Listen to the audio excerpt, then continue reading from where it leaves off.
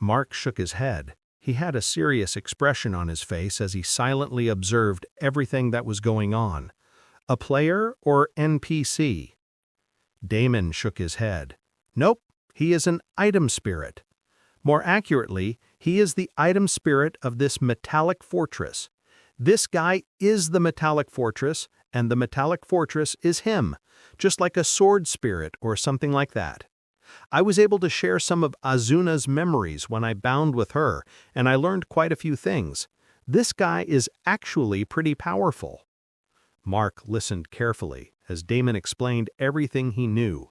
Azuna had been with him right from when she was just a seedling. I am not sure why or how, but this guy became extremely injured and came to this game world all on his own. He has been here for centuries apparently, slowly trying to recover. Not just that, this guy's knowledge is extremely valuable. He knows a lot of things that we cannot even think about. His knowledge alone is an unparalleled treasure trove. The only problem is that he doesn't want to cooperate. Damon then awkwardly cleared his throat. About before, I had to do all that to make sure that he wouldn't be able to attack us. There is a binding system contract, and there is no way he should be able to break that. I still had to test it out. Even I am out of my depths when it comes to beings like him. He is not someone I can even dream of controlling. Mark laughed. I am not going to tattle on you to Kate. Is that what you're asking me? Damon awkwardly laughed again. There is nothing to tattle to begin with. Just a strategy I had to adopt to make sure this guy listens to me. Come on. Mark still only laughed, not giving him any sort of assurance. Damon could only give up. His attention shifted back to La Rocha, who was still seething in anger. While it was true that he had absolutely no way of controlling him, he still had a vague idea about how he could threaten him into submission. If he was not wrong, then the relationship between him and Azuna should be.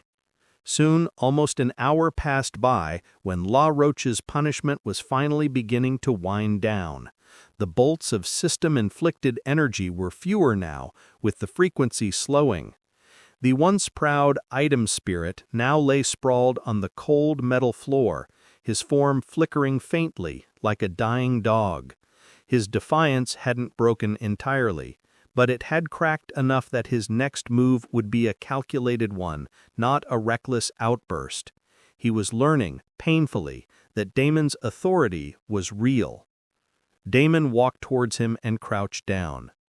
I guess when you ran here into this world to hide, you never expected someone to actually bind to you, huh? Your mistake. My gain, my friend. La Rocha once again gritted his teeth, the familiar shade of rage appearing on his face when Damon quickly interrupted him. Maybe you want to wait for a second to hear me out before you once again get roasted by the system. I have a proposition for you. Damon paused. He then looked at La Rocha with a cold glint in her eyes. She is utterly useless, isn't she? I'm talking about your girl, that world spirit. I need to find some primordial soul, echo fragment, and whatnot, just to stabilize her, and I can only use her after I stabilize her. What sort of bullshit is this? These are things I can never achieve in my lifetime. Like you repeated many times, I am just a trash insect. So what can I possibly do for her? So what I'm thinking is, I will drain her dry. Damon smiled, his smile bordering on creepy. I will suck her dry and get that power up. I think I might be able to get her natural affinity for earth element if I suck her dry. What do you say? La Rocha's face changed. Even in his helpless state, rage and frustration filled him up.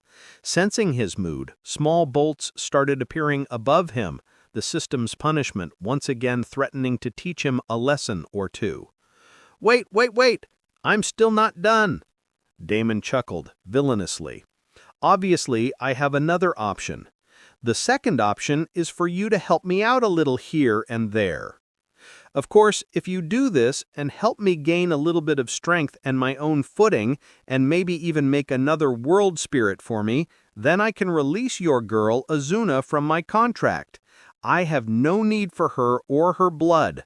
I mean, it's a soul contract and all that, but surely someone with your knowledge and wisdom knows a thing or two about getting around that." Damon grinned. He could see the guy intently listening to him. He had him hook, line, and sinker. So what do you say?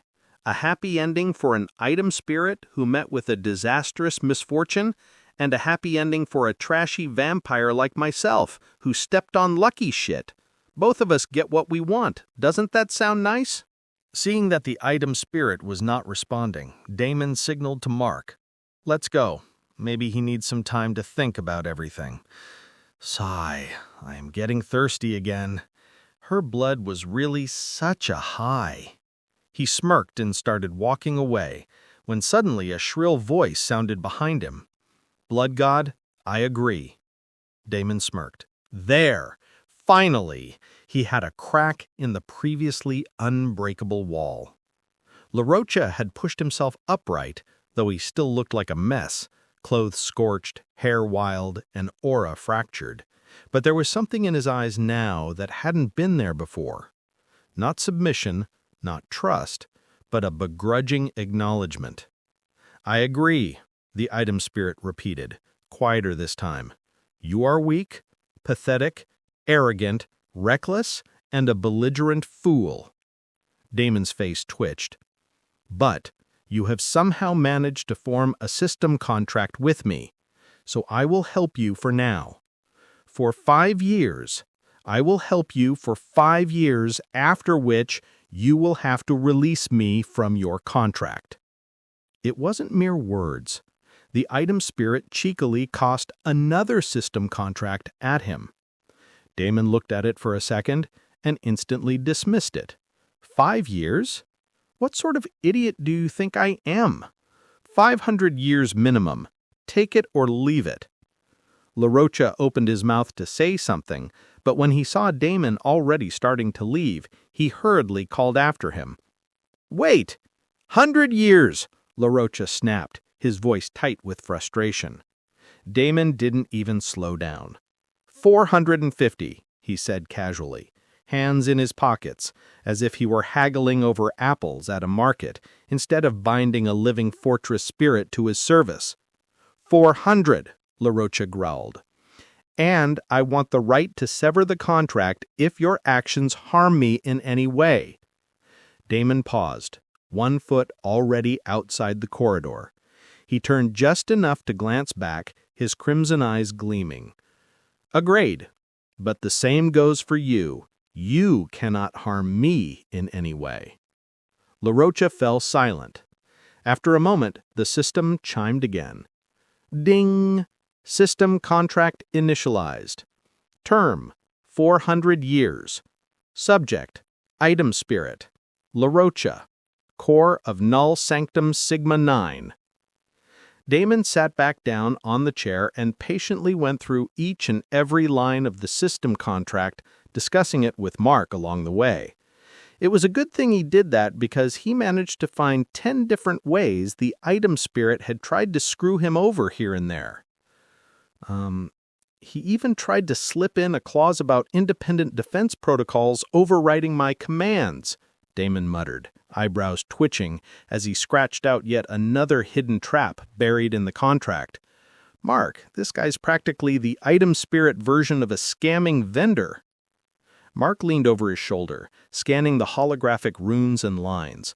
And that one there says he can choose to interpret verbal commands at his discretion.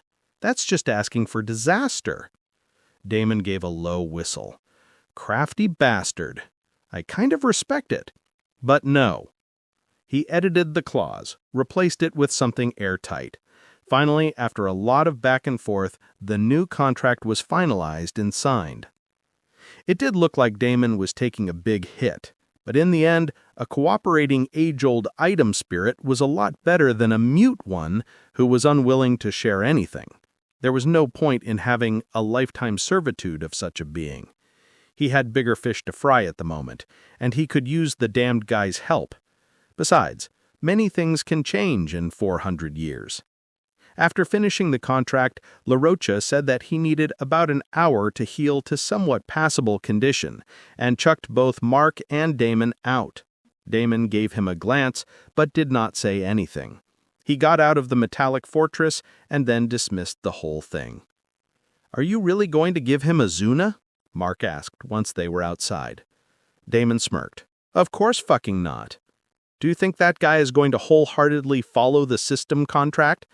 Trust me, he will be finding a way out in the next 400 years, and so will I. There's bound to be one loophole or the other coming out somewhere. The question is, who will find the first loophole?" Damon knew he was gambling big time, since he was competing against a shrewd being that had been alive for centuries, and perhaps even millennia. But he also had one advantage LaRocha didn't. The system laws were on his side, and they were pretty ironclad. "So, what is the plan now?" Mark asked.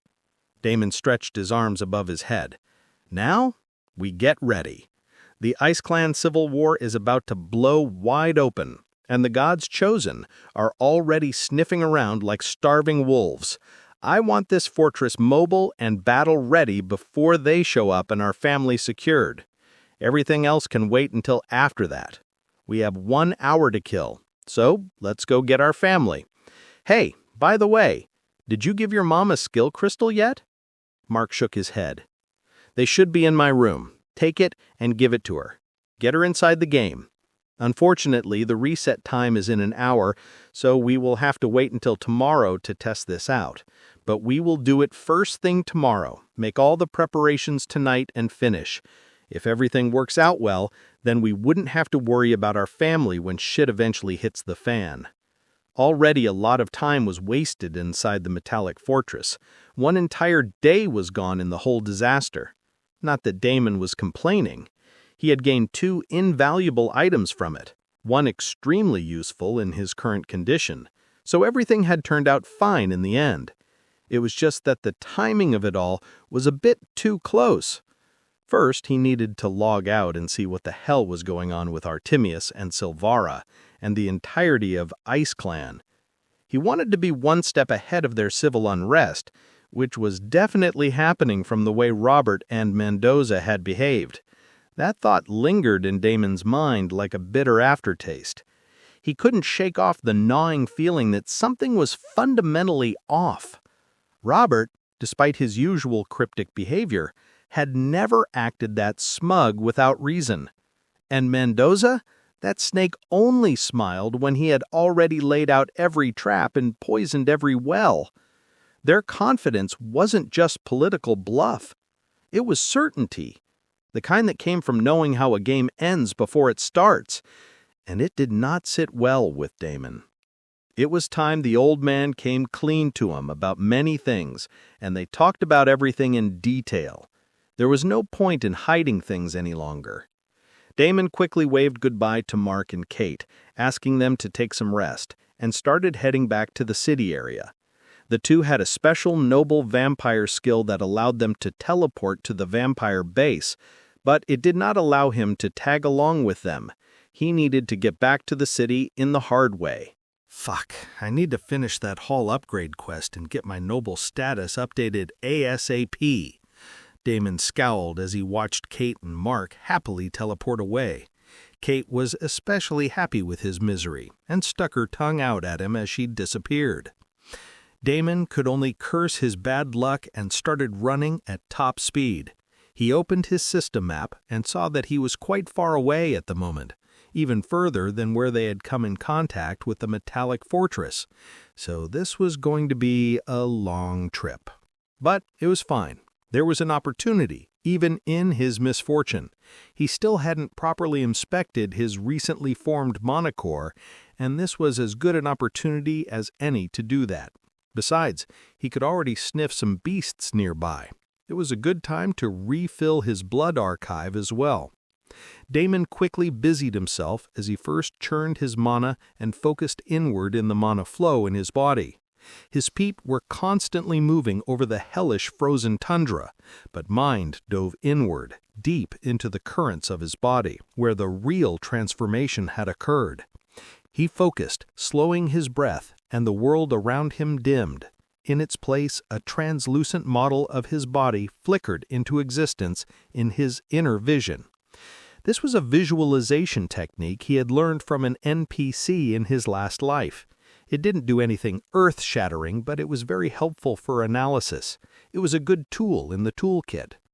Damon focused and finally got to his mana core. It was at the center of his body, pulsing like a miniature sun. He frowned a little as it was smaller than the one from his past life. There were different grades of mana cores. Well, technically, pseudo-mana cores. The real mana core formation came later, and that was a much bigger process, which involved all the elements, like his soul, mind, his bloodline, and his physical body. Damon had no idea how he was going to tackle that stage, but that was a problem for later. For now, he focused on his current pseudo-mana core. Pseudo-mana cores could be classified in 3 categories: low-tier cores, mid-tier cores, and high-tier cores. In his past life, Damon had barely scraped through with a mid-tier core. It was adequate, functional, but nowhere near the peak. What he saw now, however, was extremely small.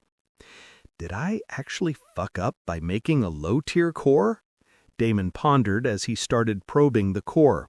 The next moment, his frown deepened. The core was tiny, yes, but that was misleading. Inside, it was dense. So dense that he might set the damn thing off into an explosion if he rubbed it the wrong way. How the hell am I going to use this freely? He started sweating when he thought about how brash he had been ever since he had gotten out of that metallic fortress. All this time, he had been walking on the edge of a cliff. He could have fallen down at any time. To handle a mana core like this, he needed his utmost attention. He needed to be careful, meticulous. But if he managed to do that again and again, every time he used the core, then his payout was going to be ridiculous. Ridiculous might be an understatement, Damon muttered under his breath as he zoomed in further. Inside the core's dense shell, threads of mana weren't just coiled, they were braided, like a woven lattice of intense threads, looping in complex, recursive patterns. How the hell did it become like this? Was this the influence of his bloodline? Damon immediately pulled up his system interface. Lines of past notifications streamed into his vision. Let's go right from the beginning. What the hell happened back in the metallic fortress? Damon went through everything, one after another. Ding ding, you have initiated mana core formation. This should be the first one. Damon continued scrolling when things started becoming more different. Ding ding, your mana core has deviated from standard parameters. New trait acquired, blood forged core, passive. New trait acquired, mana forged core, passive. Ding ding, your body has undergone tempering. New trait acquired, blood forged body, passive. New trait acquired, mana forged body, passive. Description: core density compressed beyond standard limits. Efficiency drastically increased. Volatility drastically increased. Damon's eyes narrowed as the final line pulsed in crimson. Warning: blood-forged core is currently unstable. Risk of backlash during high-output spellcasting above 40% mana threshold. Damon let out a sigh of frustration. He was indeed correct. The thing inside his body was extremely powerful, but at the same time, it was essentially a ticking bomb. So what exactly do these traits do? He took a closer look at the new additions. Ding ding! Trait inspection. Blood-forged core passive. Grade A-. Effect: your mana core has been reforged under the influence of a primordial vampire bloodline. Core density and mana compression are enhanced far beyond standard thresholds. Plus 20% mana efficiency, plus 20% mana recovery rate, plus 20% blood element affinity. Ding ding! Trait inspection. Mana forged core passive. Grade B-. Effect: your core has been reforged under the influence of S-rank mana field. Core density and mana compression are enhanced far beyond standard thresholds, plus 25% skill casting speed, grants passive adaptation to unfamiliar mana types. Ding ding! Trait inspection, blood-forged body, passive. Grade A-. Effect: your body has been reforged under the influence of a primordial vampire bloodline and a blood ritual from ancient noble lineage, undergoing extreme regeneration, cellular restructuring, and adaptation. Plus 20% physical resistance, plus 20% magic resistance, plus 10% health regeneration, immune to hemorrhage, bleed, and internal rupture effects. Ding ding! Trait inspection, mana-forged body, passive. Grade B-. Effect: your body has been partially reconstructed during the mana core forging process. Elemental mana has integrated with key nervous and circulatory systems. Plus 15% elemental resistance, all. Plus 30% mana conductivity. Damon took a deep breath. This was a lot of new information and a lot to take in. He had never heard of anything like this in his last life. He went through all the details again, and then the big question popped into his head. So what the hell is the final grade of my mana core? Legendary grade. Damon saw the last notification that was at the bottom of the list. His eyes almost popped out of their sockets. For a second, his feet even stumbled, an actual misstep, something that hadn't happened in years. The frozen tundra blurred past him as he came to a full stop, panting slightly, pupils dilated. He flicked the message back up just to be sure he wasn't hallucinating. Ding! Congratulations! Due to extreme synthesis between bloodline, mana affinity, and ritual tempering, Pseudo-Mana Core has achieved legendary grade. New title unlocked, Legendary Mana Core. Passive title effect: weaker foes will instinctively sense mana suppression from your presence. Damon just stood there, blinking at the screen. Legendary? In his past life, he had crawled and clawed his way up the system like a half-starved rat. And even then, he had barely glimpsed anything like this. No guides, no top-tier forums, not even those secretive top rankers from the super guilds had mentioned a legendary mana core. And now, he had one. A sharp wind howled past, snow trailing in swirling eddies around his boots. "This is it," he muttered. "This is how I break the ceiling." He had taken the first step in his fight against the super guilds today. The 40% threshold was a problem, but even with that, his mana capacity was still insane. Besides, he had a few theories on how to overcome this 40% threshold and help stabilize everything further. A strong energy source required a strong vessel. If he could increase his stats further, he should definitely be able to improve the mana imbalance and make his core more stable. Of course, there was also the matter of mana control.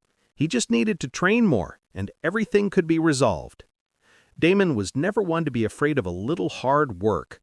He continued moving at top speed, slowly using the mana from his mana core and enhancing his overall agility.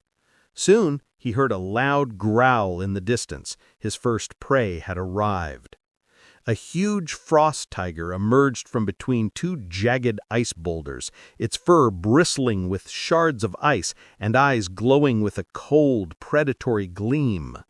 Steam hissed from its maw as it exhaled, its breath freezing the air between them. The beast crouched low, muscles rippling under its icy pelt as it prepared to pounce. Damon didn't flinch. His gaze sharpened. "A level 70 beast. Perfect," he whispered, and vanished. Shadow Step activated. He reappeared midair, right above the beast's exposed flank. With precise timing, he twisted mid-leap and thrust out his hand. Blood lance exploded forth, not just piercing the tiger's shoulder, but detonating on impact in a burst of crimson flame and shadows. The beast roared, staggering, its paw swiping wildly, but its health had already bottomed out, and Damon sucked dry the remaining blood essence before its lifeless body dropped dead in the blink of an eye. Damon grinned wildly. It had only taken him a single move to take down a level 70 beast. He was loving this new body and core. It was time to test them out properly and to truly push his limits. He calmly extended his senses as he set his sights on his next prey, an ice-fanged jackal. Meanwhile, back in the real world, Silvara stood rigidly in front of Artemius, her posture perfect, but the faint tremor in her hands betraying her tension. She explained everything that had happened in the last few hours and that she had stepped down as the guild leader. Artemius, seated in the high-backed obsidian chair, didn't speak for a long while. His silver hair cascaded over his shoulders like a winter waterfall, and his ancient eyes, gleaming with cold wisdom, were half-lidded as he processed every word Silvara had spoken. When he finally looked up, his gaze pierced through her like a blade made of the purest snow. "So," he said, his voice a whisper that nonetheless filled the chamber, "the blood god has truly returned to form. The game accelerates faster than I had predicted." Silvara swallowed but nodded. "I have managed to repair our relationship with him, but that is not the problem at the moment." "Robert," she began, but Artemius quickly raised his hand, forcing her to stop. Artemius leaned forward, resting his fingertips together. "Let's not talk about him. What will happen, will happen. There is nothing we can do about it." The old man stood up from his desk as he looked outside his window. All around him there was only bleak snowfall, almost as hellish as the frozen tundra in the game. But such a world was only a welcome retreat for him. "You should go, my child. Don't be burdened with the guild anymore. You have already done enough."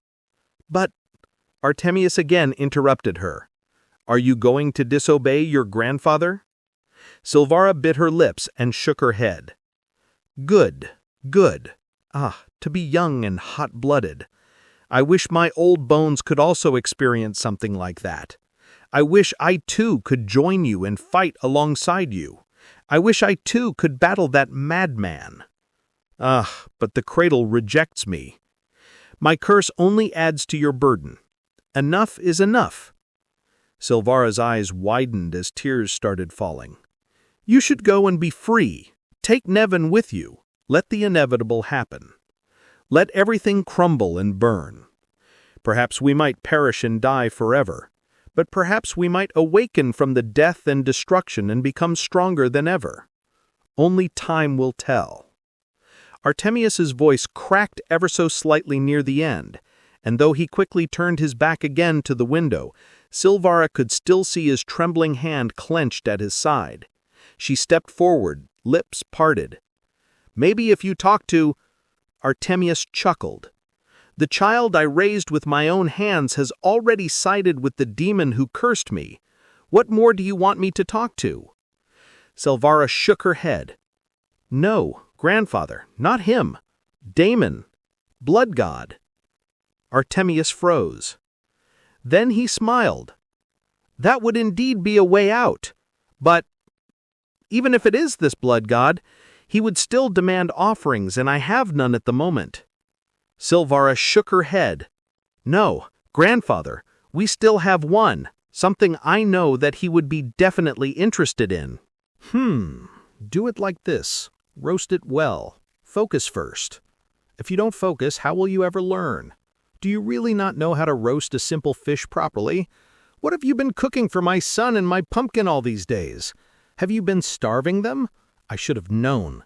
Look at my little pumpkin. She is always so thin." Georgina's face twitched as she almost threw the damn fish on the woman's face. But she didn't. Oh, she wanted to. Wanted it with the white-hot intensity of 1,000 suns, but she didn't. That would ruin the image she was trying to build. Instead, she gritted her teeth and smiled. "I have been feeding them," Georgina said as calmly as she could, turning the fish with exaggerated care. "Your son eats like a starving ogre and still has abs, and your pumpkin has more energy than an entire herd of mountain goats. But sure, blame the fish." The older woman sniffed, clearly unimpressed. There's feeding and then there's nurturing, dear. A good fish is like a good man, crispy outside, tender inside, and not reeking of charcoal. She leaned in dramatically, squinting at the sizzling fish, as if it had insulted her ancestors. Georgina inhaled deeply through her nose, counted to 10, and wondered, not for the first time, if slathering herself in fish guts and leaping into the fire would be more peaceful than surviving another dinner prep with her mother-in-law. She gave a quick glance at her useless husband, but the man still continued to pretend as if he did not hear her or the chaos unfolding 5 feet away. He was calmly fishing as if nothing else mattered at the moment. "What the fuck is wrong with him?" Georgina muttered under her breath. The idiot had finally become completely useless. Who the hell in their right minds would pick fishing as a class when the damned world was coming to an end and all hell was about to break loose? This delusional bastard, doesn't he have any sense of responsibility? Shouldn't he know that he needs to protect his wife and his child? We are both women, for fuck's sake. We would become the first targets for assholes when the world order crumbles, but does he care? No! That loser brother of his looks better and better these days. I should have married that guy instead of this good-for-nothing. At least we would have some sort of support right now. Huh. Georgina continuously muttered as she fried the fish. "What? Did you say something?" Linda asked. "Nothing, Mom, nothing." Georgina once again faked a smile as she continued to play the role of an obedient daughter-in-law. She was just about done with this useless shit when suddenly she received a message. Georgina only glanced at the message before she quickly sprang up to her feet. "Mother, I have somewhere else I need to be. How about you finish roasting this fish?" She did not wait for Linda to reply as she tossed the fish aside and started walking away. "John, your wife is going somewhere," Linda called out, waving the half-roasted fish like a flag of betrayal. "Are you just going to let her leave in the middle of cooking? Can't you say something to her? She is always so rude to me and Damon. Didn't Damon specifically ask us not to go anywhere?" John didn't even look up from his fishing rod. "She probably forgot something in her class hall," he said casually. "Let her go. It's probably important. She'll be back soon." Linda sighed. "Damon clearly said, 'Woman, can you stop nagging that poor girl day in and day out? She probably ran away not able to bear your torture. I had no idea why Damon asked everyone to gather back in this spot, but it was becoming tedious to sit still when he could be doing so much with his pet wolf.' Papa, are you hungry, my son? Come here. Let Papa give you some kisses." Anderson waved at his silver wolf, his latest pride and joy, and the beast padded over with its chest jutted out and proud. It gave the old man a couple of semi-affectionate licks before plopping down next to him with an aloof attitude. "You were looking cooler and cooler by the minute," Anderson patted it, and the wolf flinched. Clearly, it was not pleased with the name given to it. Linda ended up laughing out loud at the interaction. "You poor thing! You must have done something terribly wrong in your past life to become this useless thing's tamed beast. Here, at least eat this fish at least." The wolf looked at the poorly cooked fish that was on the verge of being ruined. Its eyes became glassy as it turned its head away with a determined snort. It was still an elite rare beast. It had its own pride. There was no way it was going to eat this stupid fish. She scowled. "What wolf is this? Doesn't even want to eat a fish? Whatever. Both of you do whatever you want. I'm going to cook something better for my son." The silver wolf yawned loudly, flashing rows of razor-sharp teeth, then flopped fully onto its side like it had clocked out for the day. Linda waved her hand dismissively as she turned back toward the bonfire and started preparing the next fish. This time she did it carefully and slowly, applying all the spices in the right proportions and cooking the tender meat to perfection. A delicious aroma wafted from the roast fish. This caught the wolf's attention instantly. Papa's nose twitched once, then again. Its ears perked, and its tail gave a small, traitorous wag before it quickly stilled itself as if trying to pretend nothing had happened. But the damage was done. Pride clashed violently with temptation. That smell, crispy skin, charred lemon rind, a hint of butter and wild garlic was no ordinary campfire dinner. It was food with a capital F. Even Anderson licked his lips as he prepared to devour the fish. Both master and the beast readied themselves, waiting to be served the hot, delicious food when the villain arrived. "Hi, Mom, I'm here." Damon ran over. With only 2 minutes left for the server shutdown, he barely made it. His gaze instantly shifted to the delicious aroma. "Oh, fried fish, looks tasty." With a single swift motion, he directly took the fish from the skewer and gobbled it up. Anderson froze mid-reach. Papa's head turned in slow, stunned disbelief. The wolf snarled at him, and Damon turned his attention to the beast. His crimson eyes met the beast's glowing silver ones in a tense, silent standoff. The next instant, the wolf trembled in fear and quickly prostrated itself on the ground, submitting to Damon. Anderson couldn't believe his eyes. His arrogant pawpaw was behaving like this. "Damon, quit scaring him, and you took his fish!" Before Damon could answer, his mom snorted loudly. "That fish was for my son! Don't keep nagging my son for that stupid wolf. He just came for God's sake. Give him a little peace and quiet." Damon awkwardly smiled. Both of you. It's okay. I'm fine. Sorry, Dad. I didn't mean to frighten your pet. Oh, by the way, good job. You got a good starter beast." "Yes, a rare elite." Anderson beamed proudly as he started telling the story. Linda rolled her eyes. This was the 10th time she was hearing the same story, and she was sick of it. She ignored the old man and started preparing the next fish. Soon the big notification flashed in front of everyone. "Ding! Game shutdown is starting. Prepare to exit the game in 60 seconds. Damon gobbled the second piece of fish as well, when his gaze darted to his brother and his niece, who were both playing in the water just a few feet away. His father and his mother was also right here. Wait, where did that lunatic go? "Where is Georgina?" he asked his mother. His mother's voice was interrupted, and the game world shut down, kicking everyone out. Well, kicking everyone out except Damon. He was still standing at the same spot as he let out an exasperated sigh. He had a feeling that this was going to come back and kick him in the ass. Why can't that damn woman follow a single command? Damon let out a sigh. He waited a moment longer, let out an exasperated breath, and activated his tattoo to log out. If everything worked out, these next 12 hours would be the last few hours his family ever spent in the outside world for a good while. He wanted to spend that time with them, and, more importantly, ensure that nothing went wrong at the last minute.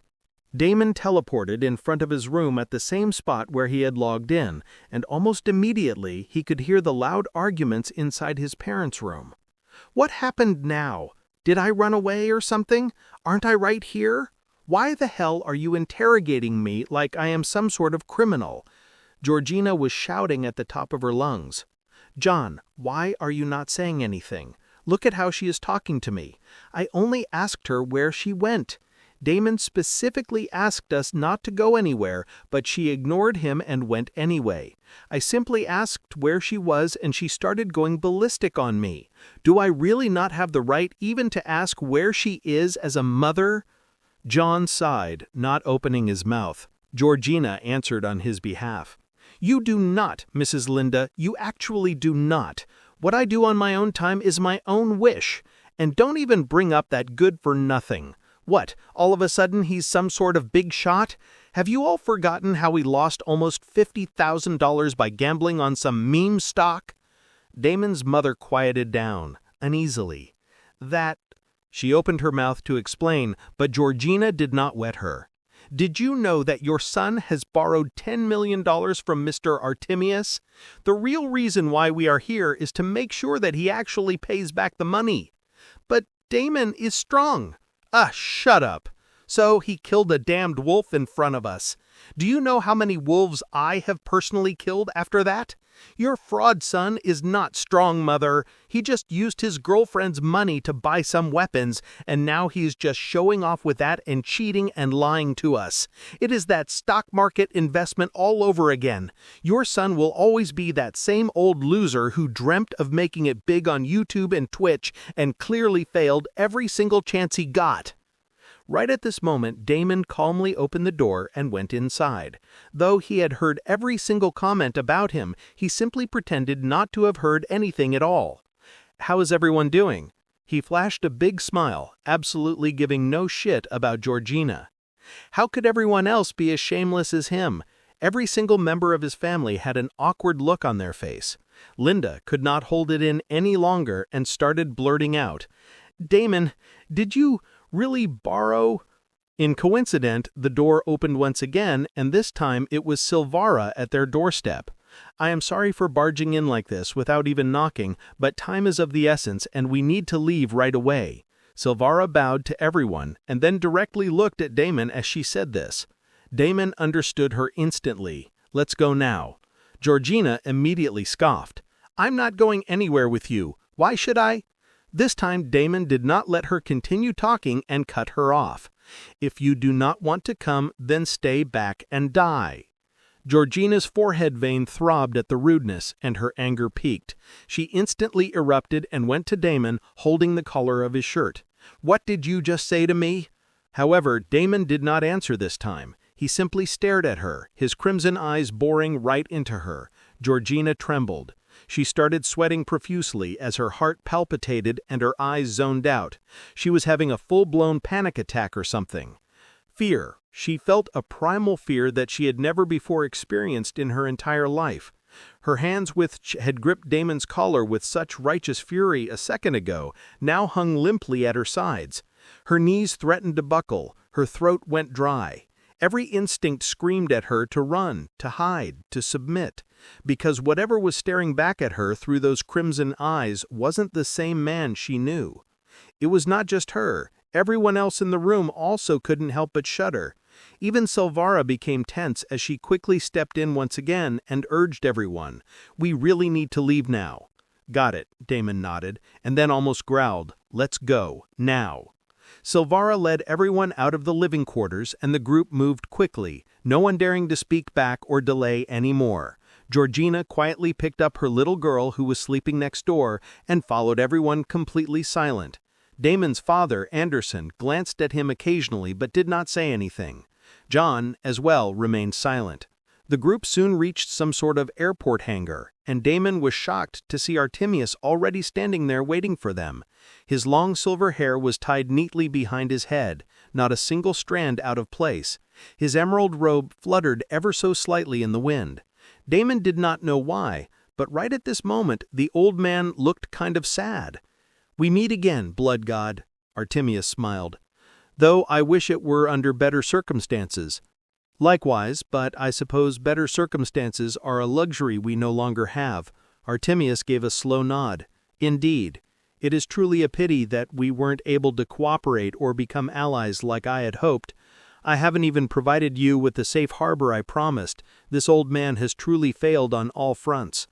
Damon's eyes slightly widened. He did not understand why the shrewd old guy was acting so differently today. Damon just stood there, studying the guy. The old man was anything but simple.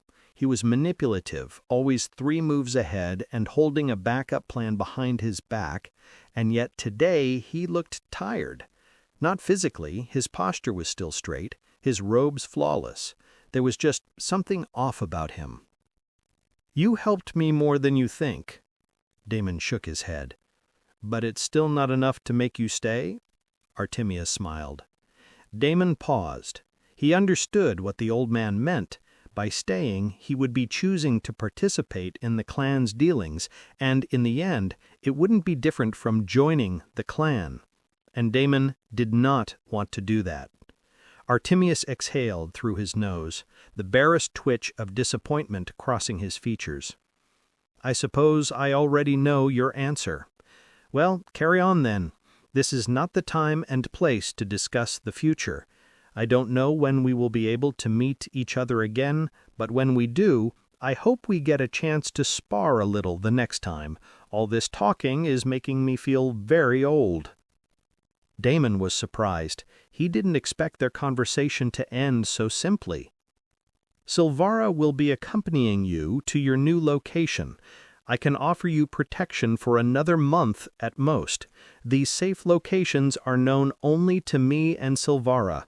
There should not be any unexpected guests. Silvara can fill you in on other details. Take care, Blood God. The 9 families are not to be taken lightly. You would be wise not to underestimate them." With that, the old man gave him a nod and walked over to one side of the hangar to stand quietly. Damon actually did not need any of this. He only needed a safe place for the next few hours at most, but he did not want to spill any information at the last moment. He silently agreed and signaled everyone to get on the private plane. Mark and Kate had also arrived with their mother, who was looking a lot better now. Everyone they knew and cared about was here. This was it. The whole group got onto the plane, followed by Damon, and lastly, Silvara. Everyone was shocked to see that Silvara herself was planning to fly the plane. Silvara didn't say a word as she slipped into the pilot's seat. Her movements were smooth, practiced, like someone who'd done this 100 times before. With a flick of her fingers, the plane's interface lit up with a gentle hum. Georgina, still holding her daughter, stared with wide eyes. "Wait, she's flying this thing?" The woman did not trust anyone, and naturally she became very anxious on seeing Silvara getting ready to fly an actual plane. "Don't worry, Miss Georgina. I am confident I can get you and your family to the safe location without any issues." Georgina scoffed and turned her head. "Great, now his girlfriend is calling the shots." Damon ignored her, and everyone else did the same, which only made Georgina more irritated. She quietly mumbled something about the plane not even having an air hostess and started reapplying her makeup. Soon, the engines roared to life, and the plane began to rise. Damon's eyes were still fixated on Artemius, who stared at him with an indecipherable expression on his face. The whole thing just sent a chill down Damon's spine. As they lifted into the sky, Damon looked out the window for a last time. Artemius was still there, a solitary figure in green, watching them rise through the clouds. The clouds swallowed the hangar. Artemius vanished from sight. Damon leaned back in his seat, exhaling slowly as the hum of the engine settled into a steady rhythm. The cabin lights dimmed slightly, casting the interior in a calm, bluish glow. Everyone was quiet now. Silvara spoke over her shoulder, "ETA to the safe zone. 4 hours. I've activated the signal scramblers. No one's tracking us." "Thanks," Damon nodded. He closed his eyes as he thought about what was coming next. There were many things on his mind, including his last conversation with Artemius. He did not know why, but it gave him a feeling as if both of them were losing out on something by ending their cooperation. As he closed his eyes and considered many things, all of a sudden, the flight trembled a little. Huh? What happened now? They had only barely been in the air for 5 minutes or so. The next second, Damon's eyes widened as he unmistakably sensed something in the distance. At the same time, Silvara's expression changed. Her hands flew across the console as warning sigils flared red. Her voice rang out, sharp with urgency and command. "Incoming! Everyone, grab the safety chutes under your seats and head to the emergency exit. Now! I'll hold them off as long as I can." The atmosphere inside the plane instantly transformed. Panic flickered in the passengers' eyes. Georgina gasped. Mark instinctively reached for his sister. The hum of the engines was drowned out by the commotion caused by the sudden changes. Damon's eyes narrowed, his entire body going still. He felt it too, that subtle shift in pressure, the raw, violent intent barreling towards them at incredible speed. It wasn't an ambush. This was a full-blown missile strike. Someone had made the call. They weren't going to let him or his family walk away today with their lives still intact. In the end, they were too late. The enemy had acted first. Damon's mind raced. He could teleport, yes, but only one person at a time, and there were too many of them. His blood shield might be strong, but not strong enough to wrap the entire plane and hold against a direct strike. At least, he wasn't sure it would work, and now was not the time to take chances. The only real option, the only one with even a sliver of success, was to get everyone out, fast. If he could force open the emergency exit and push them into freefall, he might still have a chance to break their descent before they hit the ground. Risky, reckless, but possible. He didn't hesitate. Damon surged towards the exit, barking over the rising noise. "Get out! Jump!" But just as he was about to break open the damn thing, he noticed something new. The whole plane was freezing up. A layer of frost started covering everything from top to bottom. A figure draped in an emerald robe appeared outside the plane. "Damon, make your decision slowly. I can buy you some time." Artemius' voice sounded in his mind. Damon was shocked, to say the least. How powerful was Artemius? How was he able to fly and add a barrier to an entire plane? However, he simply couldn't take any chances with his family's safety. He couldn't take his words blindly. He had no idea about his strength. He did not know how far he could hold out. Blasting out through the emergency door was still the best option. Or he could also take out the fucking missile before it ever reached the place.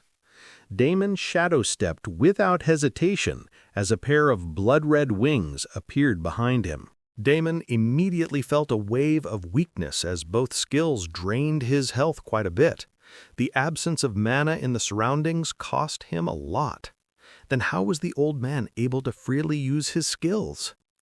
"I assume you can now take care of any stray attacks on the plane?" Artemius smirked at him as his figure flew past him without any restriction. A long, silver, shimmering sword appeared in his hand as the old man dove straight towards the damned missile. Damon narrowed his eyes and stared at the unbelievable scene. Though he was now able to use some skills in real life at the cost of his blood energy, he would never underestimate the power of modern weapons. Only a level 100 with complete access to mana might be able to stand against modern weapons in a head-on power collision. Even that was pushing it. So how was Artemius so confident? There was no way he would be this reckless just for the sake of someone else. His actions could only mean that he had real confidence. He did not understand how. The absence of mana was final. How could one possibly go around it? Artemius was flying, effortlessly. The old man surged past him, robes billowing like flags of war, the sword in his hands. With a single motion, Artemius spun midair and dove toward the incoming missile like a falling star. Damon could only stare in disbelief. "You crazy old man," he muttered under his breath. Far ahead, the missile collided with a flash of silver and was cut. Not detonated, not redirected, cut cleanly in half by the gleaming arc of Artemius's sword. The two pieces spun out of control and exploded harmlessly above the clouds. And just like that, the sky was calm again. "Impossible," Damon muttered as he watched the spectacle. The old man calmly flew towards him as if what he had just done now was no big deal. "There, that's taken care of now, but I suspect more could be on the way. If I were you, I would ground the plane already and face the enemy first. It looks like both of us have nowhere to hide tonight." Damon smiled bitterly. In the end, he did get pulled into their clan fight. Was this what the old man was gunning for right from the beginning? As if reading his thoughts, Artemius dryly chuckled. "I wouldn't have risked sending my beloved granddaughter with you if I knew something like this was going to happen. I always knew there was a chance, but I believed we had acted fast enough." Damon nodded. "It's fine." He turned around and waved at Silvara, who already knew what he was saying. Landing a plane without an airstrip and in the middle of nowhere was quite risky, but this was not her first time doing this. Silvara didn't hesitate. With a smooth banking maneuver, she tilted the aircraft downward, beginning a steep but controlled descent. The engines roared in protest as she pushed the controls hard, rerouting energy and bracing the wings against turbulence. The plane wasn't built for combat evasion, but it was built by her, and that meant it had a few tricks hidden beneath the surface. Inside the cabin, everyone screamed and clutched at their seats as the world tilted. Damon could hear the thudding panic of heartbeats through the reinforced steel, but Silvara was handling it well. It looked like there was nothing to worry. He was also prepared to act at any time if his intervention was required. Outside, Artemius floated calmly beside him, hands behind his back, as if they were taking a casual stroll across the frozen tundra. His emerald robe fluttered in the wind, his silver hair untouched by the madness around them. Damon looked at him again, but silently shifted his attention back to the private plane. Artemius chuckled at his behavior. "Is the blood god not curious about my attack just now, or how I was able to wield magic without mana?" Expectedly, Damon only shook his head. Artemius couldn't help but raise a brow. "You don't want to know, or perhaps you already know." Damon smiled. Of course he knew. If he couldn't guess by now, then he would be a total idiot. At first he was not sure, but the moment he saw the sword cut through the missile like it was nothing, it was fairly obvious. No ice sword could pull off a feat like that, not without the user having a mana core, and not without mana. This could only mean that the sword in the old man's hand was not an ice sword to begin with. In fact, it couldn't be of any metal from Earth that he knew of, and a material sword couldn't be summoned like that if it wasn't one of an extremely high quality like the legendary weapon Blood Rain. This left only one answer. The sword that had been in the old man's hand should be one made of pure sword intent, a soul sword materialized by his cultivation of sword arts or some sort of soul sword technique. This would also explain everything else. In Earth Online, players were introduced to many different types of energy, including rare ones like soul energy. However, soul energy was extremely difficult to handle when compared to mana or blood energy, or even internal energy. It was one of the most mysterious and unique energy types. If Damon was not wrong, then Artemius's secret wasn't some hidden mana pool or magical loophole. It was something far more ancient and far more terrifying. He wasn't using mana at all. He was drawing directly from his soul. He was using soul energy. "So you did figure it out," Artemius chuckled. The plane touched down roughly, skidding across a vast stretch of snow-blanketed land. The landing gear groaned under the pressure as Silvara guided the aircraft down with practiced focus, her hands firm on the controls. White flurries whipped past the windows in a frenzy, the entire landscape buried in thick, untouched snow. The aircraft shuddered violently as it slowed before finally grinding to a stop. Steam hissed from the engines as they cooled rapidly in the frigid air. Inside the cabin, everyone exhaled in relief, but the tension clung to the air like static, thick, unshaken, and waiting to snap. Georgina hugged her daughter tighter, her lipstick smudged, mascara trailing faint lines beneath her eyes. John sat like a statue, staring through the frosted window, eyes wide and distant, like he was expecting something to burst out of the snow at any moment. Damon's mother kept murmuring prayers, voice soft but unyielding. His father, Anderson, had his eyes shut tight, his hands gripping the armrests, as if bracing for another impact. No one said a word. Even as the engines quieted and the hum of motion faded, the silence in the cabin buzzed with unspoken fear. The cold had started to creep in, whispering along the floor and coiling around their ankles, but no one reached for a coat. Only Mark and Kate moved. Without hesitation, they opened the cabin door and stepped out into the blinding whiteness, boots crunching against fresh snow. Kate immediately spotted Damon and smiled in relief, but her smile faltered when she saw his expression. His face was rigid, his eyes locked on something in the distance, jaw tight with fury and calculation. Worried, she quickened her steps, Mark trailing close behind. They moved to stand beside him. Mr. Artemius was there too, quiet and unreadable. The three of them stood in a solemn line, eyes fixed on the far edge of the white horizon. Silvara also joined them after a couple of minutes. At first there was nothing, just wind and snow. Then there was movement. Dark shapes bled into the white, growing steadily larger with each second. Not just shapes, riders. Dozens, maybe more, racing toward them with impossible speed. But these weren't men on horseback. They were riding snow wolves. Towering, primal beasts with glacial fur and frost steaming from their nostrils. Their paws barely sunk into the thick snow, and they moved freely in the frozen wasteland. The riders were draped in armor from top to bottom, and many even had weapons. Damon, Mark, and Kate immediately recognized many of them.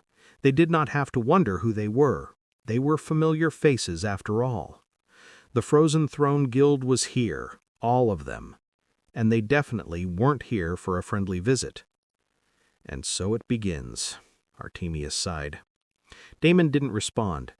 His crimson eyes flicked between the guild members, calculating. Were they all capable of using soul arts? On top of that, they also had the wolves to deal with. If this was inside the game, there would be a different story unfolding right about now. However, this was outside the game, and the world was yet to be enriched with mana. Damon clenched his fists in frustration. He had already formed a mana core. He half expected to have his mana core at his disposal even in the outside world. He was counting on it for these last few hours. But it looked like things worked differently. It seemed that it was not his original body that teleported to the game world directly. If that was the case, then he would have been able to use his abilities and his mana core right now. Maybe only a part of him entered the game world despite having the tattoo. It made sense because the balance in the game world would be completely shifted in some people's favor if this was the case. However, it still did not account for the fact that these secret clans or families had access to soul arts, which gave them an insane advantage. If the weakest, the secret families had a soul art at their disposal, obviously everyone else had as well. Damon had to assume that much if he did not want to underestimate his enemies. As for the Frozen clan, he looked at Artemius and chuckled wryly. So, I am assuming everyone can use their soul energy? Artemius indifferently nodded in response. The old man once again looked extremely tired and worn out with a strange melancholy in his eyes. Don't worry, blood god. Tonight my sword will not stand with my clan. My sword will sing for you. We will fight together with you until we die and perish for all eternity. My word is my will, and I will protect you until my last breath. Grandfather, Silvara shivered. My poor, foolish child, my only regret is that you will be paying for the sins of this old man. Artemius let out a sigh.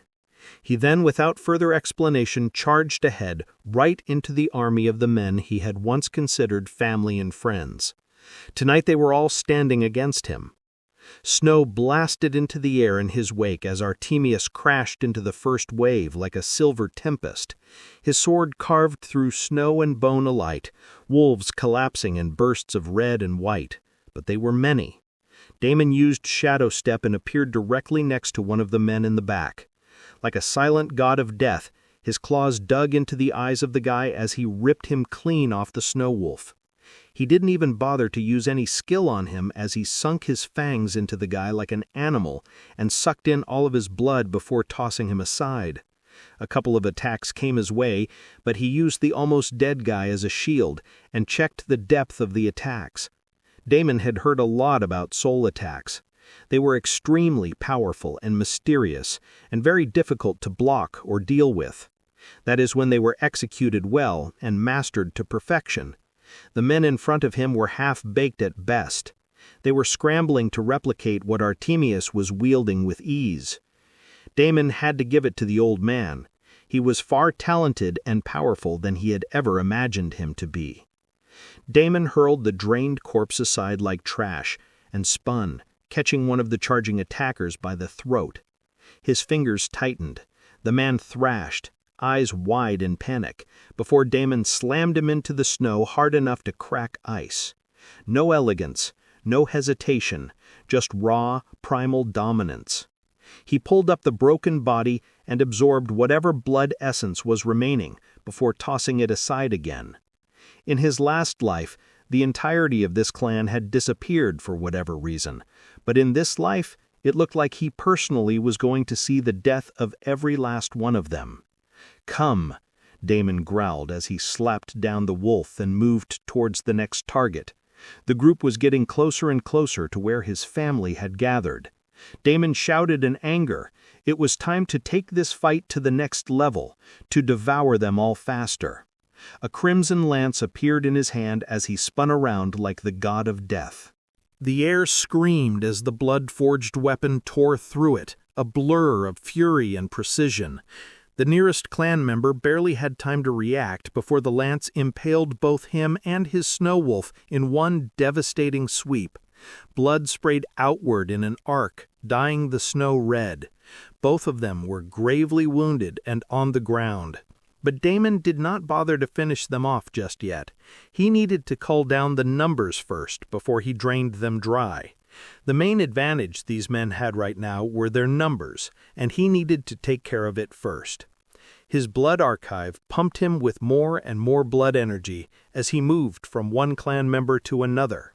Another guy charged at him from the back with a glowing brand of soul energy in his palm, coiling like ghost fire. Damon decided it was a good attack to test the waters and met the attack head-on by covering his own forearm with pure blood energy. The soul blast carved a searing line across his flesh, but he did not even flinch. It was not nearly enough to wound him, just removed a small chunk of his health. Damon's grin widened at this, and the other guy's face paled. He stared at Damon as if he was looking at a monster and instantly regretted the decision to participate in this fight. The guy opened his mouth, but Damon did not give him a chance to talk. With a roar, he grabbed the man's face and slammed it into the ground. He plunged his claws into the man's chest and pulled back, sucking dry all of the blood energy in his body, leaving behind only a dried husk. Behind him, 5 wolves charged at him at the same time, massive, snarling beasts with eyes like shards of frozen sapphire and breath that steamed like boiling mist. Damon didn't turn. He didn't need to. He used blood manipulation. 5 blood arrows appeared instantly behind his back, shooting forward like bullets. Before the wolves could even get near him, they were shot right dead in their chests, severely injuring them. Damon needed 10 extra seconds, but he used it to absorb the wolves dry. His blood supply was the only thing keeping him going tonight, and he did not want to waste a single drop of it. One guy tried to attack him while he was absorbing the blood essence, but Damon swiftly took care of him with another arrow. Blood skills used a lot less blood energy when compared to skills that used mana. It had to do with the compatibility of the element. He decided to stick with his blood manipulation skills for the rest of the fight to conserve a little. Damon did not get a single second break, as one after another beasts and men continued to attack him. His killing intent and blood aura flared brighter than ever, as he continued slaughtering everything that came his way. For the first time, the Ice Clan was witnessing the strength of the real blood god, and they shivered and trembled in response. All this time, Damon hadn't once reacted to their bad-mouthing and derogatory comments, which made subconsciously think of him as someone weak and someone who needed their help. But tonight, every single person of the big clan witnessed the power of the current top player of the game. While Damon slaughtered and plundered on one side, Artemis was doing his own damage on the other side. He did not lose out to Damon, as the old man's sword skills were impeccable. His sword was chopping the heads of his own family, but the old man didn't seem to care about it at all. He was ruthless at his core as he culled down those who dared to stand against him. Between the two of them, the first wave of enemies were quickly downed. About 24 bodies littered all over the ground. The snow was no longer white. It was soaked, turned into a battlefield of red sludge and shattered bodies. Damon stood at the eye of the carnage, his blood-forged lance crackling with latent energy, his breath fogging in the icy air, but his posture unshaken. Blood pooled at his feet, trickling down from the surrounding areas, and as he once again absorbed it all back into his archive. These were almost depleted of their core blood essence, but they were still useful enough. And Damon knew he couldn't be picky tonight. So far, everything seemed manageable, but he did not dare to underestimate his opponents. So, everyone in the clan can use their soul energy? Anything else I should know about? Artemis let out a hollow chuckle. Unfortunately, this old man doesn't know his clan as much as he thought he did. You might have to be prepared for some surprises. The two of them did not stop as they once again dashed forward to meet new enemies. The second wave had already begun to fan out, surrounding him in a half-circle formation, hoping to close in with simultaneous strikes. Damon spun his lance once, the crimson weapon singing in the frozen air, and took a deep breath. The second wave wasn't like the first. Their auras crackled with focused killing intent. Some of them were even smiling, as if they'd been waiting for this moment, a chance to kill the infamous blood god. "Don't let them surround you," Artemis warned, appearing at Damon's side. "There's a soul-binding technique. If they successfully use it, you'll be stuck inside a soul cage. You don't want to know what happens then." "Understood." Damon nodded and charged forward, once again unleashing chaos wherever he went. In the distance, two familiar figures finally appeared. Mendoza and Robert looked at all of the carnage around them, and their faces became unsightly. Didn't that old bastard say Damon had no idea about soul arts? Then how is he still fucking alive? How was he able to fight outside the damn game? Robert grounded his teeth in annoyance. They had expected their plan to be executed flawlessly, but it looked like there was going to be trouble after all. It did not matter that the second wave of clan members were more skilled. Damon was still cutting them down as if they were nothing. Their mastery over soul art seemed so fickle in front of his mastery over blood skills. Bullshit. This fucking bastard definitely has some sort of blessing. Otherwise, how could he be so talented? This is impossible. Robert spat into the snow. "Don't worry, boss. Look, it's Arya's turn now. That woman is a vicious little cunt. She will cut his family jewels into two in no time." Mendoza gave high praise to a woman who came crashing into Damon with an unprecedented speed. Damon was slightly taken aback, but the next moment, the woman's head was cleanly severed from her body, every little bit of blood essence sucked out. Mendoza's jaw went slack, words dying in his throat as Arya's decapitated body crumpled into the snow. Her blood sprayed in a twisting arc, only to be devoured mid-air by the crimson aura around Damon. Impossible. He gasped, unable to believe that such a woman was actually dead in seconds. Mendoza stumbled back, his hands trembling. This isn't possible. He's not just using blood energy. No one moves like that. No one kills like that. What the hell is he? Robert remained silent as he continued to observe the bloodbath. One by one, the numbers were dying out. The old bastard was also doing his part and cutting down their army. He was killing their own. This was betrayal. This was evil of the highest order. Robert let out a long sigh. To fight evil with evil was not wrong. He took a deep breath as he loosened the ring on his finger. It was coincidentally the same ring he wore even within the game. It was just a simple ring with a single rune carved into it. Damon was not able to see the rune. If he had seen the rune, he would have immediately recognized the rune. It did not matter because the second the ring was off, every single person on the battlefield paused, turning their heads to stare in the direction of Robert. Don't blame me for this. It was all because of that damned old man. If he did not push me this far, then I didn't have to do any of this." A low rumble echoed across the field as the ring hit the snow, vanishing beneath the crimson slush. The snow around Robert began to spiral upward, sucked into the air like it had lost its weight. Frost twisted unnaturally, spinning into runes of its own, dancing around his body. His breath no longer fogged in the cold. It came out as dry mist, unnatural and hollow. A wild aura seeped out of him, raw, untamed, and demonic in nature. "Come, my God, accept my offering and use my body as a vessel." He cut his hand right where something dark and purple and malevolent pulsed, and 3 drops of blood fell onto the ground. However, the moment they fell, they disappeared. Robert's body began to contort, bones cracking audibly as his form twisted beneath his armor. His skin turned an ashen gray, then darker, blotched with shadowy tendrils that pulsed beneath the surface.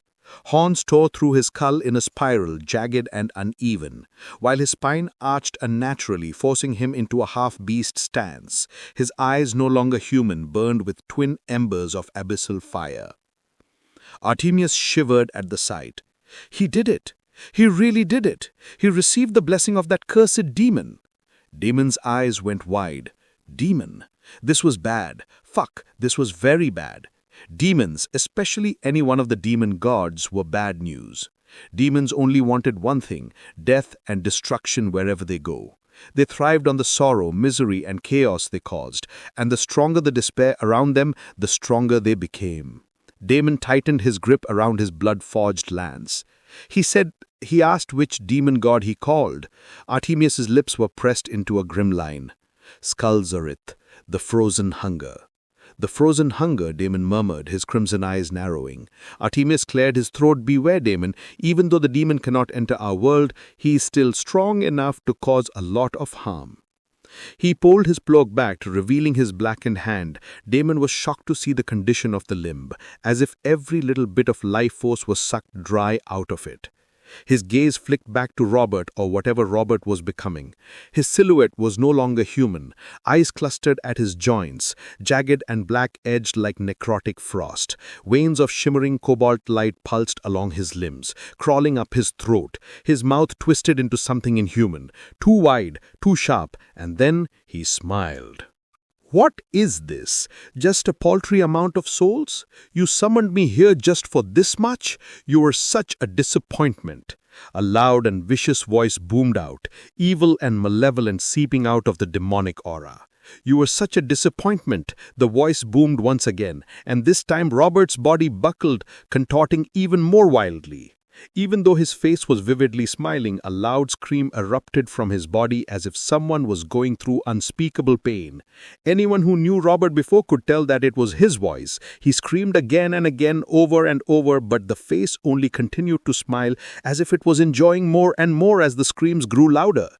Then all of a sudden the face did a 260-degree turn to stare right at Damon. A sickening crack echoed as the neck twisted far beyond what should be humanly possible, the head completing an unnatural turn with a wet pop. The smile never left Robert's face. No, not Robert anymore. Something else was wearing his skin like a trophy. The hollow eyes shimmered with flickers of ice-blue flame, and the air around Damon dropped several degrees. "You," the demon rasped, voice like glacier shards scraping against bone. Such a familiar scent. Blood, so much blood, and such potent blood too. Its eyes, still glowing embers of abyssal fire, seemed to pierce through Damon, analyzing, consuming. "You little mortal reek of something interesting." The ground around Robert began to crack, black ice spider-webbing out from beneath his contorted feet. The swirling snow, which had been dancing around him, now began to turn an ominous black as it coalesced into jagged shards that floated menacingly in the air.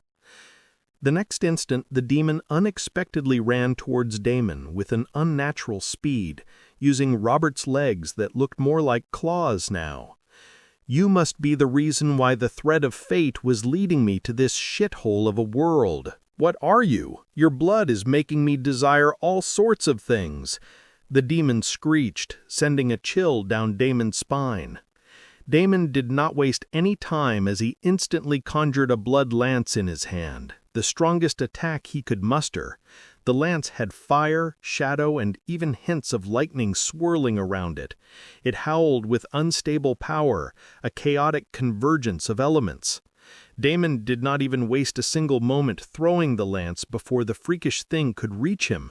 The lance tore through the storm like a missile, warping the air in its path, leaving behind a trail of crimson fire. The demon screeched in delight rather than fear, throwing its body forward to meet the attack head-on. The moment of impact was apocalyptic. A blinding flash consumed the field as the lance collided with the demon's chest. Fire erupted outward, snow and ice vaporized in a shockwave, and the earth beneath cracked open like brittle glass. Black shards of corrupted frost rained down across the battlefield, each one humming with residual demonic energy. When the smoke cleared, the demon stood hunched, its chest smoldering, a crater where its heart should have been. But it was laughing, a low guttural sound that grew louder, fuller, until it shook the bones in Damon's spine. The wound was sealing, no, freezing over from the inside, as tendrils of black ice snaked outward to rebuild what had been destroyed. "Oh, that was beautiful," it hissed, eyes wild. "I haven't felt something like that in eons. Do it again! Hurt me more, little vampire!" Damon's eyes narrowed. He was not this demon's match. It was simply toying with him, despite him going all out. That attack had been everything, and yet it had only made the damn thing smile. Worse, the cost of the attack was significant. He had used 5% of his blood archives. He couldn't simply keep throwing lances like that infinitely. The demon's body cracked again as it straightened, bones clicking into place like loose marionette strings snapping taut. The hole in its chest sealed with one last hiss of frozen vapor, and its expression twisted into something euphoric. "Oh, you taste like the old world," it whispered, licking at the air with a frost-bitten tongue. "I can't wait to eat you alive!" The demon cackled loudly and once again started running towards the demon in a weird, contorted way. Damon's mind spun. What could he do now? How could he face something like this? An avatar of a demon god. He was about to conjure another lance again, a more powerful one this time, when suddenly Artemius flew in front of him. "Your opponent is me!" Damon's eyes widened in shock as he watched the old man move like he had never done before. His skills and his movements were at an epitome as an unbelievable aura flared up around him. Pure soul energy poured out of him like an unstoppable force. It was silent, disciplined, and unyielding like the will of a man who refused to fade. The demon actually halted mid-step, its grin faltering for the first time. "You," it rasped, "aren't you the seedling who refused my blessing?" Its head cocked to the side with a sickening crunch. "I can smell my curse on you." Its grin widened. "And you dared to come before me? You didn't know, did you? Oh, pitiful little ant, you are nothing but a soul battery to me now." "I'm well aware," Artemius said quietly. "But if one man must burn to buy some time, then so be it." He unleashed another swing of the sword as a powerful attack blasted forth. The blade sang with sorrow and wrath, its arc trailing glimmering soul flame, azure light burning so brightly it turned the shadows to ash. The snow hissed as it vanished beneath the heat of that swing, and the black ice around the demon cracked and flared. The demon screamed. "Soul cleave," it hissed, reeling back as the edge of the attack tore through its shoulder and severed the outermost ring of corrupted runes circling its body. "How did you manage to master such an attack in this backwater world? I have truly underestimated you." The demon did not have the time to talk as it was cut short by the 7 consecutive blood lances that came flying towards it one after another. Boom! Boom! Boom! Boom! Attacks rained down on the demon continuously from all fronts. A thunderous barrage of crimson fire and elemental chaos crashed into the demon's twisted form. Each lance slammed into it like a divine hammer, shaking the heavens and tearing through the icy gloom. The ground split into jagged ravines, swallowing frozen corpses and dismembered limbs as the power of Damon's assault shook the entire area. The demon howled, not in amusement this time, but in pain, real pain. Its form flickered, the black frost shielding its body fracturing with every impact. The corrupted runes that had coiled protectively around it were cracking like brittle glass, losing their glow. One of its arms was torn clean off by the 4th lance. The 5th shattered part of its spine, forcing it to the ground with a sickening crunch. The 6th burned away the last of its makeshift armor, exposing a rotting, pulsating core of demonic energy within its chest. And the 7th, Damon's final, most desperate lance, pierced straight through that core. The demon screeched, the sound so high and sharp it split the air like a bell made of agony. Shadows poured out of its mouth like smoke, and the twisted snowflakes around it melted into oily black tears. But even as its body writhed and convulsed, it wasn't dead. Something darker began to bleed out from the center of its being, a second form, taller, colder, more real. The true fragment of Skull-Zareth's will started breaking through, the very space tearing apart the Avatar. The world simply did not have enough strength to handle such a development. Damon's eyes went wide as spatial rifts started occurring everywhere, the entire area becoming extremely unstable and pretty much a death trap in a fraction of a second.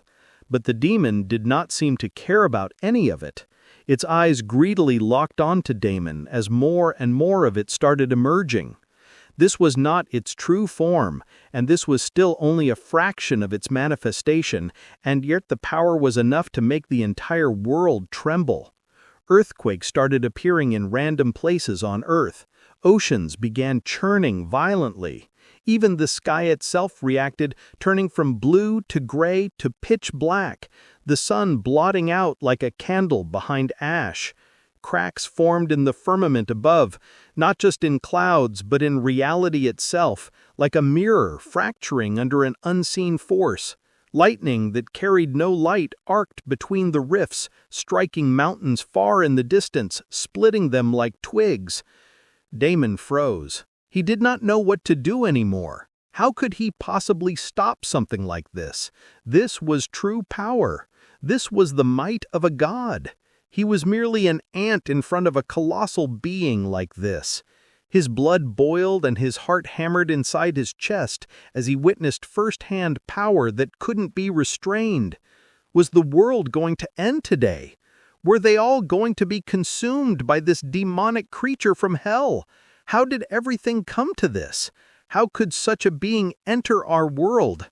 Then what was the point of all this preparation and entire fucking game? Even as his mind shook with this possibility, his heart couldn't help but stare in awe at the display of such a terrifying power. And as that shadow rose like a colossal giant, looming behind the broken shell of Robert's flesh, suddenly something else snapped. A thunderous boom rang loudly somewhere high up in the sky, and then next second, more earth-shattering, heaven-breaking explosions followed. Streaks of lightning could be seen everywhere in the sky, almost as if the heavens themselves were breaking apart. Then light, not lightning, not fire, not even soul flame, something older, something truer. A blazing golden white radiance broke through the cracks in the sky like a flood behind a shattered dam. The heavens didn't just crack, they were pierced. And from that wound in reality, a will surged forth.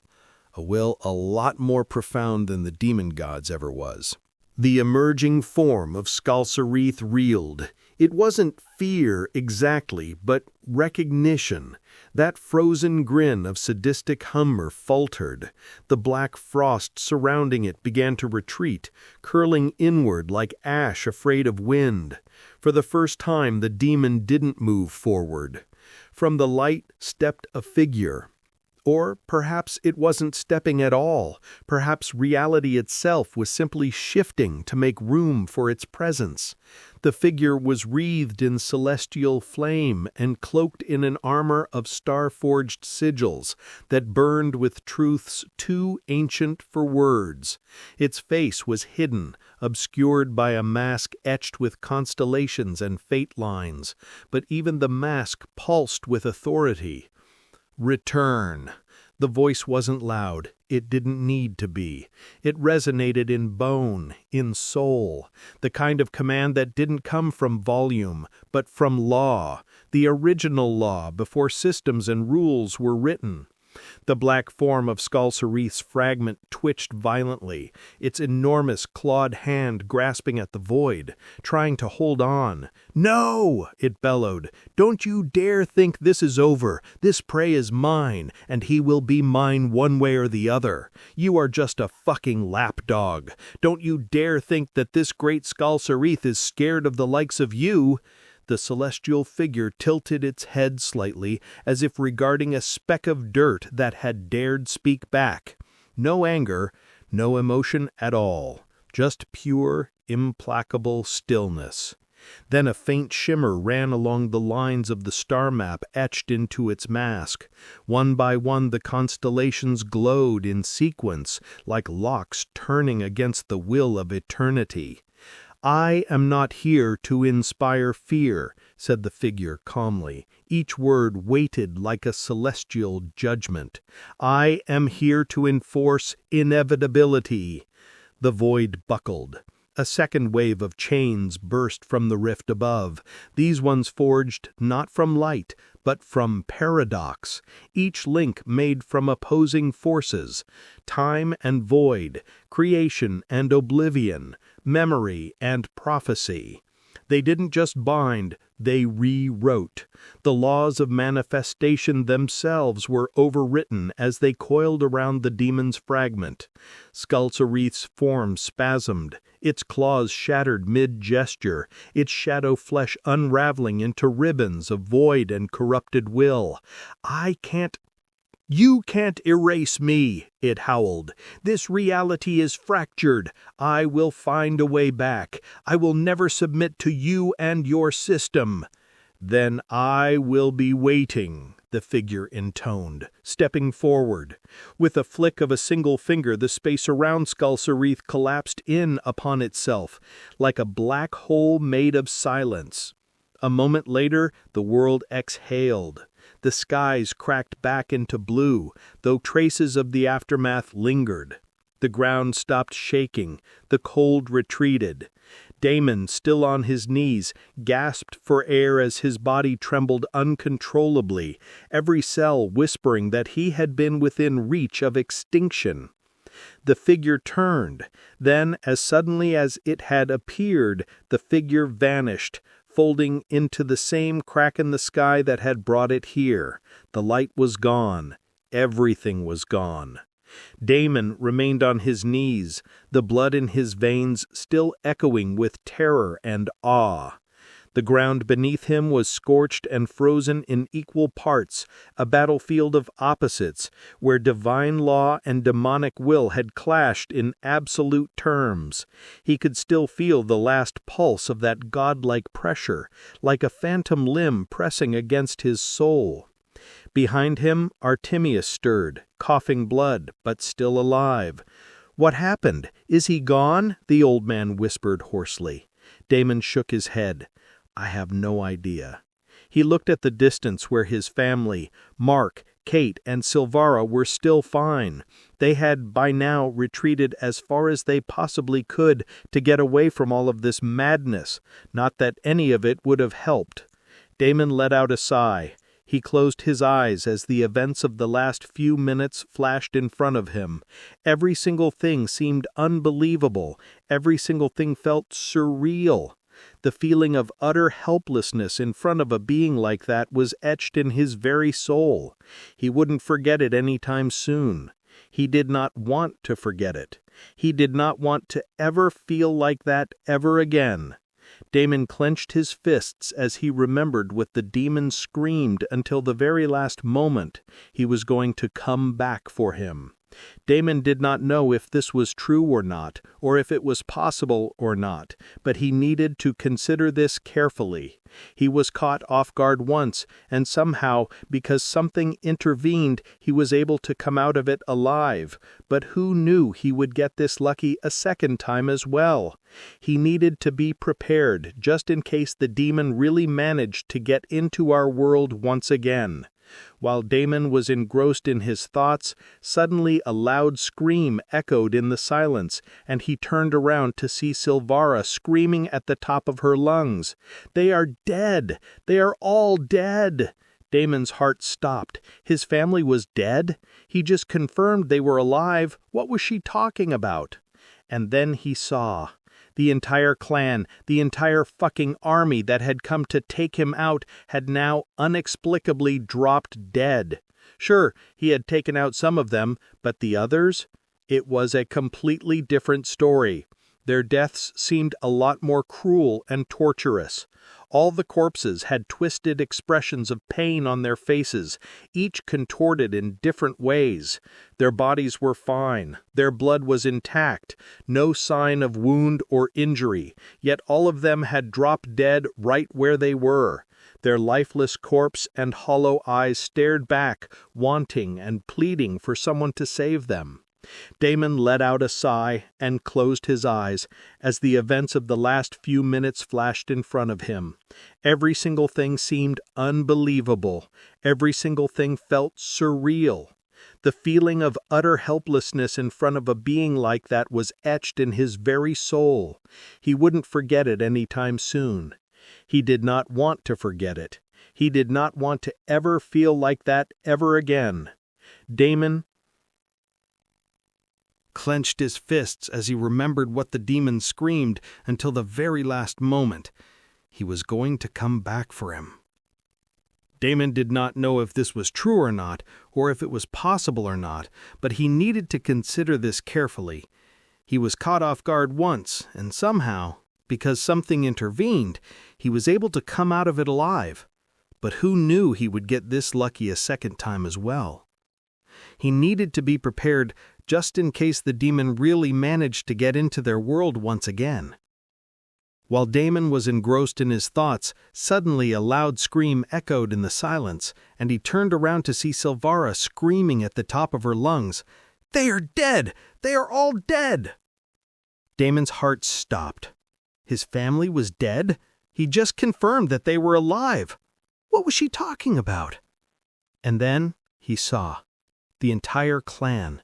The entire fucking army that had come to take him out had now inexplicably dropped dead. Sure, he had taken out some of them, but the others? It was a completely different story. Their deaths seemed a lot more cruel and torturous. All the corpses had twisted expressions of pain on their faces, each contorted in different ways.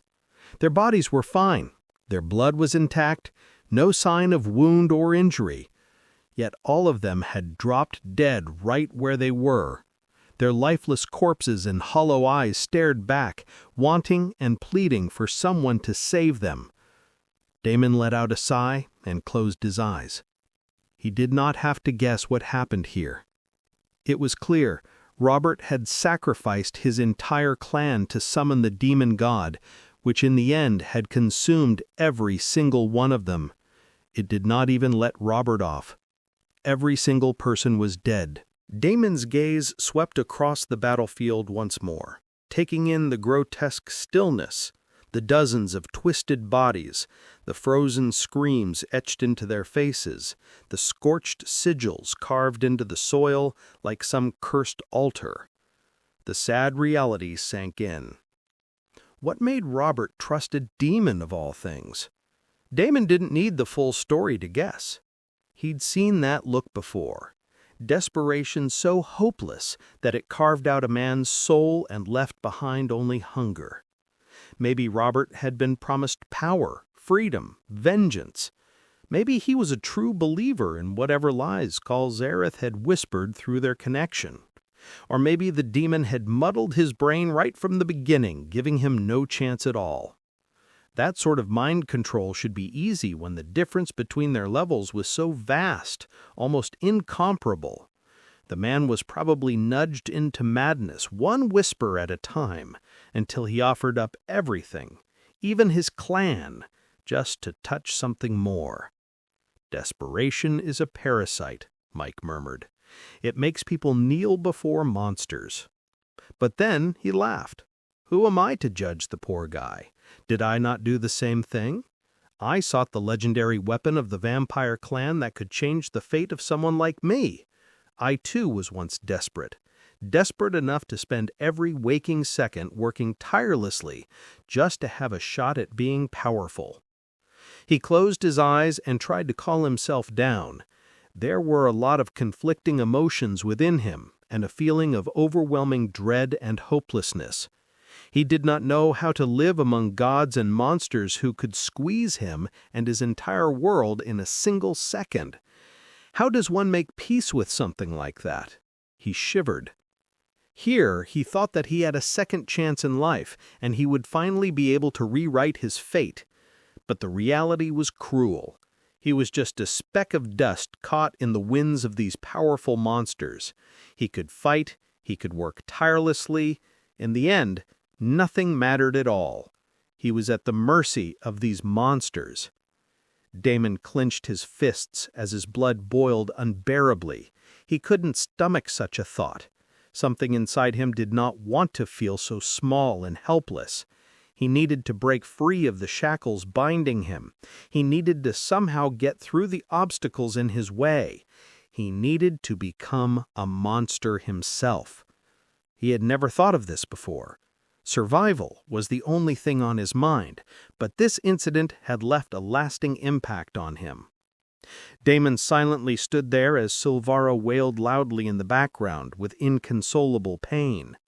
She held the old man in her arms as he cradled him and watched his life slowly slip away. Damon stared at her, but what could he do? The healing spells in his arsenal were not capable of dealing with something like this. He could feed the old man his blood. "I can feed him some of my blood," Damon repeated, though he was not sure just how much it would help. "What did you say?" Silvara froze upon hearing his words and snapped to look at him. "I could feed him some of my blood.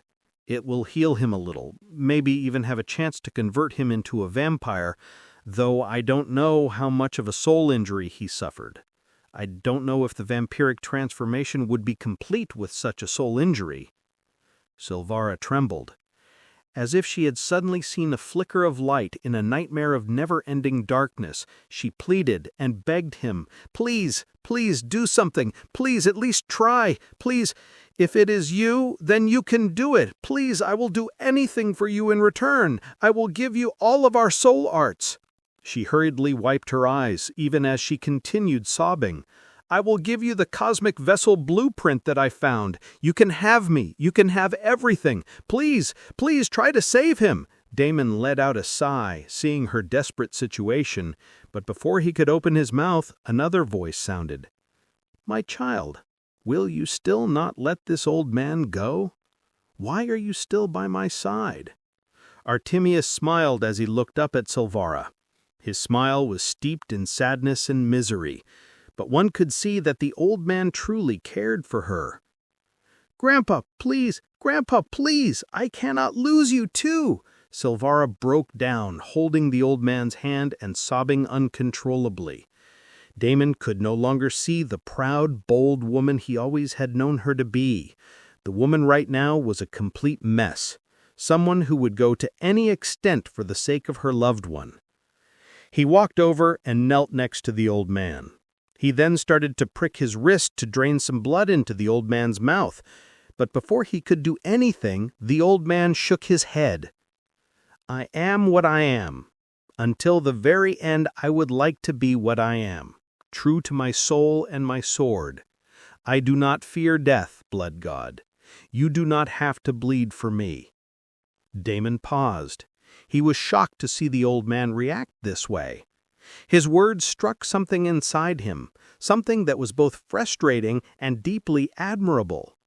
The transformation Damon offered might heal his wounds, but it would also rewrite him. And Artemius, even at death's door, wanted to die as himself. A man who had lived by the sword and soul now refused to let even death steal that identity from him. Silvara did not find it so admirable. Artemius's stubbornness only made her more miserable. "I don't want to bury another one," Silvara sobbed. "Not you! Not like this! Please, Grandpa!" Artemius exhaled, weak but gentle. "You will not bury me, Silvara. You will carry me, just as I carried my master, and he carried his." Damon let out a sigh. Sometimes the right thing was to let go. He looked at Silvara, her tear-streaked face crumpled with pain, and then at Artemius, whose eyes were soft and full of peace. He decided to give the two some time alone to grieve each other and took a step back. He was not needed there. However, all of a sudden, a new voice sounded in his heart. "If you want, you can still save him." Huh? Damon was utterly confused. He knew the voice, of course, but there was no way that man should be able to communicate with him here and now. He took another breath as he pondered the possibility when suddenly he froze on the spot. Damon slowly took yet another breath and then another. His eyes wide open, he raised his hand, and in front of him gathered a small but stable ball of spinning mana. Mana! Mana was now present. Mana, pure, unfiltered, ambient mana, was here, in the real world. His thoughts scattered like leaves in a storm. This shouldn't be possible. The rules of the world didn't allow for it. Not yet. Was it because of the divine-level fracture that had been forcibly sealed? Was something covering their world broken because of all of that? "It's everywhere," Damon muttered. He absent-mindedly played around with that ball of mana, expanding it and compressing it, enjoying the sensation of mana bending to his will. "So, how long are you going to keep playing? I thought you liked that old man." The voice sounded again. "LaRoche!" Damon paused. A frown appeared on his face. Appearance of mana in the world was fine, but why was this bastard able to communicate with him? "Why are you able to talk to me, especially when I did not give the permission to do so?" Damon asked, not completely pleased with this development. It was one thing to have Blood Rain talking to him from time to time, but he did not want this scheming bastard to constantly have access to his ears. "Tisk tisk," LaRoche replied, voiced thick with amusement. "Such hostility. I am your soul-bound item spirit, so of course I would be able to communicate with you." "Nope, I need to turn you off." Damon firmly shook his head. LaRoche scoffed and then answered, "Yes, you can turn me off if that is what you want. I am only able to talk to you because you haven't asked me not to." "All right, then shut up."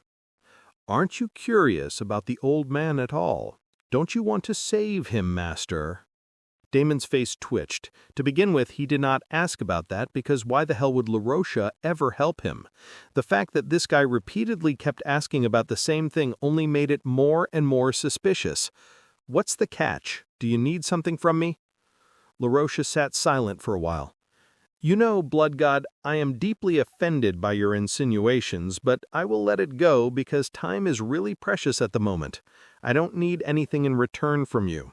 I am simply offering you help to save your ally. This is my job, after all, from now for the next couple 100 years." Damon narrowed his eyes. He did not believe the guy, but there was no harm in listening to his solution. "So, what do you have?" LaRoche's voice immediately chimed in. "A soul-healing elixir, of course." Damon blinked. "A what?" "A soul-healing elixir," LaRoche repeated with exaggerated patience, like a merchant explaining the obvious to a particularly thick-headed customer. This isn't some petty flesh wound we're dealing with. It's a soul rupture. Regular healing won't touch it. But this? Damon exhaled slowly. You're telling me you had something like this the whole time? Correction, LaRoche said smoothly. You have it. What is mine is yours for the next couple 100 years. Damon's face twitched again. Yep, he did not trust this bastard for 1 second. However, his gaze landed on Artemius, who was looking at him curiously from a distance. The old man had gone above and beyond for him, even if there was a small chance he wanted to try. All right, give it. The next second, a small test tube with a cork appeared on his hand. Inside the test tube was a swirling, opalescent liquid that seemed to change color depending on how the light hit it. Silver, violet, deep blue, and hints of crimson shimmered in layered waves. It didn't look like any potion Damon had ever seen in Earth Online. What is this made of? He muttered, not entirely sure if he wanted to know. Oh, just a few things, and some herbs, and a little bit of this and that, you know. LaRoche danced around it. Damon stared at the vial. He did not have the time to get the information out of this scheming bastard right this moment. He looked at the vial again and then came to a decision. He walked towards Artemius. Pour 3 drops into his mouth. The rest, place it directly over the sternum. The liquid will take care of the rest. LaRoche happily gave the instructions. Damon knelt beside Artemius and glanced up at Silvara. Her eyes, puffy and red, widened as she saw the vial. All right, old man, this might be your last shot. This is a questionable soul-healing elixir. Damon paused, and then added again, it's very questionable, and I personally would hesitate a lot to drink it. But right now there is not enough time, and this could be your last chance. What do you want to do? Are you dead set on dying, or do you want to take a little risk? The old man chuckled, a weak rasp of a sound that still held its old, familiar weight. A questionable elixir handed to you by an even more questionable person? Sounds like a gamble I would have made in my youth. He coughed, a wet sound that Silvara flinched at, and I suppose I have always liked long odds. The old man remained silent for a moment, and then let out a hearty laughter. Oh, what the hell! This old man's soul is still young at heart. Give it to me. Let me see if there is still a chance for this old guy to walk the world along with you hot-blooded youngsters. Damon grinned despite himself. Now that's the stubborn old man I know.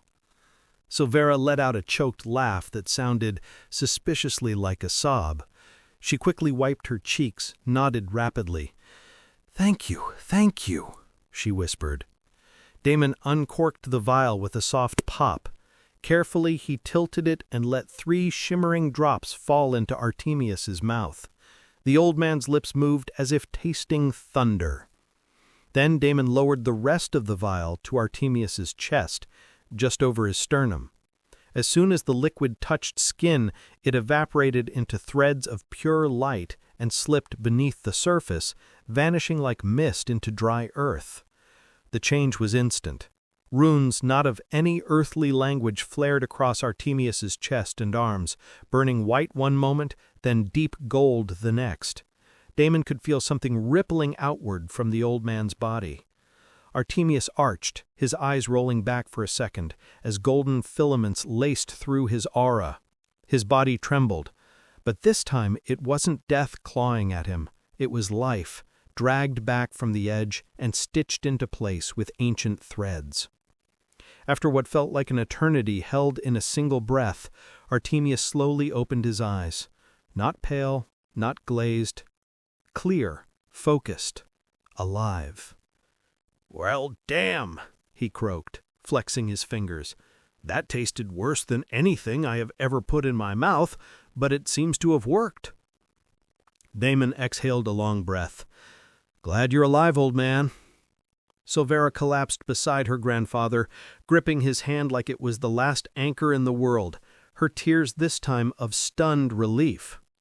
Damon stood slowly, glancing down at the empty vial in his hand. LaRoche's voice smugly sounded in his head. "You're welcome." Damon's face darkened, but he did not care about this bastard right now. His gaze shifted to his family at the distance. There was still the matter of his family. Right now they were all extremely open and vulnerable. The Ice Guys were not the only ones running around with blessings. In fact, they could be considered the weakest, and technically what Robert had probably wasn't even a blessing. The same couldn't be said for the other big families. Damon would be a fool to believe that their strength was at the same level as the strength of these people. Except for Artemius, there wasn't a single talented person in the entire family. Or maybe there were, but Robert went ahead and killed everyone before they could fully develop. Surely the other families would have sensed some disturbance here, and would probably soon come here to investigate in one way or the other. And Damon did not want to entangle with them just yet. The memories from a few minutes ago were still clearly etched in his mind and heart. There were many things in this world that were beyond his control. He needed to play it more carefully. The enemy right now could be several times more powerful than himself. It was not time yet to face them in the real world, at least not until he figured out when he was going to get his mana core in the real world. Now that mana was freely available and he was even able to talk to his item spirit, what was going to happen? Was everyone going to get superpowers? Was everyone going to awaken in the real world as well? Was the game world and real world going to merge sooner than expected? There were so many questions, and he did not have answers to any of them. This was definitely not the time to face any of the other blessed ones. Damon quickly made up his mind and then spoke to La Rocha again. "Say, since you want to help me and all that, perhaps you can do a little something for me." "Of course, what do you need?" "About—" Damon grinned. It was La Rocha's turn to be shocked and gobsmacked. The mantle spirit shivered inside. No, please don't do this to me. Anything but this, please. Please rethink carefully. I can make everything a lot more luxurious and convenient. Just please don't make me do this." However, Damon did not budge at all. He was very firm on what he asked. After a couple of minutes of more begging and pleading, La Rocha gritted his teeth and eventually agreed after Damon snapped at him for wasting his time. The item spirit's gloomy mood was wide in display as the metallic fortress suddenly appeared in the real world, except this time the metallic fortress wasn't exactly a metallic fortress. It was a castle. Towering spires jutted upward like obsidian stakes driven into the sky, each crowned with bat-winged gargoyles whose eyes glowed faintly red, watching the surroundings with silent menace. The central keep rose like a jagged tooth from the earth, its walls etched with runes that shimmered a dark crimson whenever men brushed against them. Black iron gates shaped like interlocked fangs groaned as they sealed shut, and a bridge formed over the moat that connected the main gate to the entrance. The moat was, of course, filled with rolling blood that filled the space with pleasant blood energy. The castle was a typical vampire castle, through and through. Possessing such a thing had been the longest dream of Damon, and right now the dream was coming true, right in front of his eyes. He had created the first bastion of magic in the real world. He couldn't stop the grin from spreading across his face. It wasn't just a home. It was his fortress now, his sanctuary, his kingdom. Damon let his hand trail along one of the outer walls as he stepped onto the bridge. The blood moat shimmered below, reactive to his presence, rippling with excitement like it could sense its master.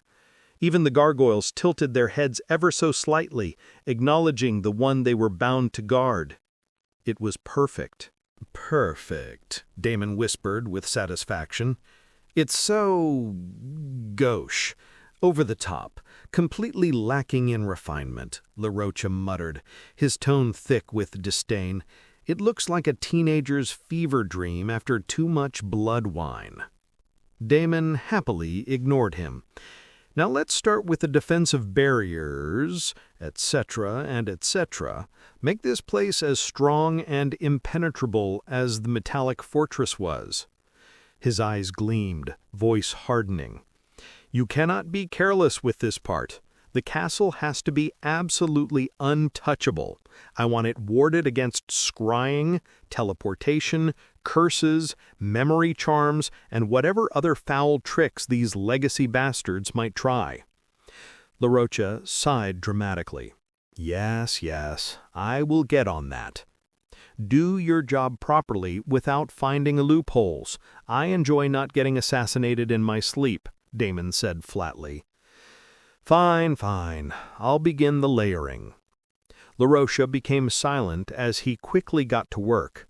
Damon could already feel several mana barriers and other sorts of runes he did not understand flare up here and there.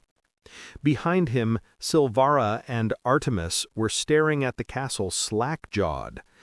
Artemis blinked several times, then leaned toward Silvara and whispered, "Is it just me, or did our boy here summon an entire vampire stronghold out of thin air?"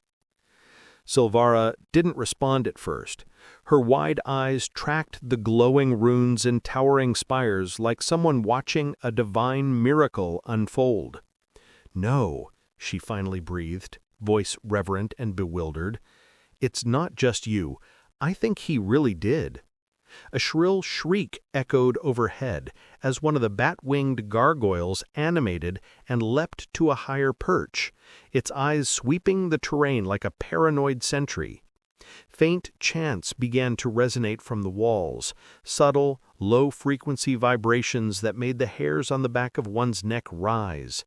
Somewhere deep within the castle, a bell tolled once, slow and ominous, as if acknowledging the awakening of an ancient beast. Then after a couple more minutes, LaRocha's voice echoed once more from the castle walls, somehow both bitter and resigned. "Enjoy your brooding vampire fortress. I hope your enemies have a flair for the dramatic." Damon grinned. "Oh, they will. But wait, I am not done with you yet. Make a part of the castle mana-free next." "Mana-free?" "It's for my family." LaRocha's voice became even more miserable. "Your entire family is going to stay in the castle?" "Then what? Why did you think I asked you to build such a big one? Quick, get it done soon. I don't have a lot of time." The item spirit grumbled something in a language Damon could not understand.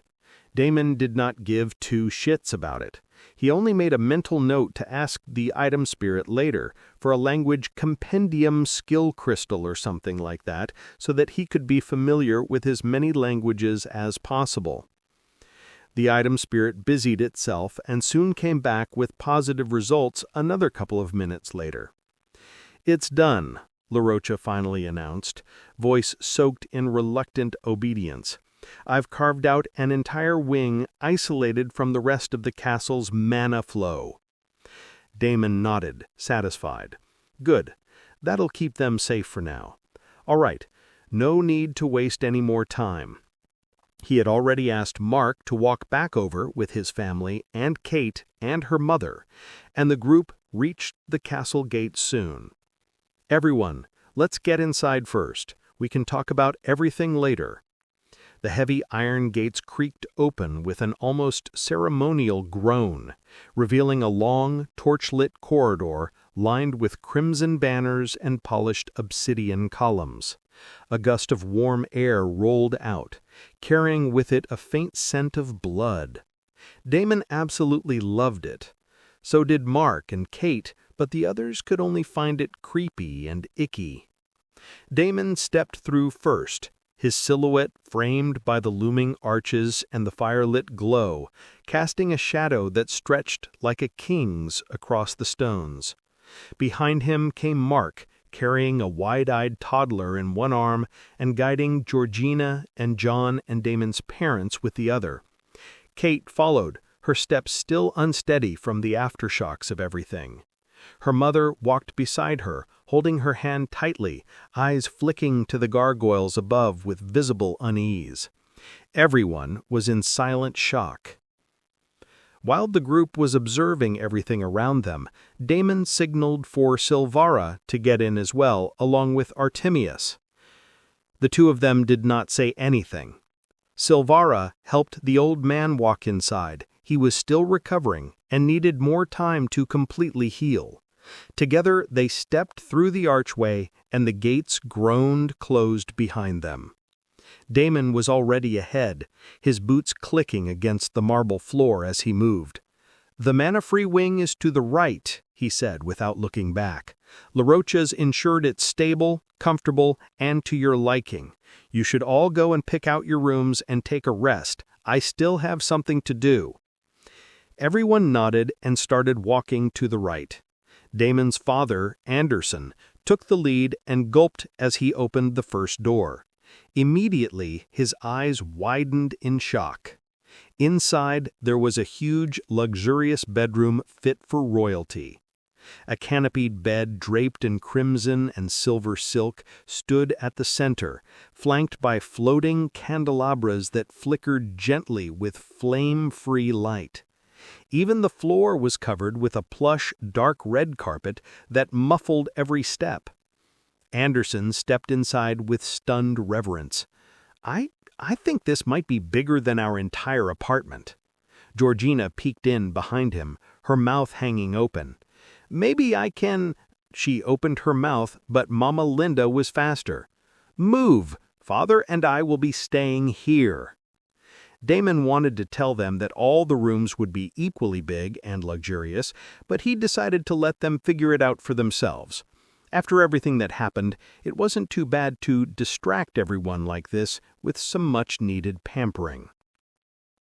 As the rest of the family shuffled deeper into the corridor, bickering softly over who would take which room, Damon allowed himself a small sigh of relief. Things had escalated exponentially, and it felt as if a huge storm had passed him. However, it did not matter. He was pretty sure there was another storm waiting, like 5 minutes away. Damon shook his head helplessly at the thought. At least they were all safe for now. In the meantime, it was time to make more preparations. First things first. "LaRocha, can you teleport this whole castle to some remote corner of this world where no one else is there? Can you also make sure that it's invisible, cannot be detected by any means, and all that?" LaRocha didn't answer immediately. "Yes or no?" Damon asked once again. Yes, I can do it, but I must warn you, all my resources are going to run dry at this rate. If you still force me to do things, then I would have to dig into treasures to keep things up and running. Using the treasures which I had painstakingly collected for eons as a simple power source is not beneficial for either of us." Damon's ears immediately perked up at the mention of treasures. He stopped the item spirit rant with a quick suggestion. "I can farm some mana cores and hand them to you for power supply. Don't worry about that." LaRocha snorted. "Whatever," and then he begrudgingly added, "Master." It was almost as if he were afraid of another system punishment. Damon did not care. "Can you teleport this whole castle to some remote corner of this world where no one else is there? Can you also make sure that it's invisible, cannot be detected by any means, and all that?" LaRocha didn't answer immediately. "Yes or no?" Damon asked once again. Yes, I can do it, but I must warn you, all my resources are going to run dry at this rate. If you still force me to do things, then I would have to dig into treasures to keep things up and running. Using the treasures which I had painstakingly collected for eons as a simple power source is not beneficial for either of us." Damon's ears immediately perked up at the mention of treasures. He stopped the item spirit rant with a quick suggestion. "I can farm some mana cores and hand them to you for power supply." "Don't worry about that." LaRocha snorted. "Whatever." And then he begrudgingly added, "Master." It was almost as if he were afraid of another system punishment. Damon did not care. Since we are anyway on the topic of treasures, how about you let me take a look at this treasure collection? Let me see what all can be used. Let me take a look and admire all of your precious items. No touching. just seeing. He laughed. LaRocha snorted once again. I'm afraid that's not possible. He instantly shot Damon down. Huh? Wait a second. Didn't you tell me that what is yours is mine? Wait, am I hallucinating these days? He clicked his tongue and gave an exaggerated sigh. Oh no, you're not hallucinating, LaRocha replied with immediate venom. I did say that, but right now, thanks to you, I am in an extremely weakened state. Before you bound me, all my top-tier treasures were automatically placed in a vault, which I would only be able to access when I am in my most perfect state, completely healed. Damon's face twitched. LaRocha, buddy, pal, you can't say things like that and then put terms and conditions in a place where I can't see them. The item spirit did not answer. Damon continued to bug the guy in 5 different ways about the same thing, but he could only give up in the end. It looked like he needed very specific conditions to be met to force the item spirit to help him. Well, whatever. It was fine. It was just day 1 after all. The battle between them was going to go on for a few hundred years. There was no need to get stressed out in the very first exchange. For now, there were other things on his mind. Damon placed his hands on the castle and tried to get a feel for it. He wanted to see if he was connected to the whole thing, and if he could sense if anything was wrong, or if there was any intruder. He wanted to get more familiar with the place. However, just as he was about to do some experiments, Silvara walked in, announcing herself. Damon, may I speak to you for a moment? Damon withdrew his hand from the cold, rune-etched brick wall and turned toward her. His eyes narrowed slightly. Sure, he said, brushing off his distracted thoughts and folding his arms. What's on your mind? Silvara stepped closer, her usual grace and elegance back.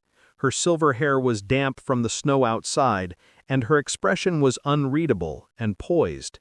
She had regained her composure somewhat. It's about the others. Not my entire family was involved in this betrayal.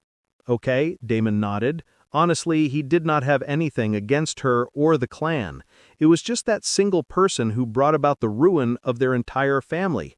Nevin, a few elders, and another 2 people are still back in the main family base. After everything that has happened, I worry for their safety, she added with a sigh. Please, you do not have to worry about their loyalty. They are extremely loyal to me and my grandfather. You don't even have to permanently take care of them. Maybe if you can give us a few days to think of something and make our preparations, we will be extremely grateful. Damon studied her face for a long moment, gauging every flicker of emotion that tried and failed to hide behind her composed facade. There was no desperation in her voice, only quiet conviction, and something even rarer, trust. Not in herself, in him. You think they'll be targeted, Damon said softly. The legacy families won't take this lying down. If they suspect even one of them supported you, they'll vanish, quietly. Silvara nodded. Exactly. Nevin is already making contingency plans, but with everything happening so fast, we have to assume all of our safe locations were also compromised. At least we have to check first. We just need a window. A few days. Just enough time for them to relocate. Damon let out a slow breath, then turned and walked toward the nearest viewing window, overlooking the vast, snow-covered lands. Snow was falling again. He tapped a finger against the sill and nodded. Okay, let's do it. Silvara gave a polite bow. I am very grateful for all the help. Don't worry about it. Damon immediately sent a mental command for LaRocha to take the castle to their headquarters first. The item spirit grumbled again, but eventually agreed. This is too cool, Damon whistled. Despite the serious situation right now, he couldn't help but admire what was happening at the moment. The whole freaking castle was flying in the air. He looked out the window and stared at the endless frozen wasteland in awe. Apparently, short-distance flying was less energy-consuming than teleportation. LaRocha informed that, LaRocha had informed him that, unlike spatial jumps, which momentarily tore through the fabric of the world, levitation over short distances only required sustained mana infusion into the foundational array. Snow whipped past the windows, ghostly and fast, as if trying to outrun the thing cutting through the heavens. Below them, an unending stretch of pale white death stretched endlessly.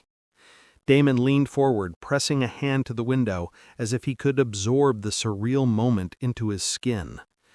"This is it, huh? My floating vampire fortress in the middle of nowhere.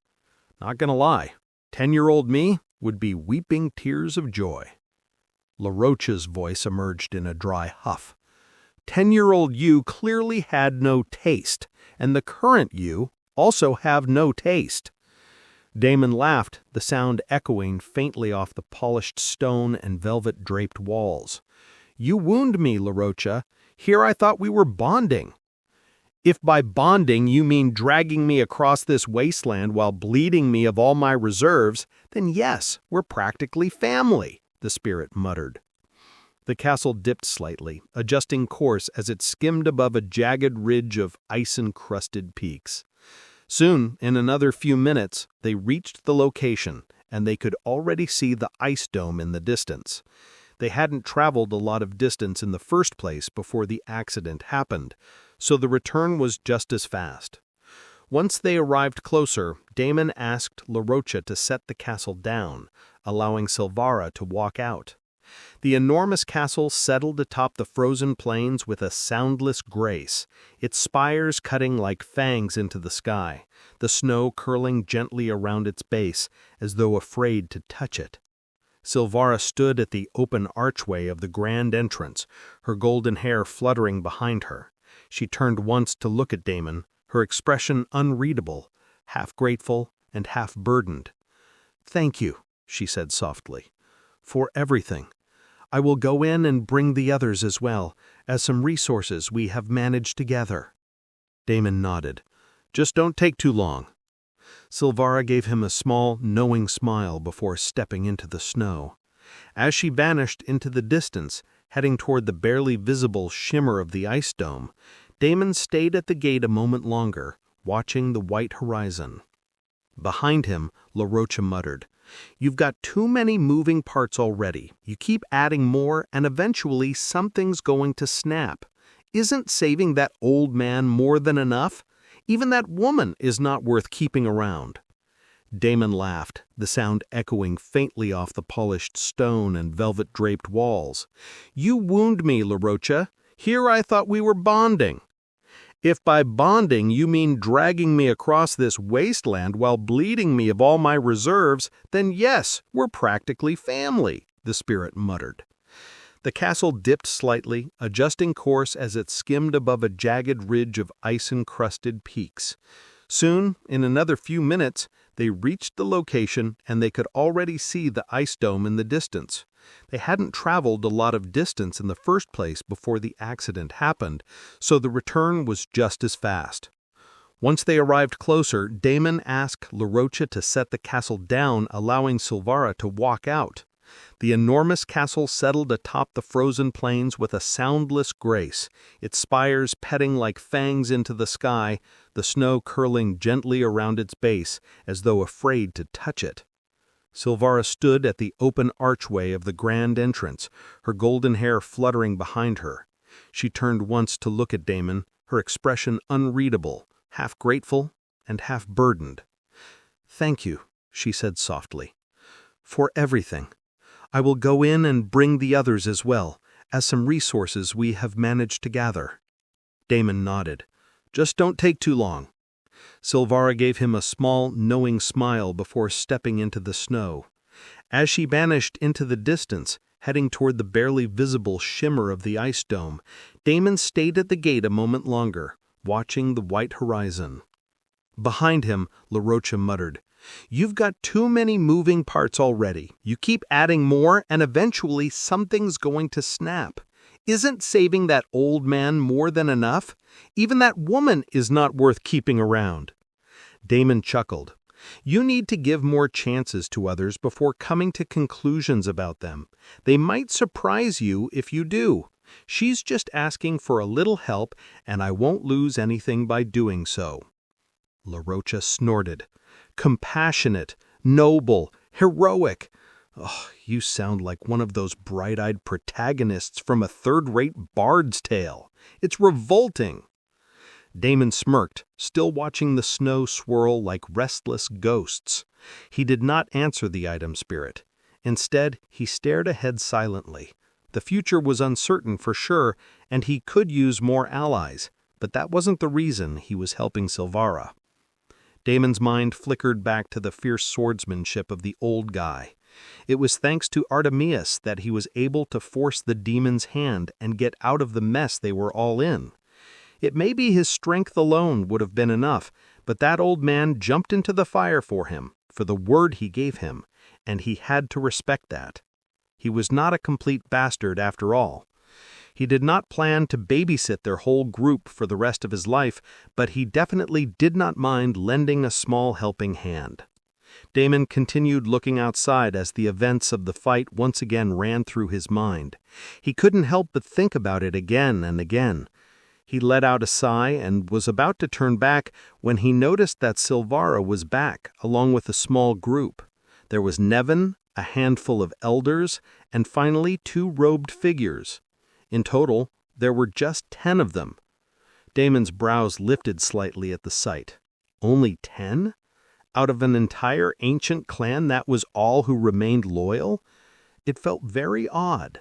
How could Robert alone have swayed an entire clan of people who had been together for a long time? Was their clan really that broken? Damon felt as if he was still not seeing the full picture. He let out a sigh and decided to talk to the old man about it soon. There was anyway a lot they still needed to talk about, and now that he was recovering in his castle, they had quite a bit of time together, plenty of time to discuss many things. Outside, Silvara led the group with quiet dignity, her steps steady despite the terrain. Nevin walked beside her, face grim but calm, his gaze scanning the castle with the caution of a man entering sacred ground. Behind them came the elders, their expressions weary, etched with frost and resolve. The last 2 figures kept their hoods up, their features completely hidden beneath layered robes, though Damon noticed a faint shimmer of mana dancing around their forms like protective mist. Damon muttered to himself, "They made it!" The corner of his mouth twitched into a half-smile. "La Rocha, open the gates! Let them in!" With a reluctant grumble, the great iron gates parted once more, the enchantments flaring like lines of fire, tracing the runes embedded in the walls. The group stepped through slowly, gazes rising to take in the towering obsidian and the watchful gargoyles perched on high ledges. No one spoke.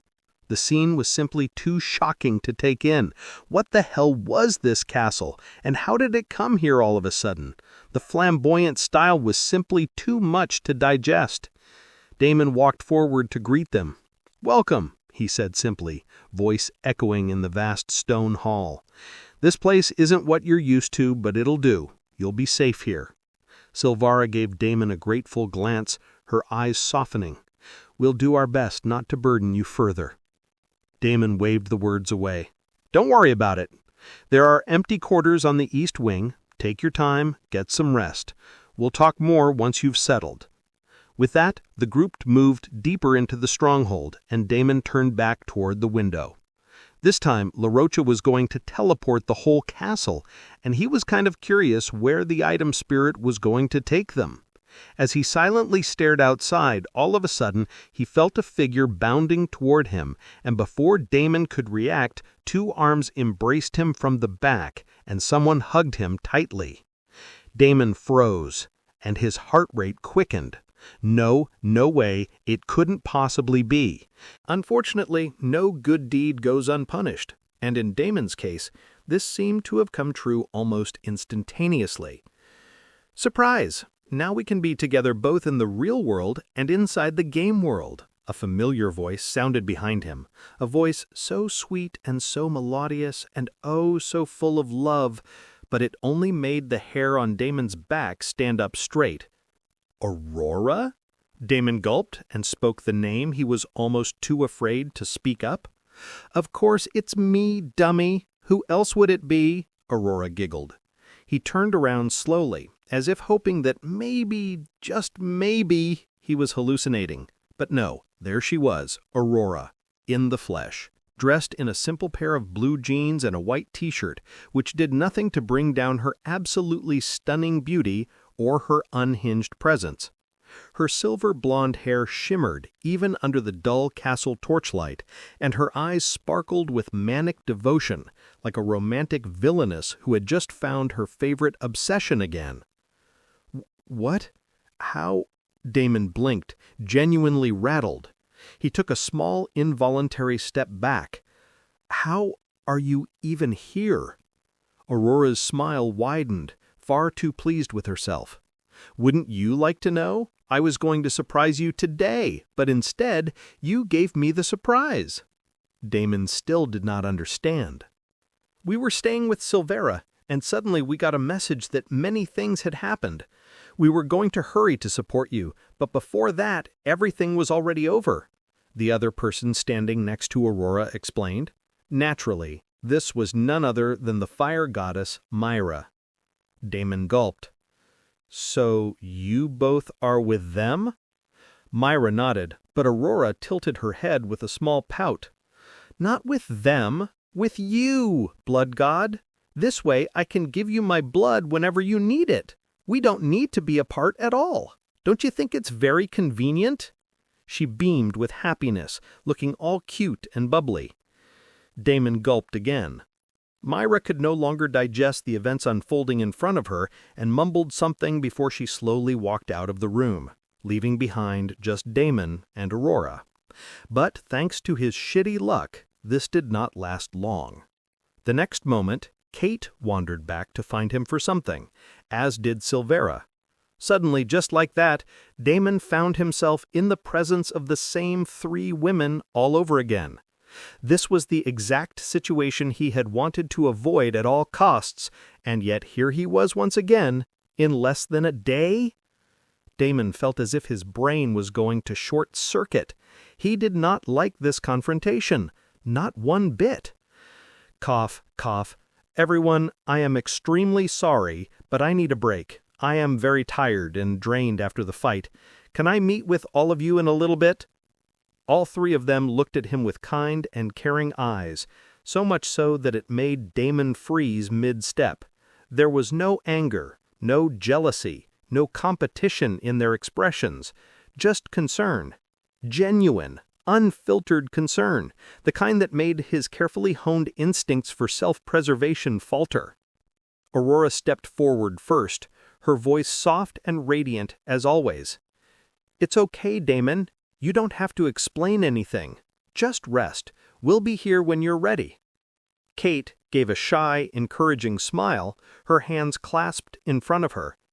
"You've been through so much already. I just wanted to make sure you were all right, that's all." Silvera, calm and poised as ever, simply gave him a nod. "You don't need to carry everything alone. Let others take some of the weight, even if it's just for a little while. Let me know if you need any help." With that, the three of them stepped back, gracefully, gently, giving Damon space, as if they understood just how tightly wound he was behind that calm mask. Damon stood there staring at them as they turned and drifted away down different corridors of the castle, their footsteps soft against the polished stone. He let out a long breath and turned to lean against the nearest wall, closing his eyes. A bitter laugh escaped his lips. "I guess I deserve this." But he really was tired. Laracha informed him that the teleportation was going to take some time, and Damon decided to take this chance to rest a bit. He walked over and picked one of the empty rooms in the mana-rich zones. His body could take mana 24/7, so he did not care about whether mana was present or not. "You have your own wing and a master bedroom," Laracha chimed in as if he was spitting out an afterthought. Damon had half a mind to take a look at that out of curiosity, but he was also dead tired. so he simply decided to stay here for tonight. This room was anyway luxurious as hell. He flopped onto the giant, comfortable bed lined with silk sheets and whatnot. As soon as his head hit the pillow, the tension in his body began to unravel like a snapped bowstring. The silk sheets were cool against his skin, and the thick mana in the air soothed his battered spirit like a lullaby. For a while he simply lay there, staring up at the ornate ceiling carved with glowing runes that shifted lazily like clouds across a twilight sky. He was extremely tired, and yet he couldn't fall asleep easily. For tonight, his family was safe, he was safe, and the few people who came here trusting him were safe. Well, kind of. Laracha still could not be trusted completely. But what was going to happen tomorrow and the day after? It looked like it was time he earnestly started dealing with the legacy families, the so-called super-secretive hidden families, each probably possessing some sort of soul cultivation technique, and of course the 10 super guilds which would soon surface in the game. Unless he could power up to their level, there was never a moment of peace in his life. Damon did not know when he finally fell asleep, but he instantly regretted doing so. As soon as he closed his eyes, all he could see was that contorted figure of that demon cackling loudly about the threat of fate. "I will come back for you," its shrill voice echoed in his mind as a vague pain spread somewhere deep inside him. Damon tossed and turned, unable to sleep and yet unable to wake up from the dream. However, in the middle of this madness, suddenly an unexpected light shone brightly. Damon felt a nourishing warmth wrap around him. It was gentle and soft like a woman's loving embrace. Damon pulled the warmth closer and hugged her tightly. He buried his face into the light, into that warm presence, and the terror ebbed away like a nightmare caught in morning sun. But there was still something bothering him. He casually pulled aside whatever was bothering him, and the warmth further intensified. He was in heaven, in complete bliss. Surrounded by that wonderful softness, he finally drifted into a peaceful sleep, the best sleep he had had in years. When Damon finally stirred awake, he almost did not want to wake up from that amazing place. His eyes remained closed for a moment longer as he tried to hold on to the lingering sensation. He knew that it was probably some sort of a dream, so it was useless, but he tried. Surprisingly, he could still feel the softness. Wait, what? He moved his head again, feeling the warm softness on both sides. As he did, his fangs drew a little blood by mistake, and a familiar drop of blood trickled to his tongue. Damon's eyes instantly flashed open. How could he not possibly recognize this drop of blood? For that matter, the scent that was now wrapped all around him. Fucking hell! He quickly jolted out of bed the second he realized who exactly was lying next to him. Aurora sat up slowly from the bed, hair a mess of gold, eyes still drowsy and innocent. The oversized white shirt she wore slid off one shoulder, exposing porcelain skin that shimmered faintly with mana residue. "You bit me in your sleep," she murmured, voice thick with sleep and entirely too satisfied. "It was adorable." Damon nearly tripped over himself. "What are you doing here? No, how are you here? You were not here when I went to sleep. I made sure I locked the— Wait, did I lock?" Then he mentally sent a piece of his mind to that traitorous bastard. "What kind of defense is this? Couldn't you have alerted me?" The item spirit only scoffed. "Aren't they your friends? How am I supposed to know that she was not allowed? I figured she was a crazed thrall. Don't you bloodsuckers love making the women drool over you?" Damon sighed in frustration, deciding to deal with the item spirit later. First things first, he needed to stop this situation from escalating further. Meanwhile, Aurora casually giggled, swinging her legs over the edge of the bed like they belonged there.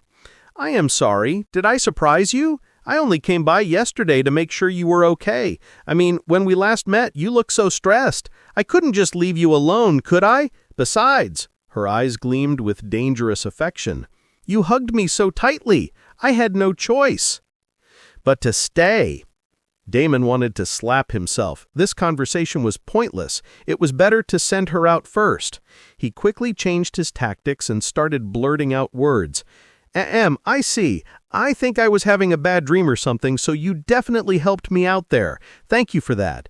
We actually have a lot to do today. Shall we both get fresh and vap and meet downstairs for breakfast? What do you say?" He opened the door and stepped out when he instantly froze. Of course, as luck would have it, Kate and Mark were standing right at his doorstep. Thankfully, he hadn't opened the door completely and they did not see Aurora, but they were also high-tier vampires. How could they have not smelled her? Damon started panicking and quickly spoke whatever came to his mind. "Damn it, Mark, I fucking overslept. What are you guys still doing here? Get back into the game right now and see what change happened because of the sudden mana influx." Both Kate and Mark stared at him. Kate especially opened her mouth, but Damon quickly urged them again. "Now! Go and see what changes have been implemented. There should definitely be something new." And Damon was not even lying. Putting the matter of hiding Aurora aside, this was the first thing on his mind.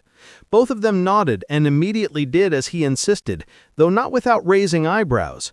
Mark first pressed his tattoo and disappeared. Kate lingered a heartbeat longer. Her eyes darted toward the barely cracked door behind Damon, her expression thoughtful. Then, without saying anything more, she too activated the tattoo and teleported away. As soon as they were out of sight, Damon let out a big sigh. When he turned around, Aurora was now humming cheerfully to herself, brushing her hair out with her fingers, like this was the most normal morning in the world. Damon pinched the bridge of his nose. "So, like I was telling them, we should all hurry back into the game and see what change." Aurora nodded with a sweet smile. "Anything for you." She then walked over to the door, gave him a big hug with a gentle kiss on his cheeks, and activated her tattoo as well, teleporting away. Damon stood speechless, wondering what the hell was going on. What was running in this girl's mind? Did she think she was his girlfriend now and that they were in a committed relationship? How in the name of sweet Jesus had he somehow ended up in a relationship without even being aware of it? What kind of a misunderstanding was this? Kate was going to kill him, wasn't she? Damon groaned internally, dragging a hand down his face. This was not some fucking fantasy where she would simply be fine with him hooking up left and right as he pleased. Heck, even if it was just one other woman. Damon felt a chill run down his spine. She was definitely going to kill him with her bare hands. The whole thing was a big mess, and there were bigger messes he needed to focus on at the moment. Damon remained silent for a moment before shaking it off. Fuck it. I'll explain it to her later. Damon's eyes darted back to the bed and the pleasant memories he was now left with. He once again shook his head and then activated his tattoo before disappearing into the game world as well. At the last second, he made sure to ask La Rocha to send word to his family, asking them as well to log in. When Damon logged into the game, he immediately got a string of notifications. Ding! New quest available. Soul Strength. Damon hurriedly clicked the quest, and just as he suspected, he had received a quest that resulted in improving his soul strength.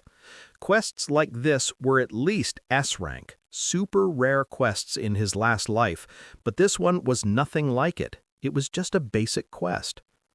New quest available, Soul Strength. Rank E. Type Personal Progression Quest. Quest giver, Alchemist Garaya. Location, Garth City, Lower Alchemical District. Description. Word is spread that the eccentric alchemist Garaya has uncovered a hidden vault containing ancient soul-forged herbs, ingredients once thought lost to time. This is an unexpected opportunity, but Garaya isn't the charitable type. Earn his favor, prove your value, and you may receive a soul-strengthening elixir potent enough to reinforce your soul. Objectives. Visit Alchemist Garaya 0 out of 1. Increase favorability with Garaya to friendly or higher. Current, neutral. Complete one of Garaya's experimental requests 0 out of 1. Rewards, Soul Elixir, +2 soul strength. Damon exhaled through his nose, scanning the quest. This was as simple as a quest could be. It was basically solvable by everyone. The system might as well be handing out +2 soul strength to every Tom, Dick, and Harry at this rate. And then it struck Damon.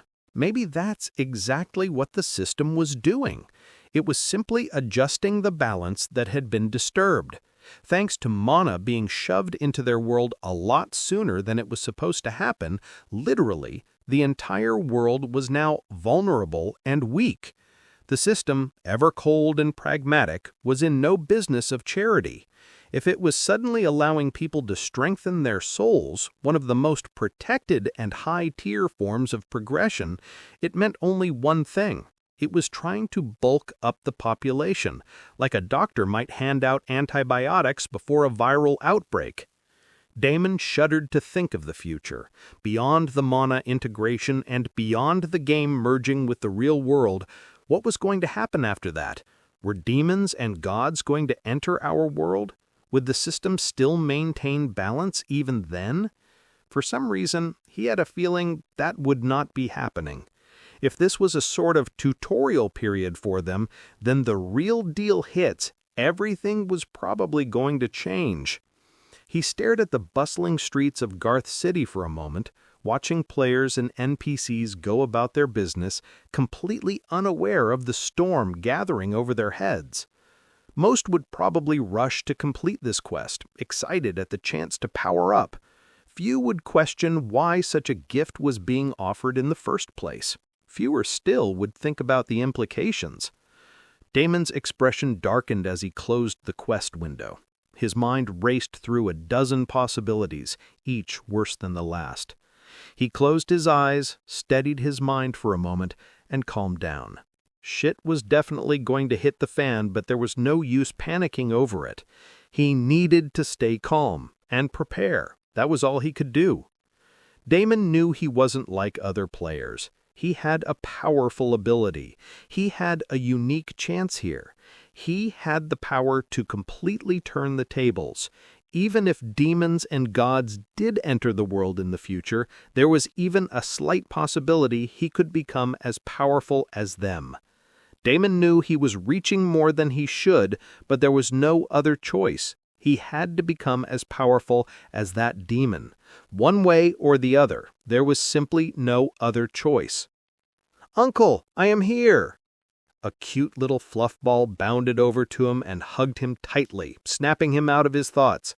Lola twirled her two braids playfully and did a little skip and dance. Damon turned to see everyone from his family arrive one after the other, including Georgina, who was weirdly silent. Damon's heavy thoughts briefly melted away as he watched Lola hop around him like an overexcited squirrel with too much sugar in her system. She clung to his leg and looked up with bright, sparkling eyes that were entirely too innocent for the world they were stepping into. "Did you get stronger again, Uncle?" Damon let out a soft chuckle, crouching to ruffle her hair. He said, "Maybe a little." His voice warmed despite the storm clouds still looming in his mind. "Damon?" his mom worriedly called. "Right. How did everyone settle into the castle? I know the design is weird." Anderson quickly interrupted him. "Everything is wonderful, son. We have absolutely no complaints at all. We all know you are trying your very best to keep us all safe. If you need any help from us at all, please let us know. Other than that, we will not be pestering you for anything." Anderson then gave everyone a look that made Damon's mother reluctantly swallow her words. Damon chuckled lightly. "It's okay, guys. Don't be so serious. Everything is fine. This is just me being paranoid and trying to be prepared in advance. Anyways, did everyone get the new quest?" Everyone nodded. "I suggest you all try to finish the quest as soon as possible. It's going to be crowded as shit and everyone is going to be farming for the same thing. But do it. It's for your own benefit." "Damon, you're not going to join us?" Anderson asked. "No, I have some things that I need to take care of first. You guys go ahead first, and then maybe tell me a shortcut to do this thing." He laughed casually and waved goodbye. "Don't worry, brother. I got this. I'll make sure everyone gets the quest done." John gave him his assurance as well. Damon quickly bid farewell and left Garth City to get back to Niera City. The small matter of improving his family's soul strength was now automatically solved. This was the only small upside of that whole madness. Damon arrived in Niera City without any issues. He looked around and saw that the city had finally returned to its somewhat normal state. It was no longer filled with divine and holy players in all nooks and corners. All sorts of players briskly walked about in the streets, no doubt heading to the local alchemist. Damon quickly pulled up his quest screen and noticed that the name of the alchemist had now changed. It was someone from Nyera City. The rest of the quest details were pretty much the same, except now he had to head over to this new guy and gain his favorability. In fact, Damon had already guessed that something like this was going to happen. It was a worldwide quest, after all. They couldn't simply limit it to one alchemist. This also told him another thing. The system was very keen on maintaining the balance and repairing what was lost. This actually made him think of another thing. The Soul Strength quest wasn't probably the only freebie the system was throwing at the players. Damon could still vividly remember the demon's words. He was definitely sure it was coming back. Surely the system should also know that. Even if that wasn't the case, the effective time for this training phase has definitely been cut short. That was an irrefutable fact. So the system definitely was handing out more freebies on the side. Now the question was who was going to be smart enough to find these handouts and grab them. If Damon wanted to stay ahead, if he wanted to face what was coming, he had to find them before anyone else did. This was a short-term special bonus, and there was no telling what the system could possibly be throwing at him. It could even be something as grand as a legendary item. No matter what, he needed to grab it. He needed every advantage he could get his hands on to stand against the so-called blessed ones. And Damon decided that the best place to start this search was with his class hall. He had a very good reputation, and he should be able to get something out of Varnax's mouth, especially with Kate and Mark already there. He hurriedly slipped into one of the side alleys and soon appeared at the doorstep of the Blood Hall. However, the moment he stepped in, Damon's face instantly changed. Inside the Blood Hall, there were a dozen players all staring back at him with arrogant crimson eyes. At least 20 vampire players. It looked like he was finally no longer the only vampire player in the game. Damon's eyes turned cold. He knew that this was bound to happen sooner or later, but this was definitely sooner than he had expected. That too, there wasn't a single player's face he recognized among these faces.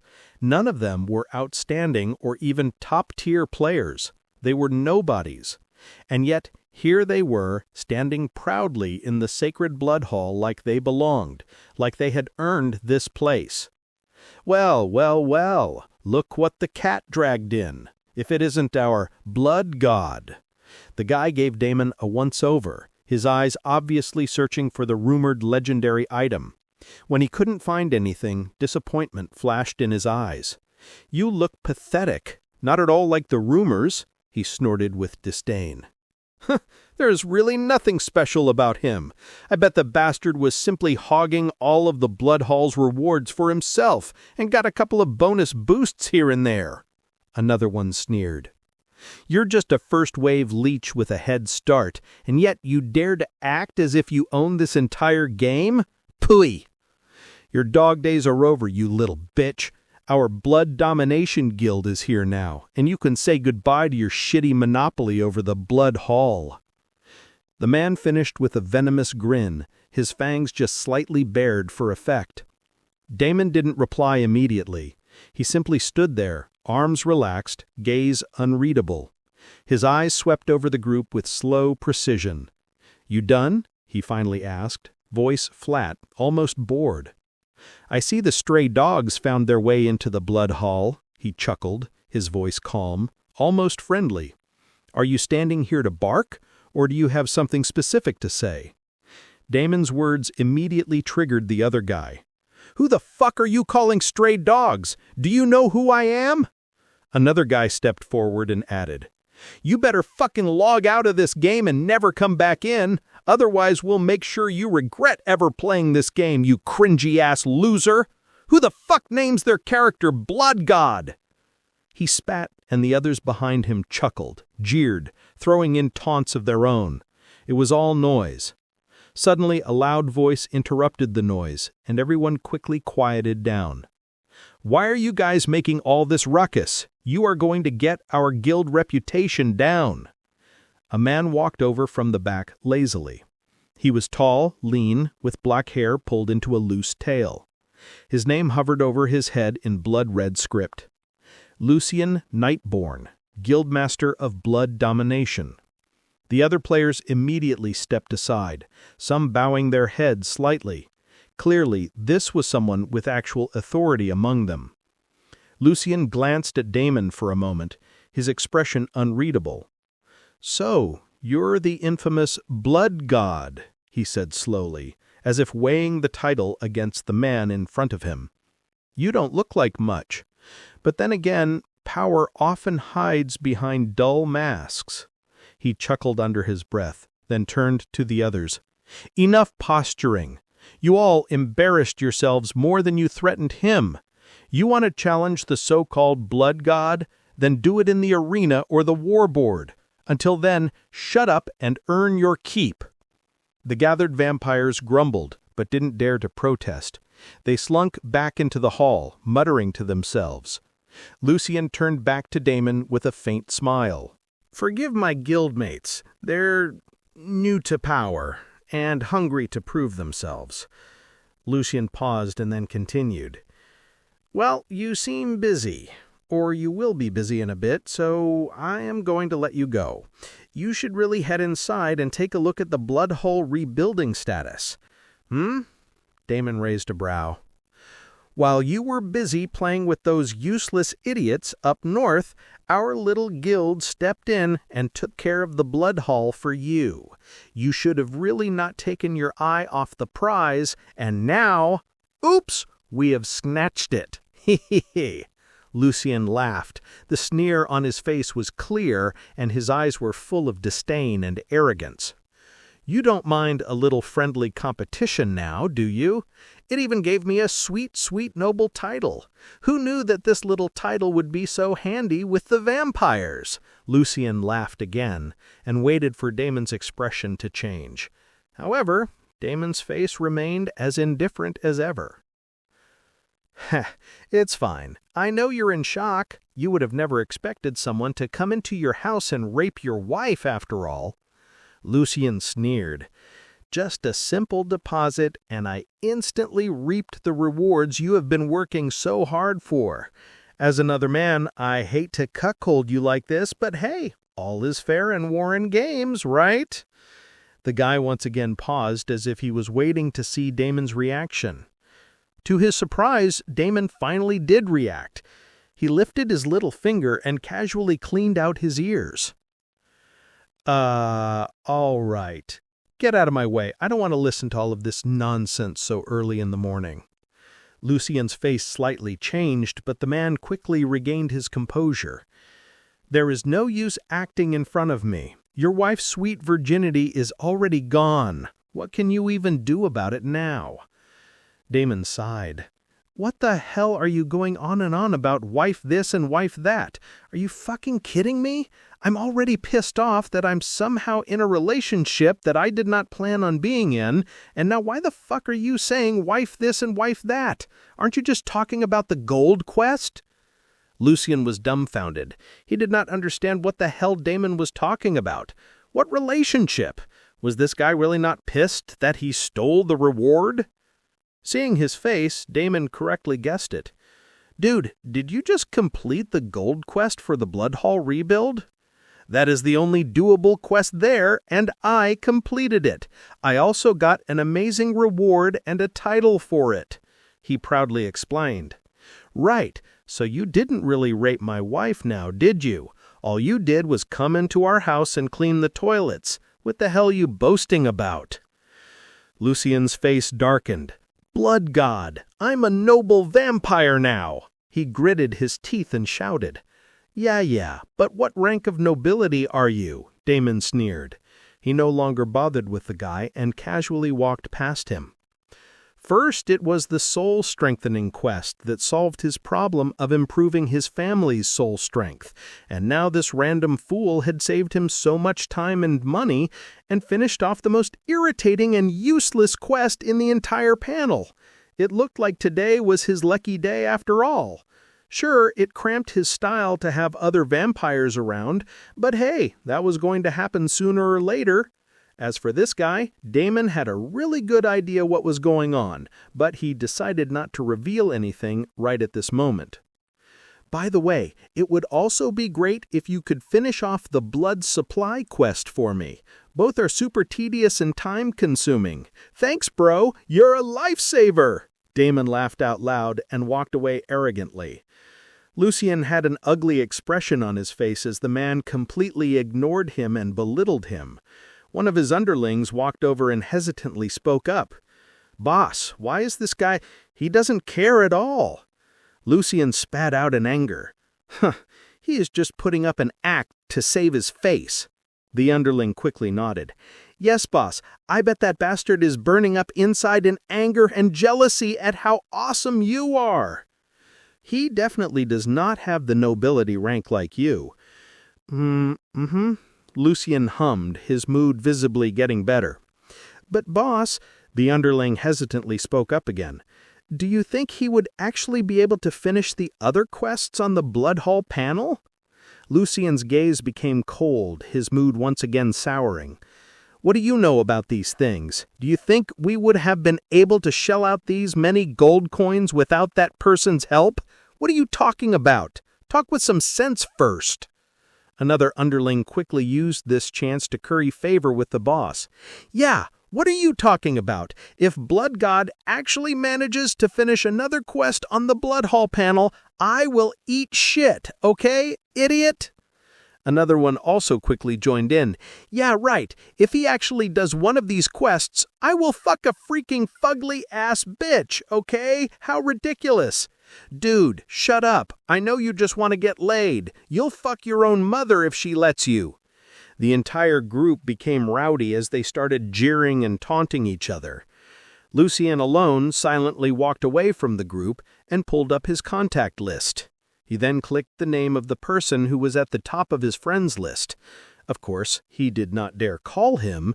Instead, he started typing out an elaborate text message, one detailing every single thing that had happened, including the fact that Blood God wasn't bothered in the least about the quest snatching.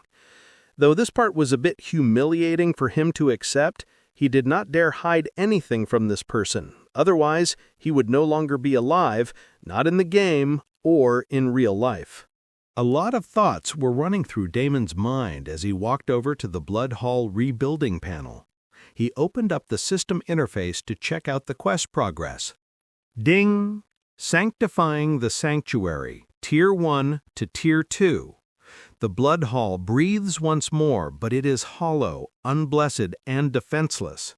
To evolve into a true sanctuary worthy of a vampire's presence, it must be sanctified with blood, magic, and relics of the old bloodlines. Quest objective: contribute 1 billion gold coins to the Blood Hall. Completed.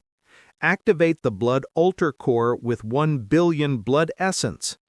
Defend the sanctuary during a purification raid. Survive 3 waves. Recover and install 3 vampire relics from lost tombs or hidden dungeons. Defeat a Sanctum Guardian and bind it to the hall. Reward: upgrade Blood Hall to Tier 2, Sanctified Stronghold. Unlock Blood Hall Guardian Summon, passive defense feature. Unlock Advanced Faction Missions. Unlock Vampire Relic Crafting Station. Plus 15,000 Vampire Faction Reputation. Title: Blood Sanctifier. Failure condition: if the sanctuary is destroyed during the purification raid. If more than 1 vampire relic is lost permanently. If the Blood Altar Core is corrupted. So all you have done is fill up Varnix's coffers and he offered you a noble title? Damon chuckled. 1 billion gold coins. What an astronomical amount of gold coins. What a ridiculous number of gold coins. A number that common folks couldn't possibly think of in their entire lifetime. A number many players wouldn't dare even aim for. And yet this ridiculous number of gold coins was paid off just like that? Damon stared at the rebuilding panel with a wry smile tugging at the corner of his lips. 1 billion gold. Just seeing that figure listed as completed felt absurd. He could vividly remember his early days, struggling to scrounge up coins to buy his first set of proper gear. 1 billion gold, huh? And such an amount is nothing to you. Good to know. Damon silently nodded. As for who was behind this, he need not guess at all at this point. It couldn't possibly be one of his local enemies like Daddy Brutal. That guy was a asshole, but he was not an asshole with this much financial backing. The only one who could throw around 1 billion gold coins like it was nothing, the Super 10. Damon's eyes turned cold. He did not know which of the Super 10 was targeting him, but he was pretty damn sure it was one of them. And right now, by fucking with him, they had just given away an important clue to him. All of these Super 10 guilds potentially had soul arts in their possession, and all of them were ridiculously loaded. Damon's fingers hovered over the interface, but his mind was far from the screen. Why was this person targeting him all of a sudden, especially when he had been silent for a while thanks to the Black Pool and La Rocha's shenanigans? Maybe the news about the Black Pool could have been leaked, but there is no way anything about La Rocha was leaked. For that matter, he should only be a flamboyant, arrogant idiot in front of these big guilds. There is no way they should target him at all. He is yet to exhibit the strength and power that could pose a threat to them. Was this perhaps related to Artemius and their family? Damon thought about many possibilities, but ultimately he had only so much information. There was no point in thinking in circles. As he was staring at the blood panel and standing there, suddenly a new message popped up from Mark. Damon, something is going on. Both Kate and I are surrounded by almost 200 players. We came out to do a quest from Varnix, and all of a sudden these guys showed up. Any idea who they are or how I should deal with them? Should we run or fight? Damon's eyes sharpened like twin blades as he read the message. For a second, his body didn't even twitch, frozen in that eerie stillness that only came before a storm. Then his fingers closed the panel with deliberate calm, the interface vanishing as if dismissed by a king. Kill. Don't even think about it. Kill them all. He sent the message. This was not the outside world where he needed to run and hide. He had no idea how these people managed to target Kate and Mark, or how they had gotten a hold of their coordinates, but they had touched his bottom line. This time, there was going to be retaliation. Mark had already sent him the coordinates, and Damon immediately started to make a move. He knew that Kate and Mark could probably handle themselves, but this was going to be a massacre, and there was nothing more he loved than a good slaughter, ripe with the smell of blood everywhere.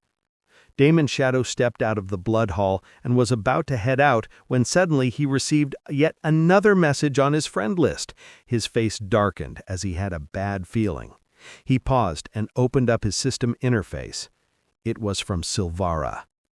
A group of elite players had ambushed Silvara, Nevin, and the others in the Black Pool and killed them.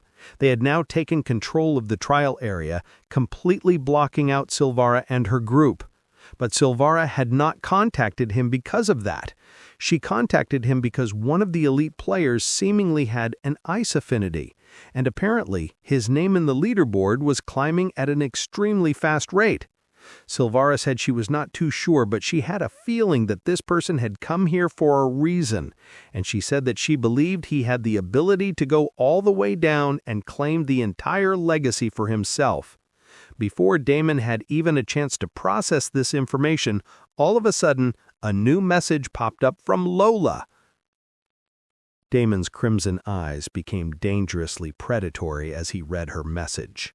Damon's entire family, who should have technically been in a safe zone collecting reputation points for the Soul Strength quest, were now in prison behind bars. Lola was the only one who managed to run away, that too only long enough for her to send a message to Damon. Damon could see that her name was already grayed out, which could only mean that she was also now arrested and thrown into a prison cell. The world around Damon seemed to blur as his mind absorbed the blow from all directions. Everything seemed to be escalating fast as of a sudden. 1 second, there was a moment of peace after they faced that demon and somehow survived the encounter, and now things were spiraling out of his control once again. First, Kate and Mark. Then Silvara and the Blackpool. And now, Lola and the rest of his family. Taken, all at once. Systematically, precisely. This wasn't chaos, this was orchestration. Damon's breath left his lungs in a slow, deliberate exhale. Every emotion, rage, fear, confusion, boiled into a single, terrifying stillness. The kind of silence that comes before an avalanche. The kind that only monsters mastered. They were going after everyone close to him. His crimson eyes glowed faintly, like twin suns eclipsed by blood.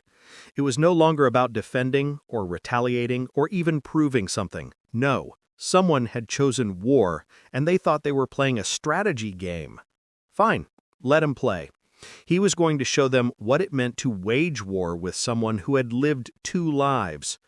This was not the real world. This was within the fucking game. And if someone was fucking with him, then he was gonna fuck right back with them. Damon instantly shadow-stepped and got out of the blood hall. However, the moment he did, his face instantly changed as he could sense a strong aura of divinity and holy light in all directions. Simple players couldn't possibly possess an aura like this. It had to be NPCs. Damon only needed 1 second to confirm it. The streets of Niera were completely flooded, not with players, but dozens and dozens of NPCs, every single one of them with divine or holy affinity. This was not a normal attack. This was a fucking purification raid. Right on time, Damon received the notification.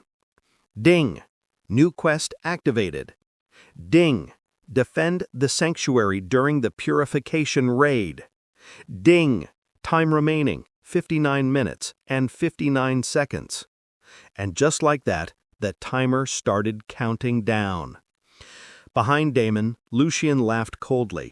Oops, did I trigger the purification raid at an inconvenient time? I'm sorry, my bad. You seemed so confident that you would be able to face the situation, so I figured why wait, Maybe if you had been more upset that a reward had been stolen right under your nose, things would have gone better for you. Damon didn't even turn around.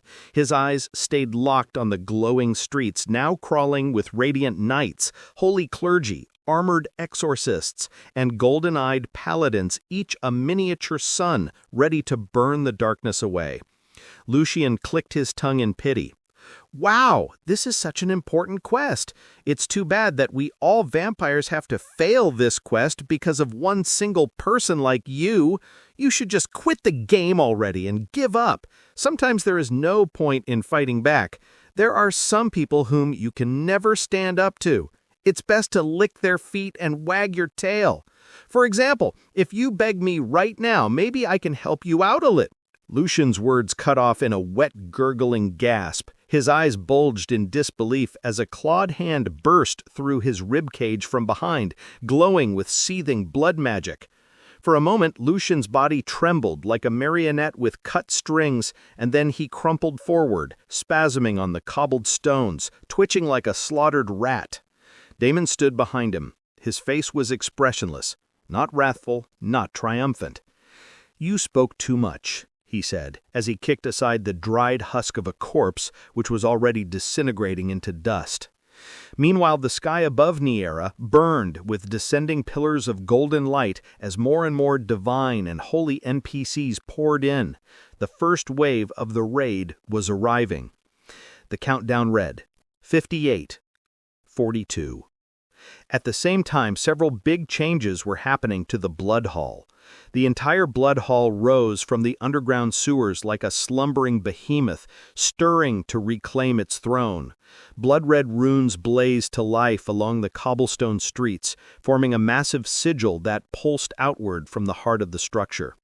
The ground quaked, rippled, and then surged upward as obsidian pillars erupted skyward, each one engraved with ancient blood glyphs that hadn't been seen in centuries. It was no longer just a ruined sanctuary hidden beneath the filth of Niera's underbelly. It was now forcing the city to acknowledge its presence. The ground quaked, and a tremor of ancient power surged into the sky like a beacon. Crimson banners unfurled from its jagged towers, flapping despite the still air, and a low resonant heartbeat echoed through the city. A heart of blood. Varnix's voice thundered from within the rising spire, amplified by the hall's core magic.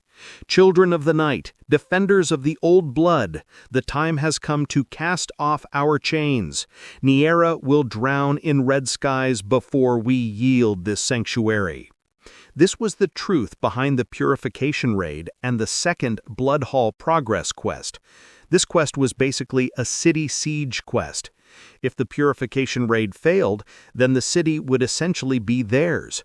If the Purification Raid succeeded, then the entire Blood Hall would be destroyed and no vampires would be able to roam freely in the entire zone, including a few neighboring cities. Moreover, all the vampires sired in this base would receive a massive debuff, which they would have to work their asses off to get rid of. The entire thing was ridiculously one-sided, with the chance of failure extremely high. This was exactly the reason why Damon had not yet touched this quest with 10 feet of pole, and yet today his hand had been forced. Even as Damon watched the scene unfolding in front of him, his crimson eyes narrowed. A new message popped up in front of him from Mira. Damon, hurry. Please, we are in big trouble. Those bastards have surrounded us completely. The guy who was stalking and torturing Aurora is here. He will not leave today without her. You have to hurry, please. She loves you so much, and she has helped you out when you needed her. Please, you cannot let her down. She is very innocent. This guy won't let her off. A fresh wave of fury rippled through Damon's chest, tightening like a noose made of thorns. The words on the message bled into his vision, and for a moment the divine light flooding Niera dimmed under the weight of his rage. But all of a sudden, something clicked. Damon started smiling. His smile quickly turned into maniacal laughter as he threw his head back and cackled like a devil finally unchained. It was not the laugh of someone who had lost his mind. No, it was the laugh of someone who had found clarity in madness. Now he understood everything. Now he also knew where he needed to be first and foremost. Even as the first wave of Hold and Divine NPCs closed in from all the angles, Damon did not care. He quickly hurried across the tunnels of the Blood Hall, finding the teleportation portal in the next couple of seconds. It was a teleportation portal that was typically erected in times of siege events like this. It gave an out for the players who did not want to participate. And right now, Damon had no intentions of participating. He needed to be at 5 places at once, and he had already made his decision as to whom he needed to give his top priority. With this, Damon no longer showed any signs of hesitation. He disappeared in a second, appearing right outside near a city. The person who had fucked with him planned everything thoroughly, taking note of even each and every small detail. Clearly, that person was one with both means and information, and a vast network full of capable people. But unfortunately, he was dealing with the wrong person. The opponent might have everything on his side, the control of the situation held tight in the palm of his palm, But he did not have one thing. He did not have Damon's knowledge. He had no idea how exactly a raid worked, but Damon did. Damon grinned like a maniac as he again and again activated Shadow Step and covered the distance between himself and his target in a matter of seconds. His blood was boiling from the thrill and the excitement. His rage was driving him like steroids pumped into his veins. Someone had dared to do the very thing he was afraid of. Someone had done the very thing he had been working hard for. They had touched every single person he cared about. They had dared to cross the one line he had drawn in blood. Damon's movements became a blur, unstoppable, unrelenting, inhuman. Trees bent away from him. Monsters in the wild flattened themselves against the earth in instinctive submission. His bloodlust was palpable now, a living storm wrapped in shadows and blood. He reached the neighboring city in no time. From there, he took the teleportation portal to Maple City, a small city that was only famous for its single dungeon, a dungeon that had a high drop rate for divine and wholly aligned crafting materials, and the same dungeon near which Aurora and Mayra were currently held hostage. Among everyone who needed his help right this moment, and his own class and progress at stake, Damon had still decided to come here, because this was precisely what his opponent did not want him to do. That person might have succeeded in trapping Damon from all sides, hitting him with blow after blow when he had least expected it, and in fact when he was still recovering from something huge, like facing an actual demon god. But the real devil was in the details. Mark and Kate were two extremely strong individuals. They also had a special status in the vampire race, and both of them possessed the ability to teleport to the base at a moment's notice. Moreover, he had complete faith in the abilities of his friends. They did not need babysitting for every little thing. And if he thought that they did, he would only be doing them a disservice. This particular trap they needed to handle by themselves. It was also a chance for them to grow. Even if nothing else was wrong at the moment, he would have still probably not interfered in this particular fight. Next was his family. A prison sentence sounds urgent and would have probably panicked other players into doing something hasty for their family. But Damon was different. As someone who was familiar with this game longer than anyone in the current timeline, he knew the prison system in and out. His family was probably in the safest location at the moment as they possibly could be. There was no need to rush to their side right this second. As for Silvara and the Black Pool, if the other party really had the ability to take the legacy, then Damon did not care about it. The entire game is filled with opportunities, and if one passed them by, there would always be another. There is no use prioritizing that over anything else. And finally, there was the Bloodhall raid. This was tricky because Damon was counting on several moving parts here. Bloodhall, after the first upgrade, has inbuilt defenses, and if he was not wrong, this should give him about 15 minutes of time to handle things here and get back. This was the second most important thing he had to address. Contribution in this raid was an opportunity that he could under no circumstances miss. This was probably why the other party had assumed he would definitely stay back and fight instead of coming to Aurora, but they had gravely miscalculated one thing. 15 minutes was plenty of time for him to do everything that he wanted to do and then some more. It was time to begin the fucking bloodbath. It only took 2 seconds for Damon to reach the outskirts of the city, and then a couple of minutes to arrive at the dungeon entrance. Even from a distance, he could already see the hundreds of players gathered in the area. They had completely surrounded Aurora and Mayra. Damon could also see some sort of barrier set up, which probably did not allow anyone to teleport outside. But did it also not allow anyone to teleport inside? He took a step inside and his grin widened. It looked like he was able to walk in freely after all. Now there was nothing holding him back. He made his way silently to the center of the group, where Aurora had erected multiple barriers and was blocking off attacks from the many players targeting her. They were clearly not going all out, but she was already at her limits. Right now they were simply mocking her and taunting her. Damon's gaze instantly fell on the guy who was standing at the front of the whole army, calmly enjoying her misery. It was none other than Bertram, the guy who had once been her vice guild leader. A woman shouldn't be so proud and stubborn. You should have yielded while you still had the chance.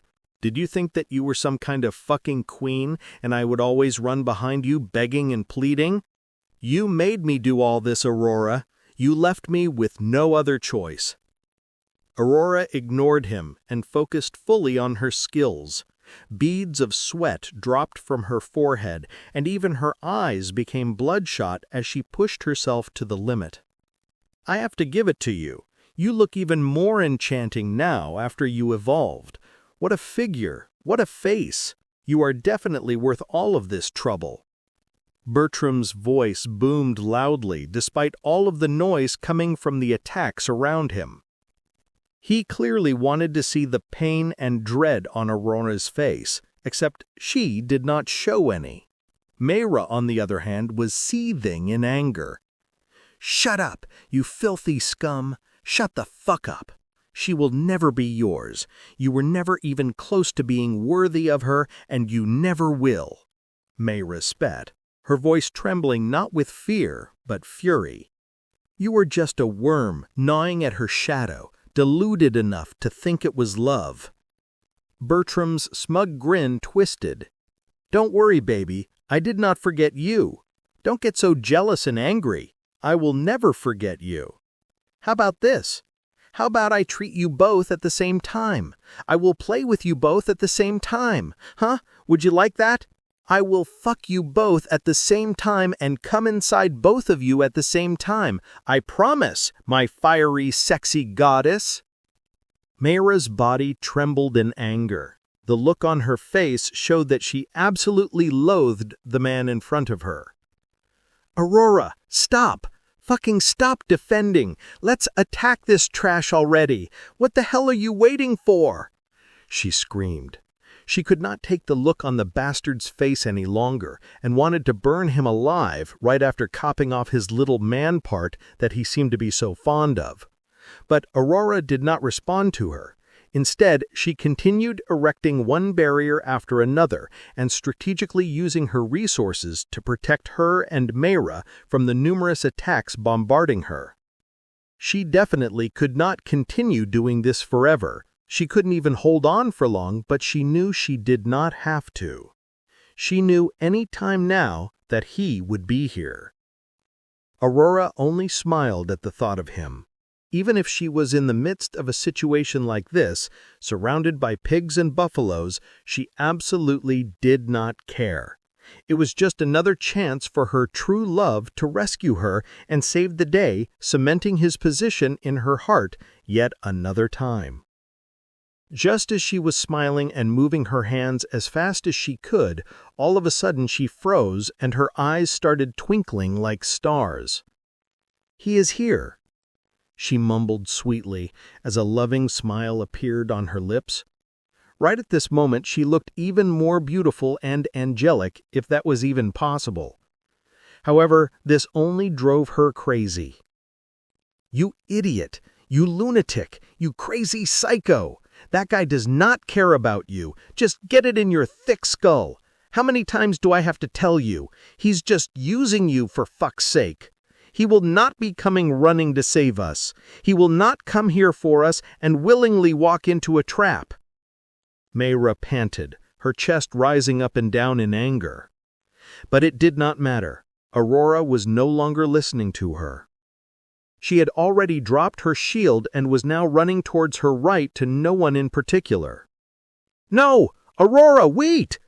Mayra shouted after her, but it was too late The lecherous smile of the bastard in front of her widened, and she knew that if nothing happened, they were both going to really fall into his trap. "Fucker, I will take you down no matter what," Mayra shouted, unwilling to give up until the last moment.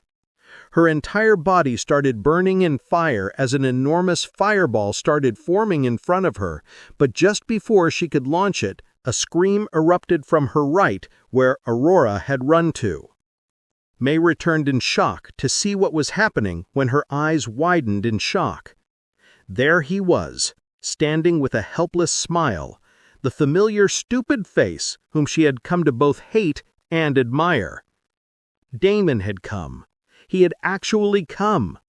He was standing right in front of her with blood dripping from his claws, and Aurora clung to his chest like a crazed monkey. "I knew you would come and save me." She beamed brightly like a happy little fool. She then, without any care in the world, tiptoed and even placed a kiss on his lips like nothing around them mattered at all. Damon didn't respond immediately. He stood perfectly still, his arms loosely wrapped around Aurora, crimson still dripping from the razor-sharp tips of his claws. His gaze was fixed forward, on the stunned man who had been orchestrating the entire assault, now frozen like a deer staring down an oncoming meteor. The surrounding players, once mocking and arrogant, backed away instinctively. Some stumbled, some looked around anxiously, and most turned to the leader to see what he was going to do now. "How the hell did you come here?" Bertram trembled in rage, his whole frame taut with fury. This man in front of him should not be here. Blood God should not be here. He told him that Blood God will not come here, and that he would have the chance to make Aurora his without any issues. But now... His hands clenched into fists so tightly that his nails bit into his palms, drawing thin lines of blood. His eyes, already wild with shock, became utterly bloodshot, veins creeping across the whites like cracks in glass. And through that haze of red, all he could see was her, the woman he had burned for, sacrificed for, bled for, so casually clinging to another man, laughing, kissing him, like the rest of the world didn't exist. Why did it have to be him? Him of all people? Since when has this been going on? Did she already sleep with him? Did he already taste the body that belonged to him and only him? Aurora was his to do whatever with, and now another man was taking her right in front of him? Something inside him snapped. A storm of emotions erupted in his chest, lust curdling into hate, longing souring into something monstrous and poisonous. It wasn't just jealousy, it was betrayal, humiliation, devastation. She had belonged to him. She was meant for him. And now she had spat on it. With that man. "I will kill you," Bertram spat, "and I will kill you too, whore. You acted like some pure white lotus, so high and mighty, and now you're running to him like you're his little bitch? I will kill you with my bare hands. I will let 100 of my men fuck you like the whore you are. See what I'm gonna do?" Damon sighed as he drained the blood essence from the guy. "Why do all of you have to give some sort of lengthy monologues? If you're a third-rate villain, act like it and just die already." Damon received a notification, but he did not bother to check it at the moment. His gaze swept across the other players surrounding them. He then smiled at Aurora, giving her a nod. "I got your back, my love," Aurora shouted in return. Damon once again chuckled helplessly as his figure disappeared. The next moment, another scream sounded in another part of the battlefield, as a player dropped dead, blood spilling everywhere. The slaughter began, and chaos and mayhem erupted. Myra could only silently swallow the lump in her throat as she watched Damon tear through the battlefield like a hurricane of shadow and blood. His movements were fluid, untraceable. One blink, and he was there. Another blink, and someone was dead, throat crushed, heart pierced, entire body dissolved in a burst of crimson mist. His gaze was fixed forward, on the stunned man who had been orchestrating the entire assault, now frozen like a deer staring down an oncoming meteor. The surrounding players, once mocking and arrogant, backed away instinctively. Some stumbled, some looked around anxiously, and most turned to the leader to see what he was going to do now. The slaughter began, and chaos and mayhem erupted. Mayra could only silently swallow the lump in her throat as she watched Damon tear through the battlefield like a hurricane of shadow and blood. His movements were fluid, untraceable. One blink and he was there. Another blink and someone was dead, throat crushed, heart pierced, entire body dissolved in a burst of crimson mist. His gaze was divine and terror. The chaos spread like wildfire. The once smug coalition of players was now fractured, their confidence cracking with each scream, each splatter of gore. Some tried to flee, but the barrier remained intact. Others raised weapons, desperate to fight, only to be felled before their attacks even launched.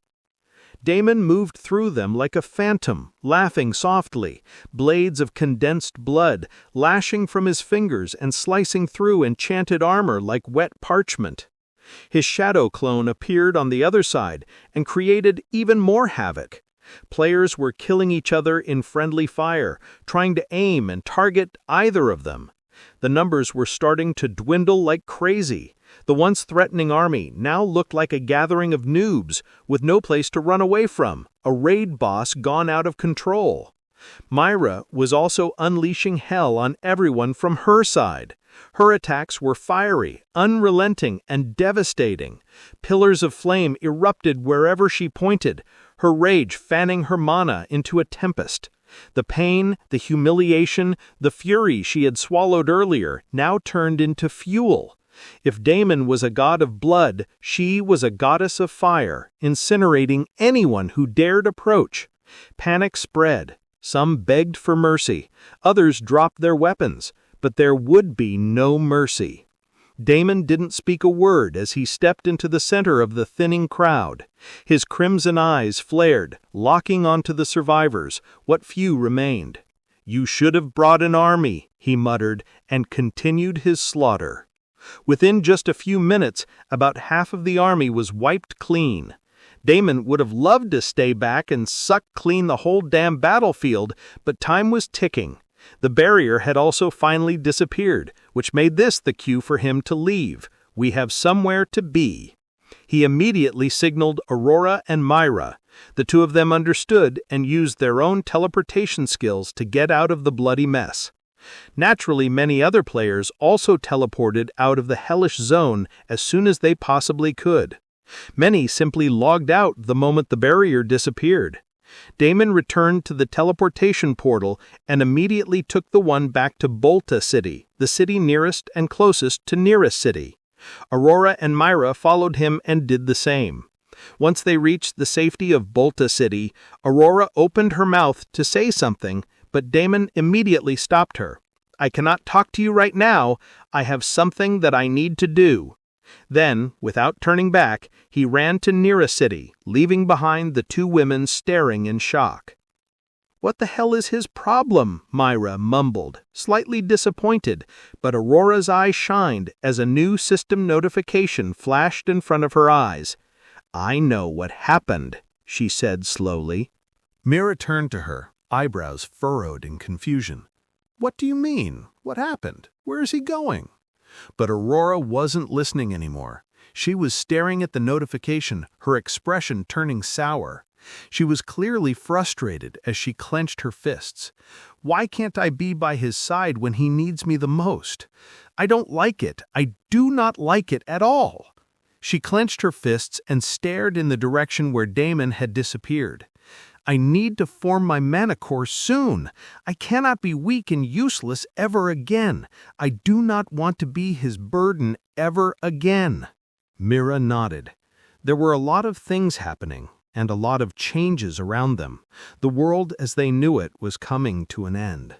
Today was just a glimpse of how they would be if they did not have enough strength, always at the mercy of someone else. We need to become stronger, a lot stronger. She nodded in agreement, her eyes turning fiery with determination.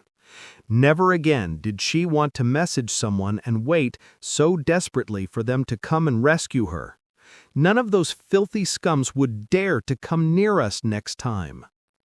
The two women discussed their next plans and then dispersed. The players who died would take a couple of hours to respawn so they could move freely for the time being without the threat of being ambushed again. Not that they were stupid enough to get caught in the middle of an ambush like that in the first place. A few people they had trusted turned their backs against them and they ended up in the situation.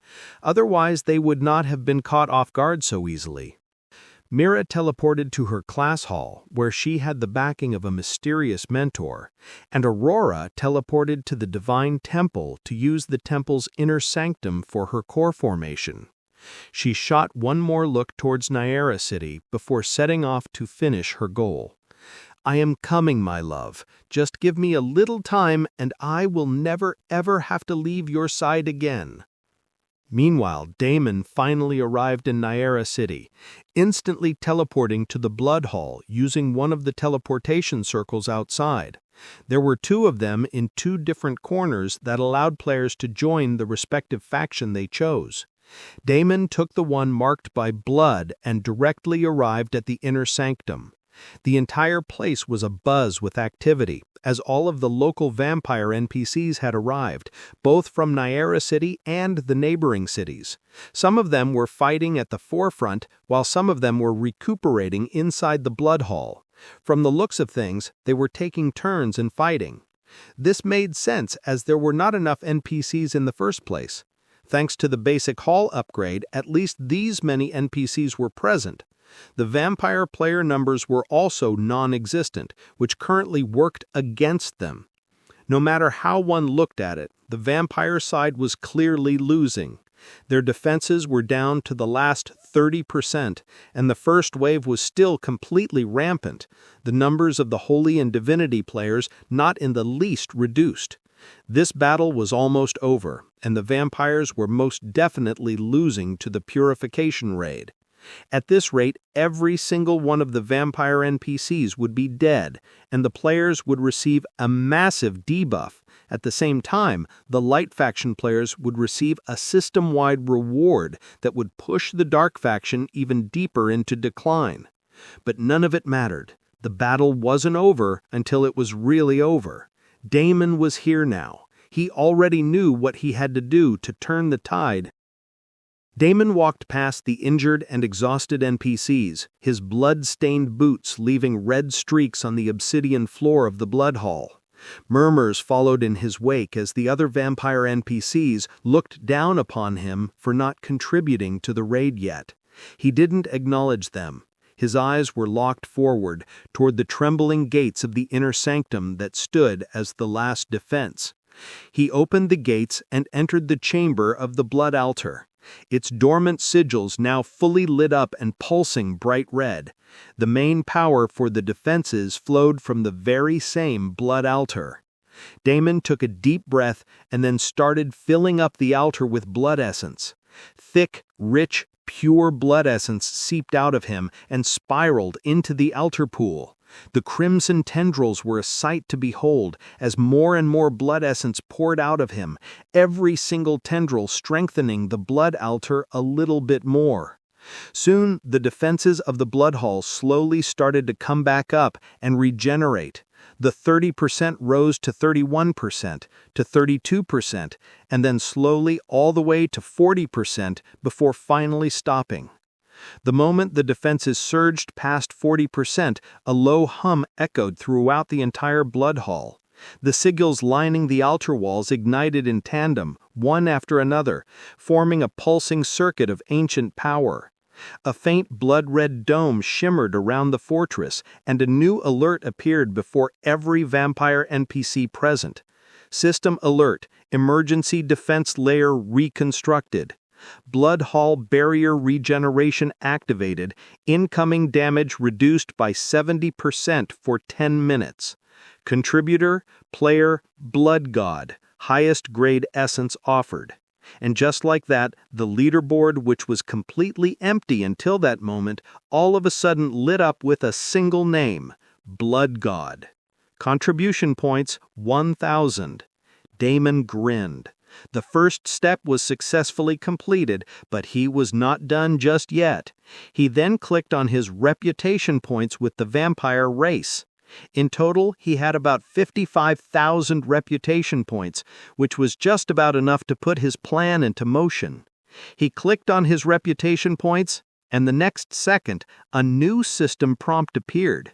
Ding. Do you wish to use your reputation points to empower the vampire base? Yes, Damon answered without hesitation. The moment Damon confirmed, the blood altar pulsed again, violently this time. The entire hall began to tremble from power. Ding! You have spent 50,000 reputation points. The altar started sloshing and gurgling violently as if a whirlpool was forming within it. The next second, a wave of blood energy spread outward in all directions, covering the entirety of the city. All the vampire NPCs stared in shock as they saw a system screen flash in front of them. Ding, your strength has been increased by 500 for the next 1 hour.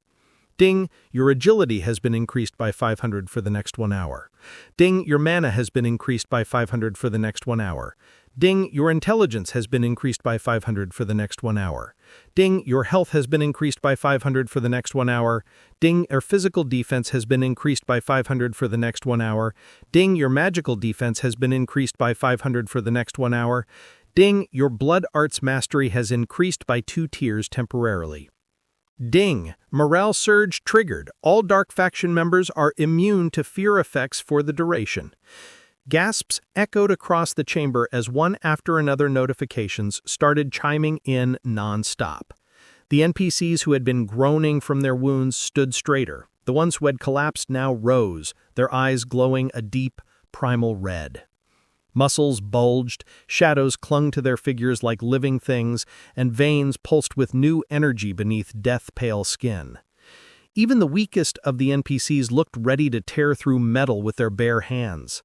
Outside the Blood Hall, across the ruined streets of Night Era City, the change was instantaneous.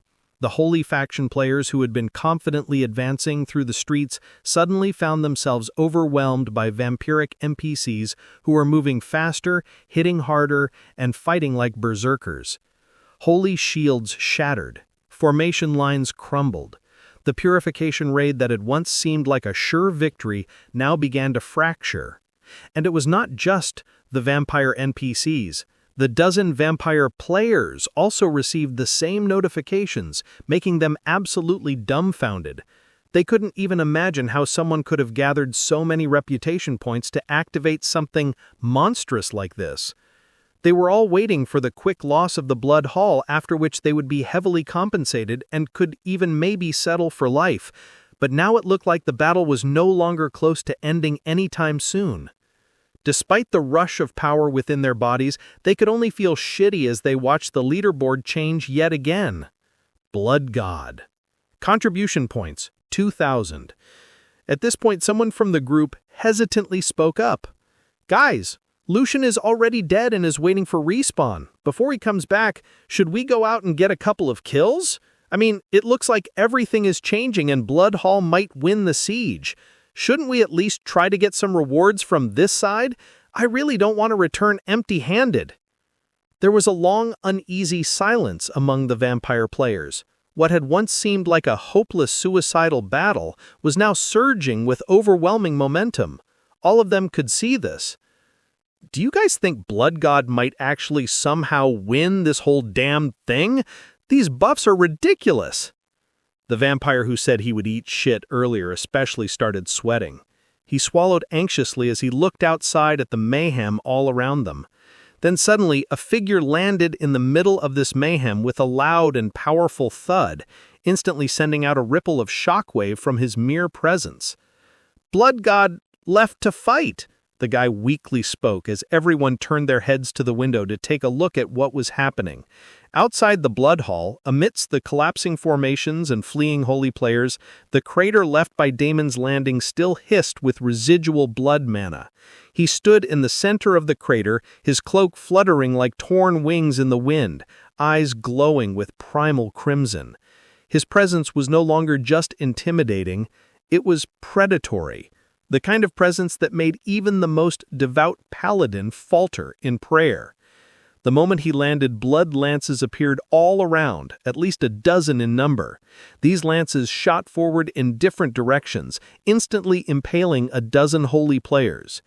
The blood essence from these players rose up in crimson tendrils as they shot towards Damon with a hunger of their own, spiraling into his body like rivers being called home. Damon didn't even flinch as the energy surged into him. On the contrary, his expression twisted into one of serene satisfaction. Ding! Blood extraction successful.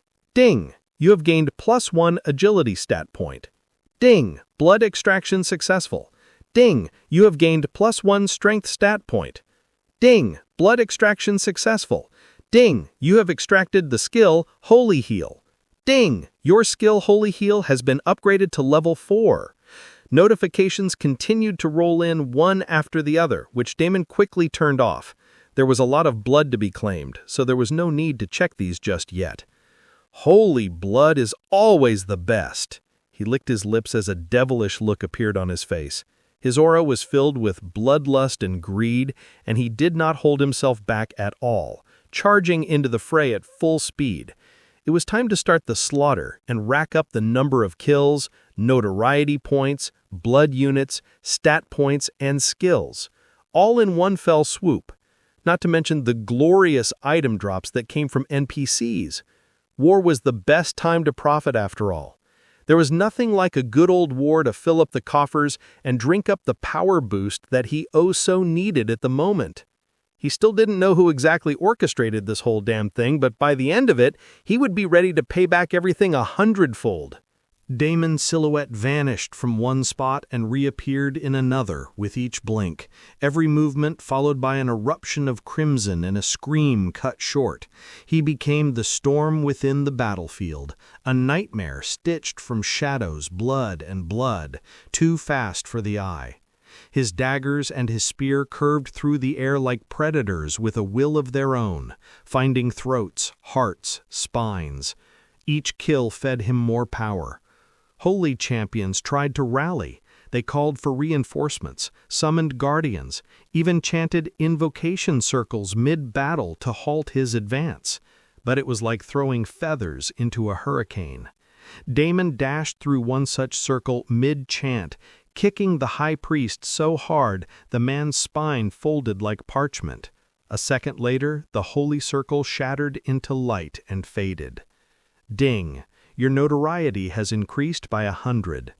Ding! You have acquired divine faith robes, epic.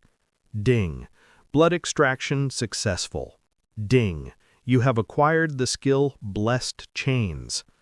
Surprisingly, the skills he was gaining from NPCs were a lot more diverse and rare when compared to the skills he had gained from the players so far. With each kill, Damon was becoming stronger and stronger, a lot more than he had anticipated. At first, he did not notice, but soon it became clear that his blood extraction success rate had jumped to a scary 70% from the 50% or 40% it was before. For every 10 kills, he was gaining stats or skills for 7 or more kills. Sometimes he was even gaining more than one benefit, like a stat point and skill combined. His power was increasing at a frightening pace. These NPCs also gave experience points, which was a sweet added bonus. He was now only a little shy of reaching the level 50 milestone. However, these were still small rewards. Damon knew he had to keep his eye on the big prize, especially now that he knew how overpowered the Super 10 guilds really were. If he had to compete on their level, then he needed a lot more than what he currently had. He needed absolute power. After culling down the numbers a little, Damon summoned Elena, the snake, to take care of the rest. She could deal with the weaklings and reduce the overall numbers in the purification raid. It was time for him now to join the big league. Besides the snake, Damon's shadow clone was also pulling in tremendous numbers. Between all the kills, loot was piling up on the battlefield. The dozen vampire players watched this sight with greed in their eyes and could not hold back any longer. After all, they had also received huge buffs and wanted to cry out their strength and newfound power. 5 of them finally slipped into the battlefield to loot and plunder all the fallen items. But the moment they touched the drops, a blood spear struck them and insta-killed them. "Did you really think I will forget all the loot?" Damon sneered, as he quickly took care of the mosquitoes. Naturally, he had laid this trap because he would rather prefer all these bitches to be dead than interfere with his future plans, or somehow mess with the raid success. Better to be cautious and take care of the pests while he had the chance. Damon took one more look at the battlefield. The battlefield was still mostly white and golden in color, but crimson was slowly overtaking. The NPCs had become drunk on their newfound strength. Vampires surged across the map like a tide of crimson retribution and were pushing back the overwhelming first wave of the purification raid. It was not just the holy and divine NPCs. A lot of players had also joined the raid in order to reap the rewards of such a large-scale event. But now they were all regretting their decisions, as the battle completely turned. Many of the players were getting insta-killed just from the crossfire. The scale of the battle was completely beyond them, and normal players couldn't even get a foothold inside the city to do some small damage here and there. The war was completely brutal. Damon observed the battlefield and watched the numbers go down drastically with every second. But this was just the beginning. If he was not wrong, then soon the first wave should end and the second wave should start. This was where the real trouble began. He took one more look and saw pockets of spots where the vampires were getting pushed back because of the usage of some special items or short-term buffs, particularly the weaker ones, and he quickly headed over there to take care of the anomalies. Surprisingly, one of the anomalies was none other than Magica, the mage he had faced before. Damon's grin widened as he decided to pay his fellow high-tier player a visit. The last time around, this guy gave him a unique skill. Maybe this time he would give even something better. Magica's entire body was covered in flames as he hurled one powerful attack after another at one of the vampire NPCs, slowly and steadily bringing the health down. His face was beaming with joy as he was so close to finishing off a key player in the battle. Blood God's arrival here had been less than ideal, but it should be impossible for one man to change the course of the battle. He gritted his teeth and sent out another attack confidently. With his talent, he would undo whatever crap Blood God had pulled. He was sure of it. However, before that attack could land on the target, a crimson lance easily blocked and scattered the attack. Shadows congealed in front of Magica, making his face turn ashen.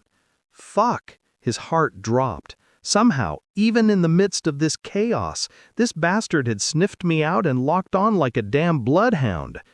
Magica instinctively began casting a blink spell to retreat, but it was already too late. A second blood lance tore through the space beside him, disrupting the flow of mana and canceling his spell mid-cast. "You again," Damon said, appearing from the shadows. "You did not learn your lesson the last time." Magica's eyes widened in horror. He quickly erected a triple-layered flame barrier, surrounded himself with defensive enchantments, and even used a rare artifact to boost his magical defense. "Blood God, you are pushing your luck. You need to know when to stand down and accept your loss, and when to fight back. You make one wrong move, and he might just make everything a lot worse. You should already know what he is capable of." Damon sneered. He did not respond and instead casually thrust forward his crimson lance, which shattered one barrier after another without any sort of resistance. Magica started panicking more. But there was nothing he could do. No matter how much he threatened, Damon simply did not seem to care about that person at all. "Blood God, you will definitely regret this." Magica screamed as Damon unleashed a brutal barrage with his bare claws, using blood cleave to tear apart the fire mage like he was made of paper. Ding, blood extraction successful. Ding, you have acquired the skill burn. Ding, you have gained +2 luck. Ch! Damon clicked his tongue. He had hoped for a better skill, but all he got was a shitty burn. At least he gained 2 luck stats, which was huge. He shook it off and prepared to move to the next area, when suddenly the guy he had killed, once again, magically resurrected right in front of him. Oh! Damon raised a brow. His grin widened, and Magica's face paled. You guys have really used a lot of resources for this raid, haven't you? He grabbed Magica's neck with his bare hands and started squeezing it with his claws, drawing blood wherever they touched. The man started pouring out like a fountain, all the fountain waters heading straight to Damon. As he watched the life slip away from the man's eyes, Damon suddenly had another thought. Are there more high-level players hidden in the purification raid? I guess even you guys couldn't pass up the golden opportunity to earn a few more contribution points and reputation points, huh? Magica croaked and dropped dead for a second time, but the look on his face gave all the answers Damon needed. If he was not wrong, then there should be several high-tier players hiding amongst the NPCs, and each one of them is potentially a blood bag carrying a precious skill. Ding, blood extraction successful. Ding, you have acquired the skill Flame Explosion. Ding, you have gained +2 luck. Flame Explosion. Any target afflicted by fire-based skills becomes primed with unstable elemental energy. Upon the target's death, or after the debuff duration ends, the energy violently detonates, dealing area of effect fire damage in a radius around the target. The explosion scales with your intelligence and fire affinity and inflicts burn on all nearby enemies. If burn is already active on the target, the explosion radius and damage increase by 30%. What a nice guy. He made sure to give me 2 skills. Damon's lips curled as the notifications rolled in. He only glanced at it before he started moving again, but he suddenly stopped as he realized that the skill wasn't all that simple. Sure, it was not a super flashy skill, but the devil was in the details. The chain effect on this skill was ridiculous. He could potentially cast this skill again and again and create a huge mess on the battlefield. And if his mana and his fire affinity were sufficiently high enough, then the results could even be catastrophic, a full-on massacre. Wasn't this actually perfect for his current situation? Looks like you were worth the effort after all, Damon grinned as his hands were itching to try it out, and his gaze swept to the area where Alina was running amok. The huge fire serpent was spewing out fire everywhere, standing in the safety of the vampire NPCs. Damon had not even instructed the snake to do something like this. She had strategized it on her own. She was an extremely intelligent beast. And right now, she had prepped the battlefield perfectly for him, already having inflicted fire damage upon many NPCs. She didn't have the buff that the other vampire NPCs and Damon had, so her dot damage was ignored by many, and they hadn't even bothered to heal or dispel it. This provided the perfect in for Damon to test out his new skill. He quickly invoked the new skill, Flame Explosion. The result was instant and horrifying. Alina might not have the buff, but he sure did. One afflicted knight collapsed, and his death triggered an eruption of molten fire that detonated his corpse like a bomb. The blast consumed a cluster of squires nearby, who, having been marked by Alina's attacks, went off like dominoes. On the other side, 2 others collapsed, triggering 2 more chain reactions. The explosions chained violently one after the other, erupting in a sprawling, multi-ring inferno that engulfed half the plaza. From a distance, it looked like a golden lotus, blooming in slow motion, wave after wave of flame and ash. Ding, you have killed 14 enemies. Ding, you have gained experience points. Ding, you have killed 24 enemies. Ding, you have gained experience points. Ding, you have killed 5 enemies. Ding, you have gained experience points. The notifications continued to roll in, and plenty of loot littered the battlefield. More importantly, the numbers of the raid were instantly cut down by a quarter, just one attack doing a ridiculous massive wave of damage. The culling was more than enough to trigger the next phase, the second wave. Damon grinned ear to ear as he watched another teleportation portal open up. This time the backup didn't come in hordes. Instead, only a couple dozen men arrived, all dressed in divine and holy attire, and every single one of them was at least level 75.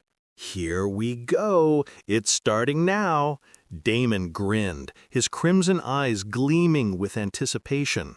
Until now, they'd only been swatting at small fries, overconfident stragglers, clueless guildies, and cannon fodder. But that was over. The real game was beginning.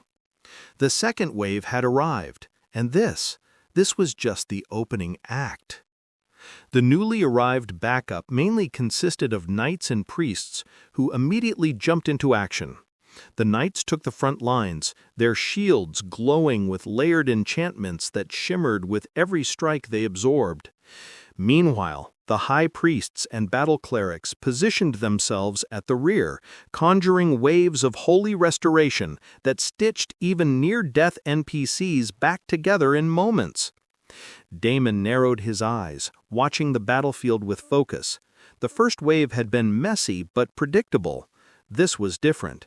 These were trained tacticians with synchronized formations and enhanced synergy.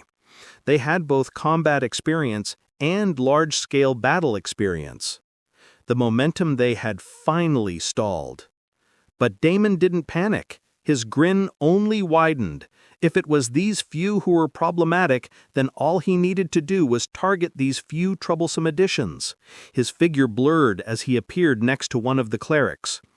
Unlike the healer-class players who typically screamed at his sudden appearance, the battle-hardened cleric only looked slightly startled. With a loud snort, he twisted his staff mid-chant and unleashed a radiant shield with a burst of holy light. The protective barrier crackled into existence, followed instantly by a retaliatory holy blast aimed squarely at Damon's chest, some of the other knights and paladins rushing to his aid at the same time.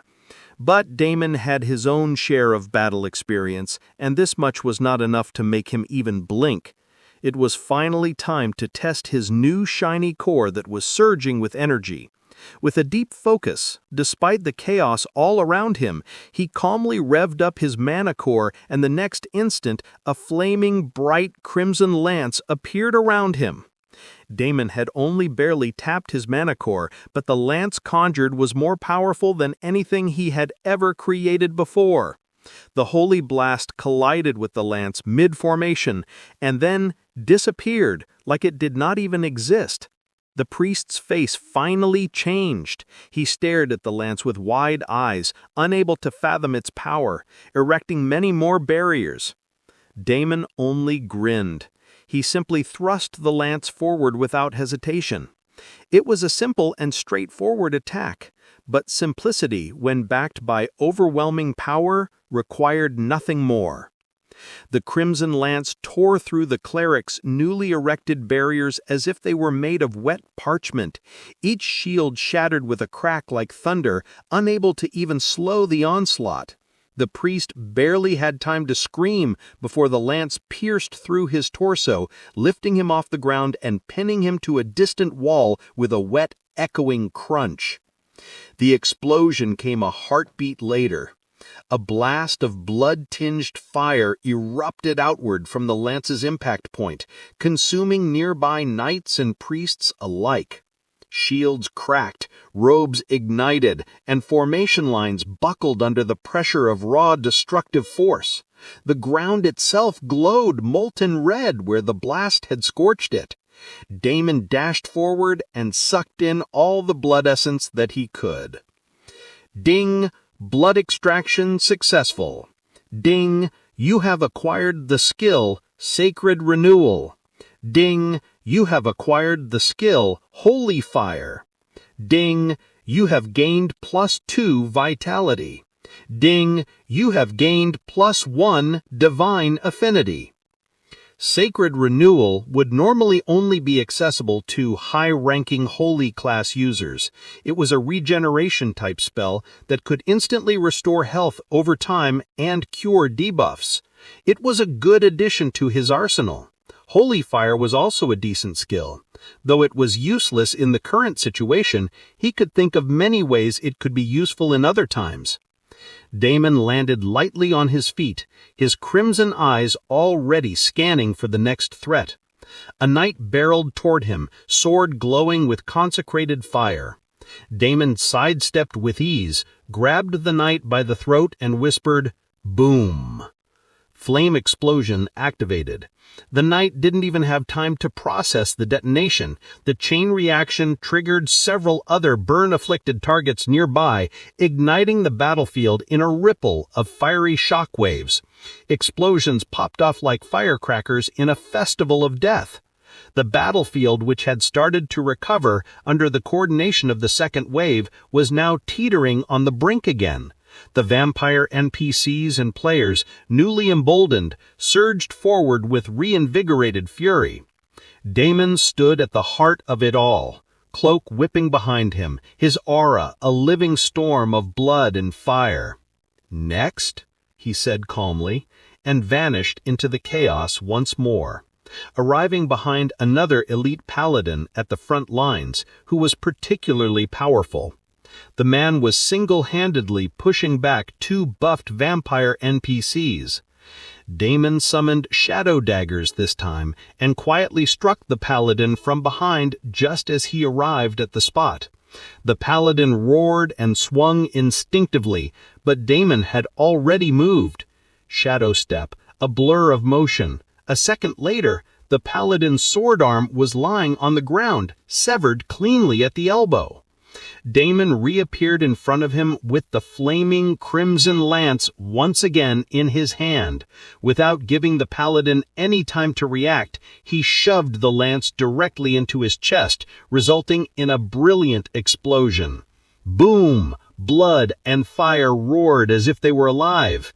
Even though the paladin was several levels higher than him, Damon's body had already undergone ridiculous transformation not once, but twice. His stats were almost twice the elite paladin stats, and the man had no chance right from the beginning. The explosion sent waves of molten red light rippling through the ground, and the air shimmered with residual mana backlash. The paladin didn't even get a death scream, just a shocked exhale before being consumed, armor and all, by the inferno. Charred fragments of divine steel clattered across the scorched stone.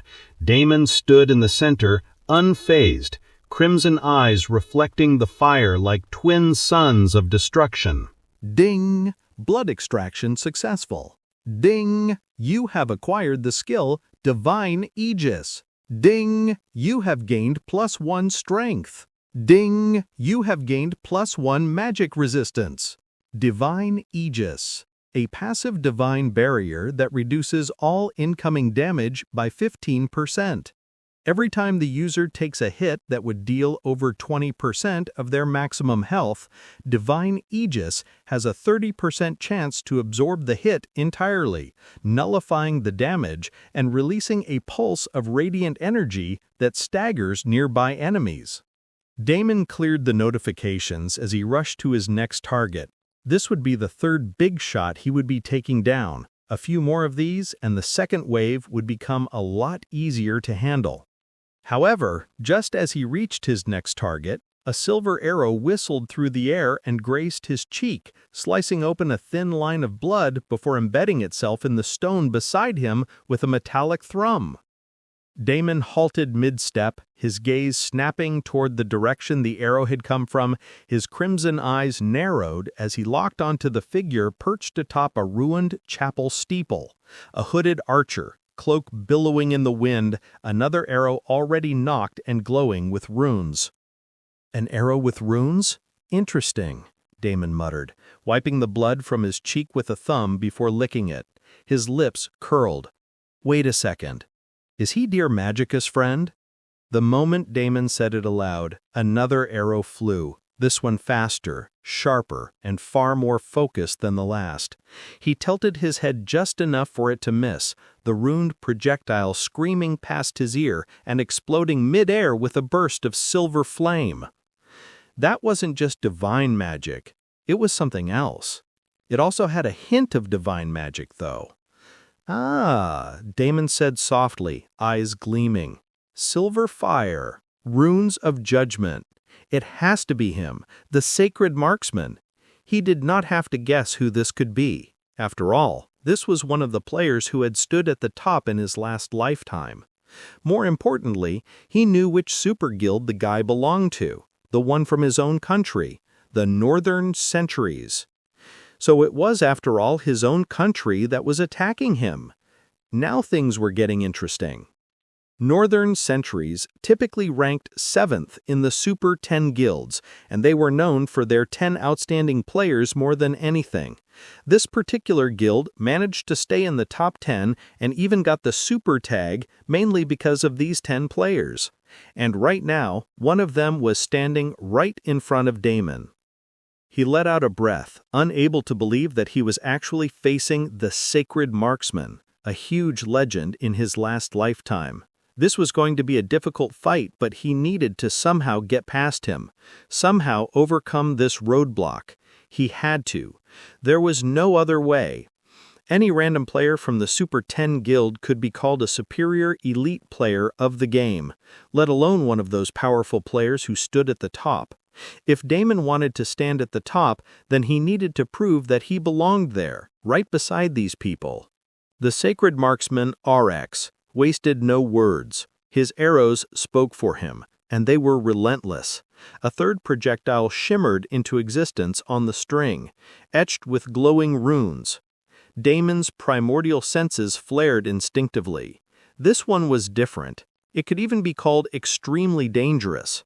The Sacred Marksman, in his last lifetime, was known to use unique arrows that had many diverse effects, including sealing and locking someone's movement, disabling their mana for some time, and heck, even temporarily paralyzing them with a ticking poison damage. Damon's crimson eyes caught the faint purple glimmer of the arrow. This was definitely the paralyzing and the poisoning kind. Damon's body vanished in a blur of shadow. The arrow tore through where he had been a second ago, splitting stone, detonating with a resonant chime of pure silvery judgment. The light rippled outward, revealing hidden sigils in the terrain around him, a pre-laid snare field. Damon had to admit that it was only a fluke he did not step into that trap. Maybe he instinctively took the decision, but it was definitely not a conscious one. With a pulse of his mana, Damon unleashed Shadow Meld, sinking into the flickering darkness of the ruined cityscape. But even cloaked, he could feel RX's gaze, keen, sharp, anchored by something beyond sight. "I need to end this quickly," Damon muttered, a smile playing at the edge of his lips, despite the danger. The wind hissed as another arrow missed him by a hair, slamming into a crumpled statue and lighting it up in a burst of sacred silver flame. Damon ducked low, cloaked in shadow meld, his form weaving through the ruins like a phantom. His smile widened, his blood surged, not from fear, but excitement. He could directly shadow step right behind RX and get real up close and personal with him. But if he did that, he would be underestimating the opponent, and that would be a foolish move. Only a fool would think someone like RX wouldn't have taken proper countermeasures for a move like that. The area around him was probably covered with all sorts of snares, potentially many with mana-locking ones because they are the most fatal ones. The solution was to either engage him in long range or force him to move somewhere not of his choice. Damon's grin turned razor-sharp as possibilities flickered through his mind like cards shuffled in a gambler's hand. He couldn't win this encounter with brute force alone. RX wasn't just a damage dealer. He was a battlefield controller, a sniper general who shaped the fight before it even began. If Damon wanted to turn the tide, he needed to collapse that control. So be it. He called his shadow clone back to him as a backup. At the same time, a fiery bright crimson lance appeared in his hand. It was time to see how the strategist does against a pure power shot. With the buff still ticking down, the crimson lance gloriously appeared, heat shimmering in waves and warping the air around it. The ruined ground at his feet cracked with spiderweb fissures. His shadow clone mirrored the motion beside him, mimicking the charge. 2 daemons, 2 lances, 1 target. Up on the chapel's crumbling steeple, Oryx didn't flinch.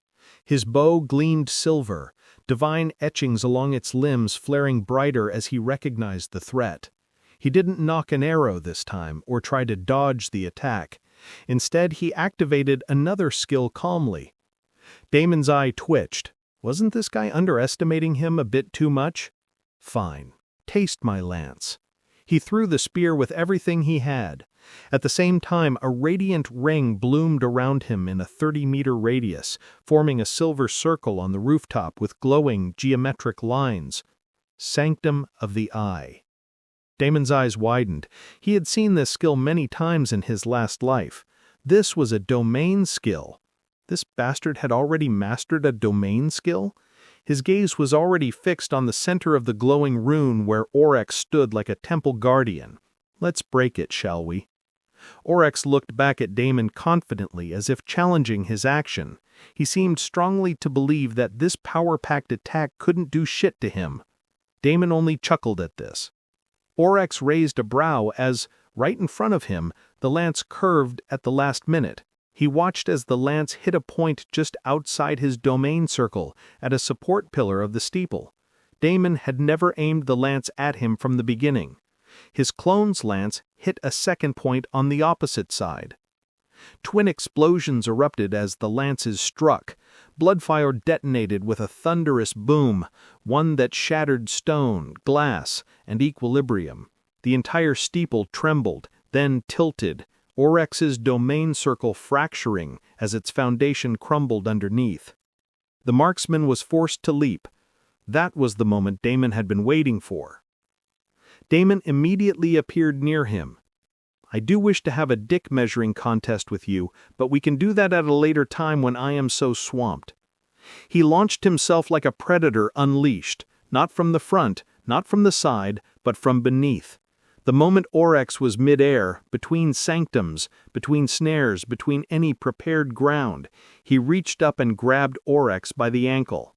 The look of surprise on Oryx's face was fleeting. He twisted and fired a point-blank arrow, one that shimmered with sealing energy, but Damon didn't dodge. Divine Aegis triggered.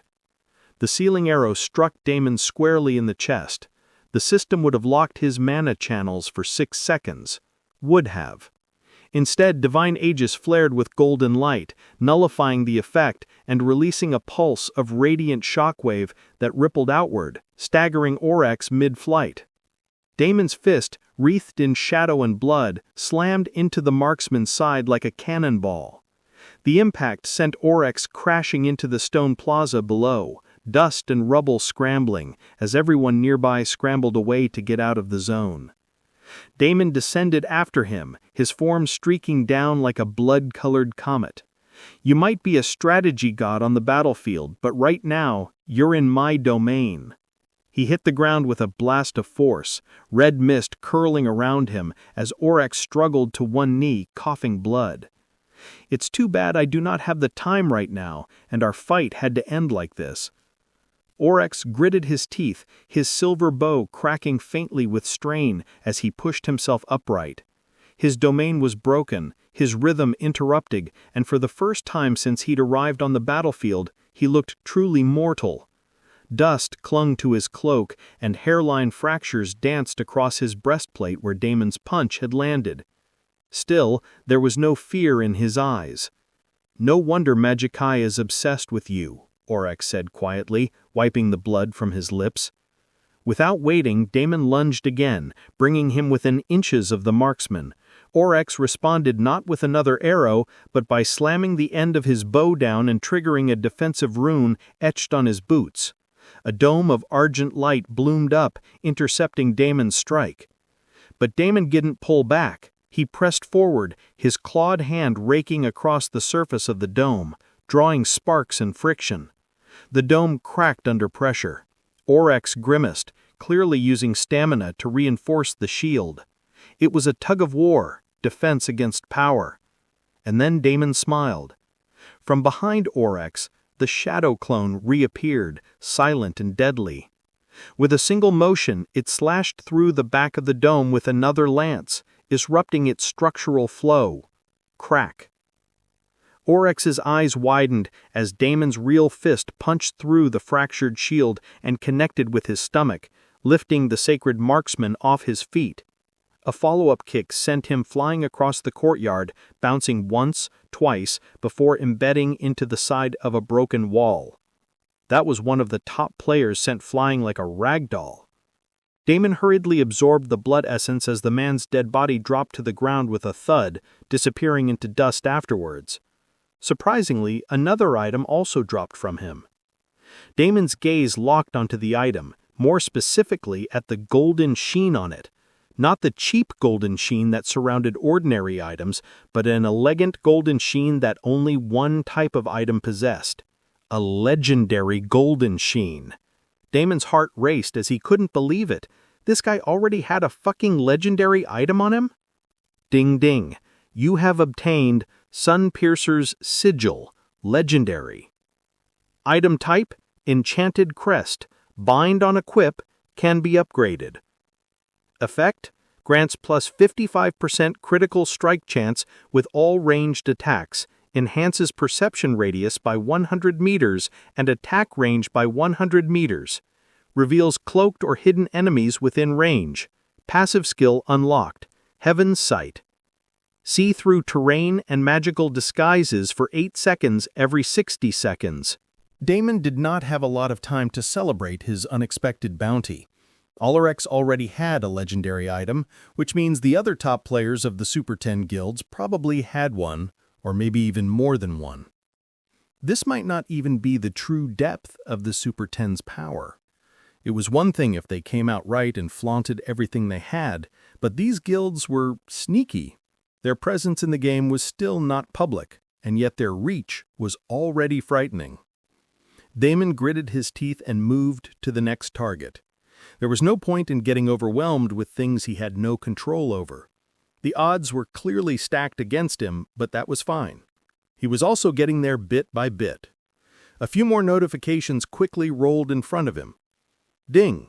Blood extraction successful. Ding! You have acquired the skill Sacred Rune Crafting. Ding! You have gained +1 agility. Sacred Rune Crafting. You gain the ability to inscribe divine-grade runes onto weapons, armor, accessories, and battlefield terrain. Sacred runes grant powerful temporary or permanent buffs depending on the medium and materials used. The complexity and potency of the rune depend on your intelligence and mana capacity. Passive effect increases success rate and effectiveness of all rune-related activities by 30%. Reduces mana cost of rune activation by 20%. Active effect allows real-time inscribing of up to 2 sacred runes mid-combat onto self or allies.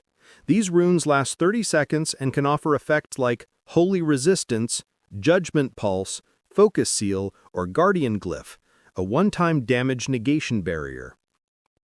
Damon's eyes flicked over the new skill description, and a grin curved across his lips. He had actually managed to steal one of the guy's core class skills. A stream of knowledge about runes flowed into his mind when he activated the skill, but now was not the time to dwell on it. His buff was going to run out any second now, and before that, he needed to take down a few more of the big shots in order to have any hope of winning this purification raid. Damon once again dove back into the battle as he activated Flame Explosion. Immediately, another round of players who had minor burn injuries became to explode left and right and take many down with them, giving the vampire side a much-needed breather. Setting up a base in hostile territory was not a simple matter.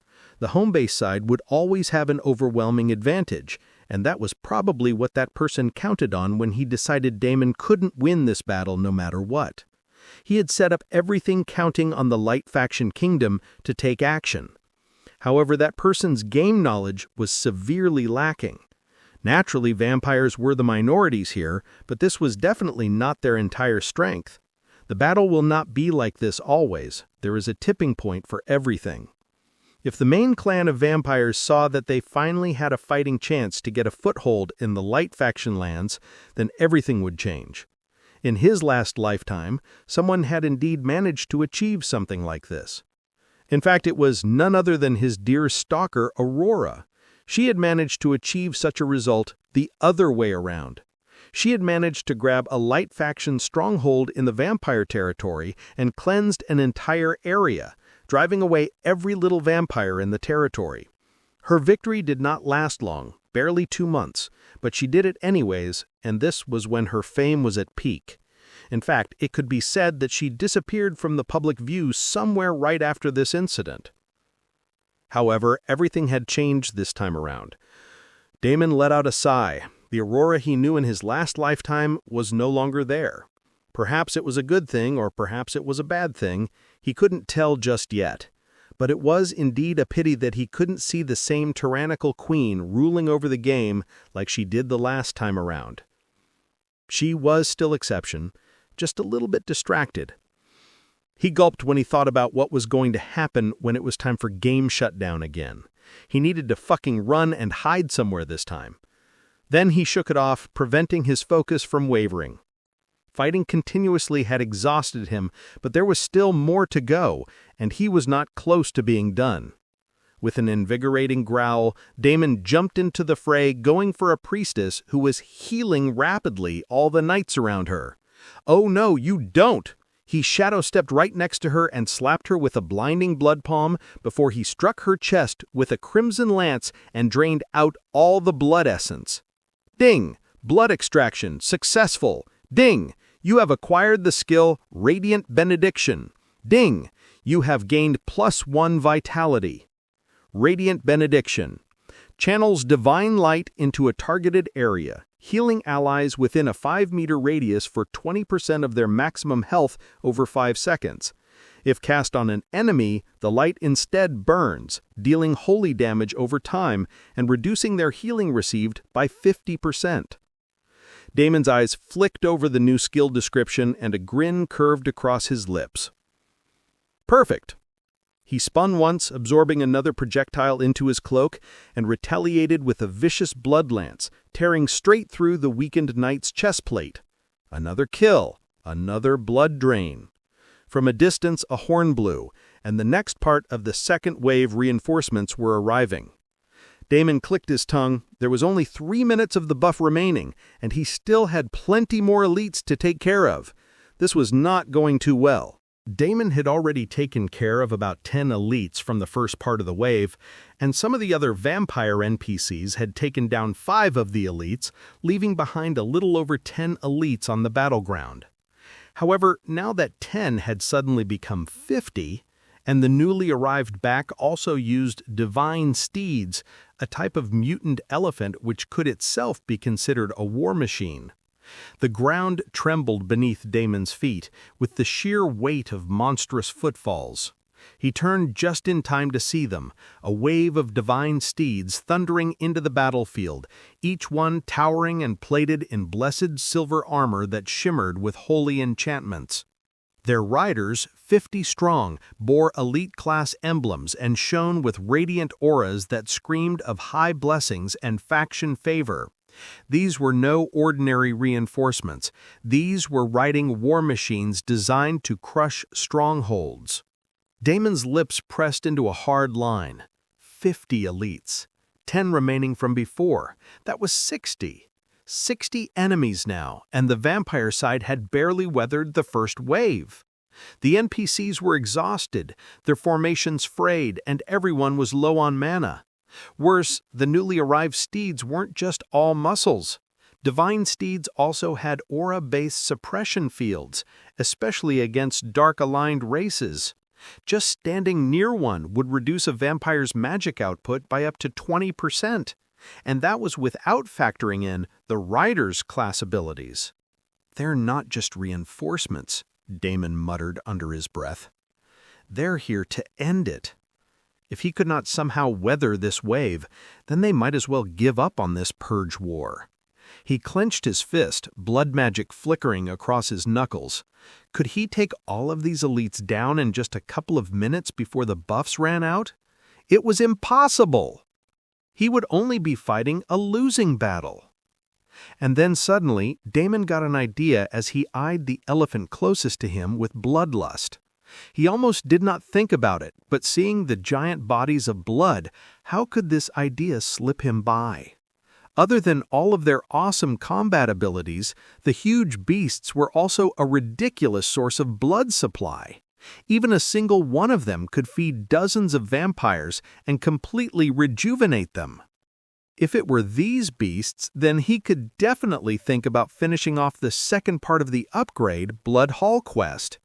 Damon had already filled his blood archives quite a bit when he faced Bertram and his army, and then again when this purification raid started. Right now, he was at an all-time high in blood supplies. With these 50 divine steeds in play, he just might have enough blood essence to cover it all. Damon quickly shifted his strategy and once again started targeting the weaklings left and right by activating multiple flame explosions. He was absorbing blood essence from all directions like a maniac. At the same time, he rushed to the nearest divine steed and shot a crimson lance aiming right at its ass, rumored to be the weak point of the big beast. The divine steed let out a trumpeting bellow that shook the broken ruins, its hind legs buckling as Damon's crimson lance struck true, embedding deep into the thick muscle. A gush of radiant blood, oddly golden red, burst out as the beast stumbled, crashing into a nearby wall and taking its rider down with it. Both were stunned, but Damon didn't even spare the rider a glance. His eyes were locked onto the blood. So much blood. He moved like a reaper unleashed, eyes glowing with the manic thrill of opportunity. Blood drain, blood siphon, blood extract. He siphoned not just from the wounded beast, but also from the splatters on the ground, the shattered corpses, the severed limbs of fallen enemies, all of it feeding into his blood archives at an insane pace. His internal system pulsed, the archive bars surging with red. The entire sight became far too surreal to watch. Tendrils of crimson from everywhere shot at an insane speed as they bore into Damon's body, the biggest being the tendril of crimson from the elephant's ass. The normal players in the vicinity shivered at the sight of the horrific scene of the villainous blood god not even letting an elephant off. And Damon did not stop with the one elephant. Even as he was absorbing the blood essence, he conjured another 10 spears aimed at 10 more divine steeds. The battlefield convulsed with chaos. 10 more spears shrieked through the air like falling stars, each one glowing hotter than molten steel. They slammed into divine steeds, aiming right for their rears, and particularly a huge hole at that. The divine steeds growled in anguish and agony, their entire bodies trembling from unimaginable pain. Fountains of blood jetted out from 10 huge assholes, all of the blood energy flowing towards Damon. The screams of the divine steeds echoed like war drums across the ruined landscape, reverberating through shattered stone and scorched air. The ground quaked as one after another the massive beasts toppled, crashing into each other like fallen siege towers. Their riders were flung off like rag dolls, crashing into debris, some crushed under their own mount's armored weight. Golden red blood sprayed into the sky like geysers. Every single one of them was caught off guard, as no one had expected a heinous attack like this. Damon did not stop. He greedily sucked in the blood essence, his body taking it all like a black hole vortex. There was barely a minute before the huge buff ran out, and he intended to use every second of it. After the first 10 elephants fell, the divine knights and holy crusaders became more alert and quickly erected several barriers around themselves and their divine steeds, but it was of no use. Normally, such defenses would have been impenetrable, absolute walls that repelled unholy forces and turned entire tides of battle. However, under the effects of the buff and Daemon's relentless attacks, one after another the divine steeds continued falling. Meanwhile, the entire world erupted in chaos as all of the local chat channels, the world chat channels, and even every single guild's private chat channels exploded with the same discussion. Mecha Saint. What the hell is going on with Niera City? Crimson Devil. Guys, I am in the nearby city. I can see a huge vampire-themed building at the center of the city. The whole place is in ruins. This huge building just popped out of nowhere. Does this mean the vampire race is now open for everyone? Damn, I have been waiting for this forever. Good guy. No way, that's just a regular event. Did anyone see the system-wide announcement? Blood God is doing something insane again. Golden Paladin. Our city got overwritten? How? We had elites, divine mounts, and blessings from 2 high churches. Ratatus Took. You forgot to bring ass armor for your elephants. Rookie mistake. Bogo. I saw that video. That guy did not even leave the elephants. What a wicked maniac. Goat. What do you guys know? Those elephants are the wicked things. Do you know how many times I got killed because of those fuckers while trying to complete a quest? What is happening is justice. Monster. Fuck the elephants, guys. What's going to happen to the vampires now? Are they going to become the new ruling faction here? What the hell is this large-scale battle? Hedgehoe. I went to the city to participate and got sent out in a minute. Don't even know how I died. Panty Sniffer. Everyone, you can go and donate coins to the Holy Faction and Divine Faction. It's the easiest way to get contribution points in the war. Every little bit helps. If you have coins, go do it. Rose. Pantasniffer, I have some deals for you. Want to come by the Hokum City water fountain? I think I know what you want, and I have plenty. Fog. Lol, I think that woman is selling you her pussy panties. Monster. At Rose, I am ready to meet you, babe. How about we meet at the inn instead? This daddy has a lot of coins. Mafia Ranger. Everyone, you can go and donate coins to the Holy Faction and Divine Faction. It's the easiest way to get contribution points in the war. Every little bit helps. If you have coins, go do it. Ganks. Aren't these two that Daddy Brutal's Dragon Guild members? Why are they campaigning for the Light Faction? Aren't they afraid that Blood God is going to rip them a new one after he wins this whole thing? Rose, baby, I also got some coins for you. Do you have an OnlyFans page? Borta. Who are you kidding? There is no way Blood God is winning here. For real. Same. The Paladins and the Crusaders are completely thulping the vampires. There is no way Blood God is going to win. Bad Boz. Everyone, you can go and donate coins to the Holy Faction and Divine Faction. It's the easiest way to get contribution points in the war. Every little bit helps. If you have coins, go do it. While the chat channels were going crazy, the situation inside Niera City was becoming even more chaotic. The purification raid that was supposed to suppress a rogue vampire presence had instead turned into a citywide catastrophe. In another part of the game world, a knight in shining armor was flashing his golden smile and sweet-talking an NPC. Right at this time, a message flashed on his screen.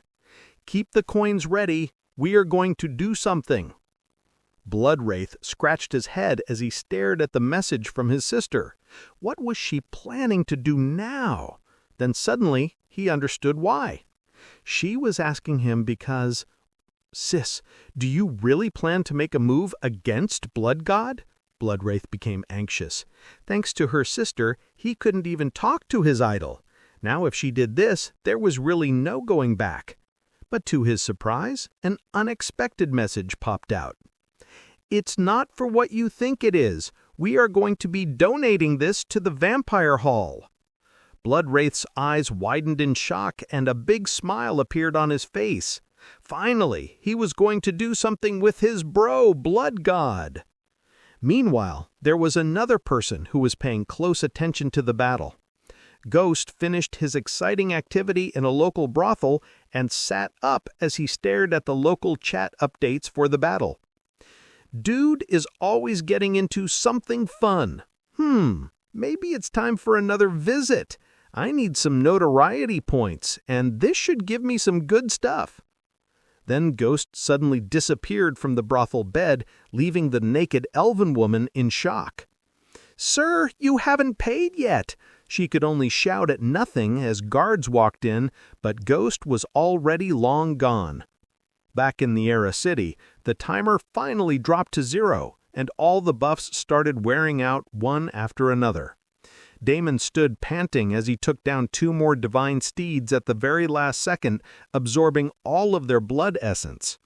He felt a wave of weakness sweep across him as he thrust his arm forward, launching his final blood lance just as the buff ticked out. It speared through the throat of a divine steed mid-charge, sending the colossal beast toppling into a group of priests behind it. The impact shattered stone and bones alike, and a final cascade of radiant blood was pulled into Damon's form. He stood in the middle of the blood-soaked battlefield, his chest heaving with exhaustion, his limbs slightly trembling from overexertion. Even the ground beneath his feet was scorched and stained crimson. The next second, his figure disappeared from the battlefield and reappeared inside the Blood Hall's main chamber. There were still about 20 divine steeds left on the battlefield, but he did not care. They needed this upgrade right now. Even a partial one might change the outcome of the battle big time. Just as Damon was about to open up the Blood Hall panel and deposit the blood, all of a sudden a thunderous boom echoed, and a huge shadow appeared on top of Naira City. Damon's eyes went wide as he did not have to guess what this shadow was. It was a fucking worm. It was a huge-ass fucking worm. The sky tore open like fragile silk as the monstrous shadow descended, casting an overwhelming presence across the ruined cityscape. The ground shook once more, not from divine steeds or knightly charges, but from sheer primal fear, as the players and NPCs both craned their necks to look up. A massive, obsidian-scaled worm slithered through the clouds, each flap of its tattered, crimson-streaked wings stirring cyclones of ash. Its eyes glowed with hellish gold, and every breath it exhaled shimmered with molten heat, warping the air like ripples in a furnace. A fireworm, a world boss-tier creature that had no business appearing in a faction raid zone, and yet one was standing right in front of Damon. Damon froze mid-step inside the Blood Hall, his hand still raised toward the altar. Then, with a big predatory smile, he withdrew his hand quickly. There was no point in doing any blood donations now. It looked like he was going to need all the blood for himself for this epic upcoming fight. Damon's determination did not falter as he once again dove back into the battlefield. He thought that Aurochs, the sacred marksman, was the only trump card the northern sentries took out this time, but clearly he was wrong. Whoever was behind everything had gone one step above and beyond to make sure all his attempts were completely squashed, with not even a little chance of success left behind. But that was fine. If there was one thing Damon had learned in both his lifetimes, it was that the higher the wall, the better the blood when it came crashing down. He wasn't the same weakling as he was in his last life. Whatever the challenge was, he would rise to face it. The air had turned volatile, sparking with fire mana so thick it scalded skin. The worm let out a roar that cracked the heavens. A ring of flame erupted from its gaping jaws, sweeping across the battlefield like a hell-born tsunami. Divine knights and vampire NPCs alike were sent flying, scorched and broken. Players logging in mid-battle were instantly obliterated, turned into ashes before they could even react. System notifications blared across screens like screams in the dark. The worm's descent was nearly complete, and as it dropped to the scorched earth with an earth-shattering crash, meanwhile Damon blurred across the field.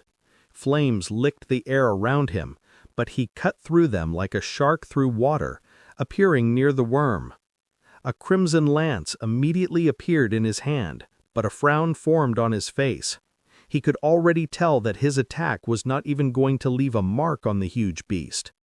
The worm itself was a colossal beast, almost impossible to defeat.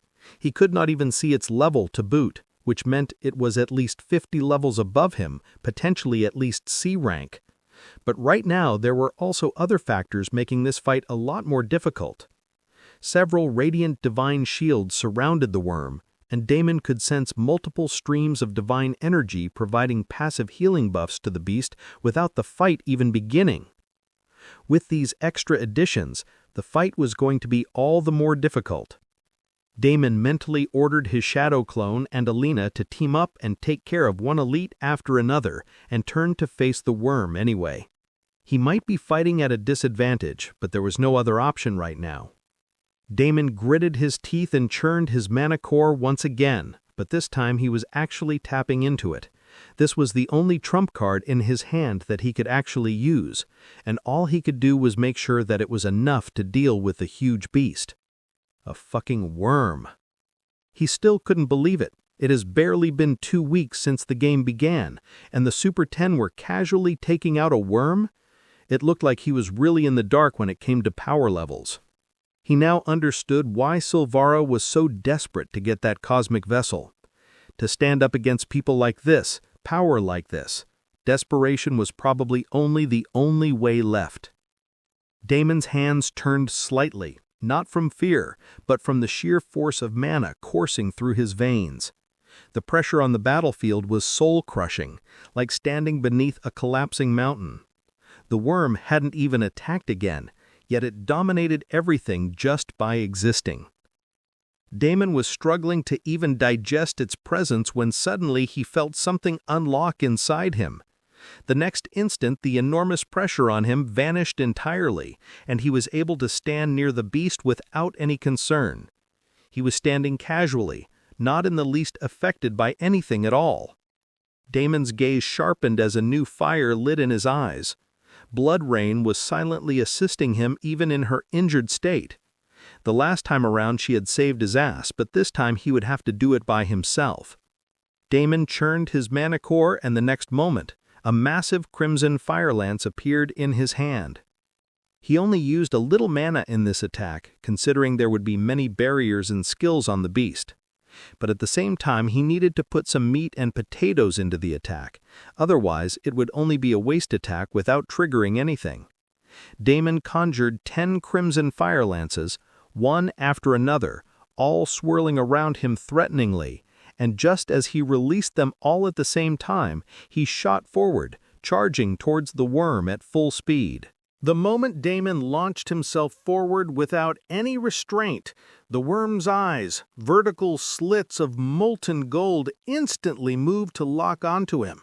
For a fleeting second, there was a flicker of surprise in that monstrous gaze, as if the worm hadn't expected a mere insect to charge straight into the maw of oblivion. But the expression vanished just as quickly, replaced by a huff of scorn. A rumbling snort burst from its nostrils, sending twin jets of superheated steam curling into the air, the embodiment of contempt and unshakable arrogance. To a creature like this, Damon was nothing more than a flicker in the storm, a spark before the wildfire. But that flicker had dared to rise, and that, more than anything, caught the worm's attention. Its massive head tilted ever so slightly, as if to say, "Very well, let's see how bright you burn before I turn you to ash." Damon's heart raced as he met the gaze of the monstrous beast, but this was not the first time he had come across a worm or fought against one. The last time around, he got pummeled to the ground and erased into oblivion. But this time around, he charged ahead without hesitation. The scorched earth cracked beneath his feet with every step, mana roaring through his veins like a war drum. Around him, 10 crimson lances spun in a deadly orbit, each one dripping with infernal fire and raw blood magic. The worm's gaze followed his path with arrogant calm, its vertical, molten gold pupils narrowing ever so slightly. It had seen thousands of would-be heroes before, fools who mistook courage for power. To it, Damon was just another flame to smother, another challenger to reduce to ash. Yet, for all its disdain, it watched intently. The first crimson lance materialized in Damon's hand, blazing like a shard torn from the sun. He thrust it forward with a snarl, and it howled through the air, an arrow of pure destruction. It slammed into the worm's outermost divine barrier with a thunderous crack, shattering it into brilliant shards of holy light that scattered like broken glass across the sky. The second lance spun away from him and launched forward with almost gleeful hunger, followed by the third, the fourth, each one piercing through the layered divine shields like they were paper walls.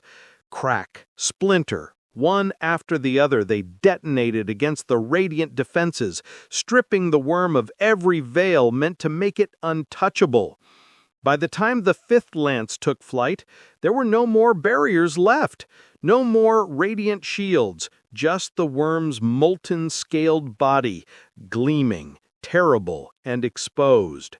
The fifth lance aimed to wound. It screamed through the air, red fire trailing behind it like the tail of a blood star, and it struck true, slamming into the beast's side with a concussive burst that lit up the battlefield. However, not even a scratch was left behind.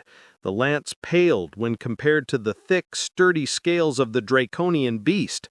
The worm snorted in disdain, as if it knew this would be the result all along.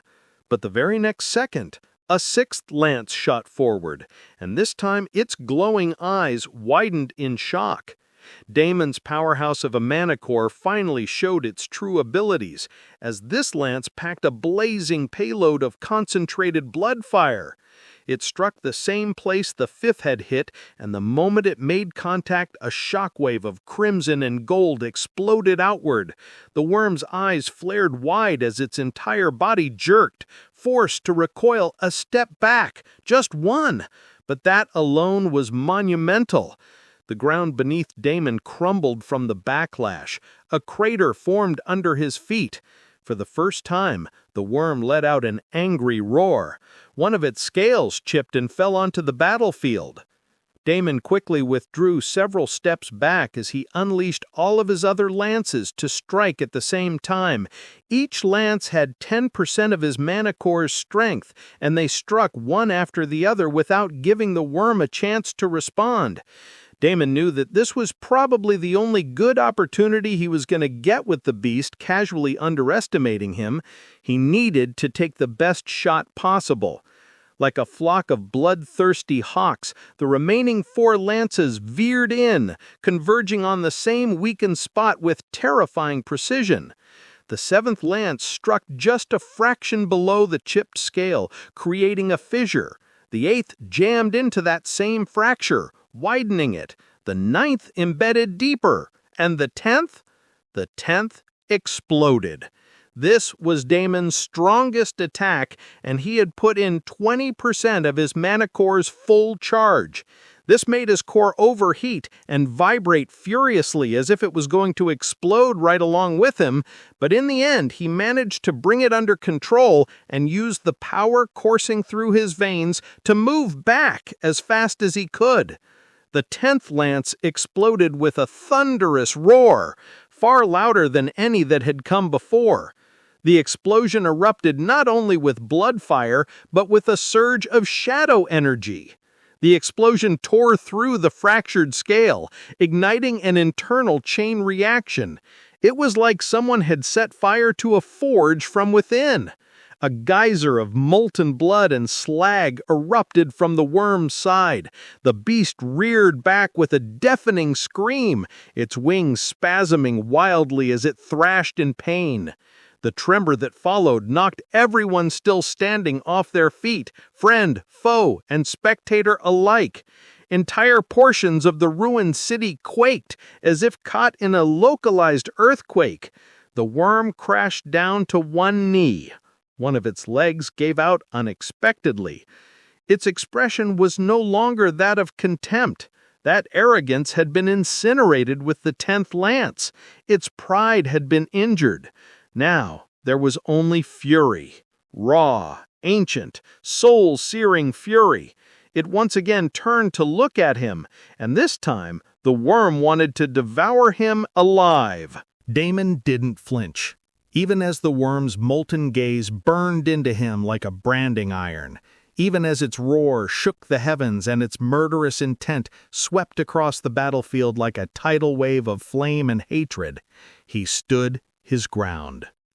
Breathing heavily, mana core still vibrating like a furnace on the edge of collapse, he stood atop the cracked earth, shoulders trembling from weakness and from the sheer exertion of channeling more power than his body had ever handled.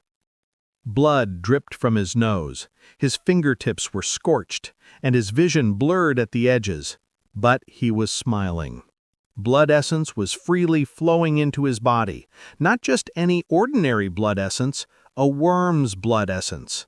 This was the strongest, or rather, the most pure bloodline he had ever absorbed, and his veins burned, his organs screamed, and his soul threatened to collapse under the weight of it all. Yet he remained standing, teeth bared in a crimson smile. He knew his body could take it. He knew his bloodline could take it. He wasn't just enduring it, he was devouring it, claiming it as his own. This was his right, not through destiny or prophecy, but through battle. There was no need to doubt himself now. The worm only became angrier as it realized what was happening. A mere insect was sucking its blood like a mosquito, despicable. The insect had even managed to wound it. It could no longer stomach such a humiliation. A lesson was in order. In fact, all these insects on the battlefield needed to learn their damn position in the world order. The worm reared back, its wings casting a long, apocalyptic shadow over the ruins of Niera City. Its mouth opened wide, and a vortex of flame spiraled into existence, forming a blazing orb of pure infernal essence that pulsed with apocalyptic hunger. Damon's smile didn't fade. His body was still trembling, his mana core screaming for release. He tried to use Shadow Step and Blink, but it was no use. The entire area around him lit up in a flamer circle that prevented him from getting out of it. Was it a domain skill of the worm? Damon's eyes locked onto another figure standing not too far away from him and the worm. It was definitely a player, and he was observing Damon's every little action. Was this the guy who had tamed the worm? In his previous life, except for the few top players, he actually did not remember the Northern Sentries showing off a beast like a worm. This was either a new development, or maybe there were more things that he was not aware of in his previous life. But now was not the time to worry about this. A sure-shot instant kill threat loomed over his neck. He had shown his strongest move, and now the worm was going to show its. Damon grinned. He didn't really expect to win in a dick measuring contest with a fucking worm, but that was where he was at right now. Fuck you. He flipped his middle finger as he ran and positioned himself in the midst of brilliant golden divine armor and items. If he was going down, then he was going to take down as many as he could along with him, and there was no way in hell he was going to go down without a fight. Damon hurriedly churned his mana core, and this time a brilliant golden shield popped up around him. A golden shield with the attributes of fire and lightning, but undeniably, a main attribute was divinity. Perhaps because of his repeated clashes with the holy and divine factions, right now Damon's highest affinity was ironically these two elements. And those affinities, once his greatest weakness, now shimmered like banners of rebellion around him.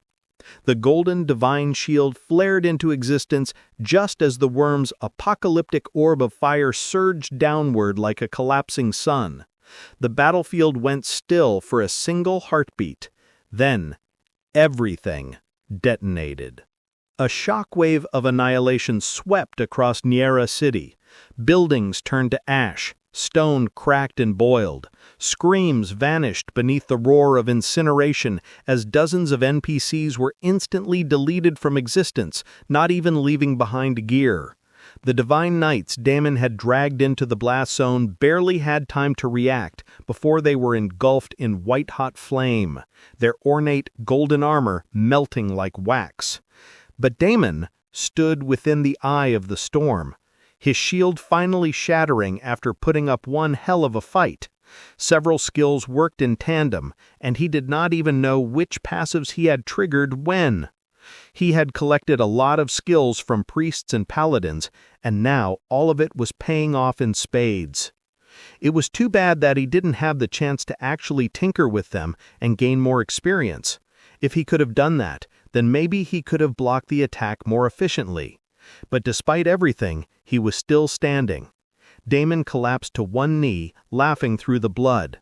The worm obviously was not a fan of this outcome. Unimaginable rage and fury erupted in his eyes as it decided not to give this insect any more chances. The beast decided it was time to deal with things personally. The worm directly descended. Its colossal form crashed down with terrifying speed, the ground quaking beneath its weight. Stone splintered, ruins buckled, and the very air screamed in protest. The worm's molten eyes locked on to Damon, no longer filled with scorn or arrogance, but with focused, ancient wrath. This was no longer a display of dominance. This was execution. Damon raised his head slowly, still grinning through the blood caked in his face. He said, "You're finally getting serious, huh?" He rasped, his voice hoarse but steady. His legs trembled, but he forced himself to stand. He couldn't feel most of his body. His mana core was dangerously unstable, but none of that mattered, because right now the worm was within range. And it was his one and only chance of taking his last and best shot at the damn thing. Damon was about to conjure a crimson lance when a familiar voice sounded in his ears. "I have disrupted the worm's domain. You can teleport now." Damon did not need a second reminder. His body reacted on instinct, and the next second he disappeared from the battlefield and appeared inside the blood hall, panting and heaving. A split second later, the worm's colossal claw slammed down where he had stood, cratering the earth into molten ruin. Its enraged glare shifted to the blood hall instead, and it was about to come crashing into the defense layer when suddenly something golden, like a comet, shot towards it, and boom, an enormous shockwave erupted. Damon's eyes widened as he recognized who it was. Mark was here, and he was not alone. On the other side, Kate had already started bombarding the dragon with one blood orb after another, chipping away at its health. Both Mark and Kate had safely returned on their own, and from the looks of it, they also had some sort of gains in the process. But that was not the only surprising turn of events. A gorgeous, sexy vampire teleported next to him, the same voice greeting him again. "Blood Acolyte, you have exceeded my expectations. I have never seen a talent like you in a million years." Elora seductively glided closer, her crimson eyes gleaming with admiration and something more primal. The aura of ancient power that surrounded her pulsed with allure and command, wrapping around Damon like silk soaked in blood. Her voice, velvet smooth, thrummed with a faint purr of amusement and intrigue. "I watched you," she said, circling him like a predator inspecting its prey, or perhaps an empress admiring a rare jewel.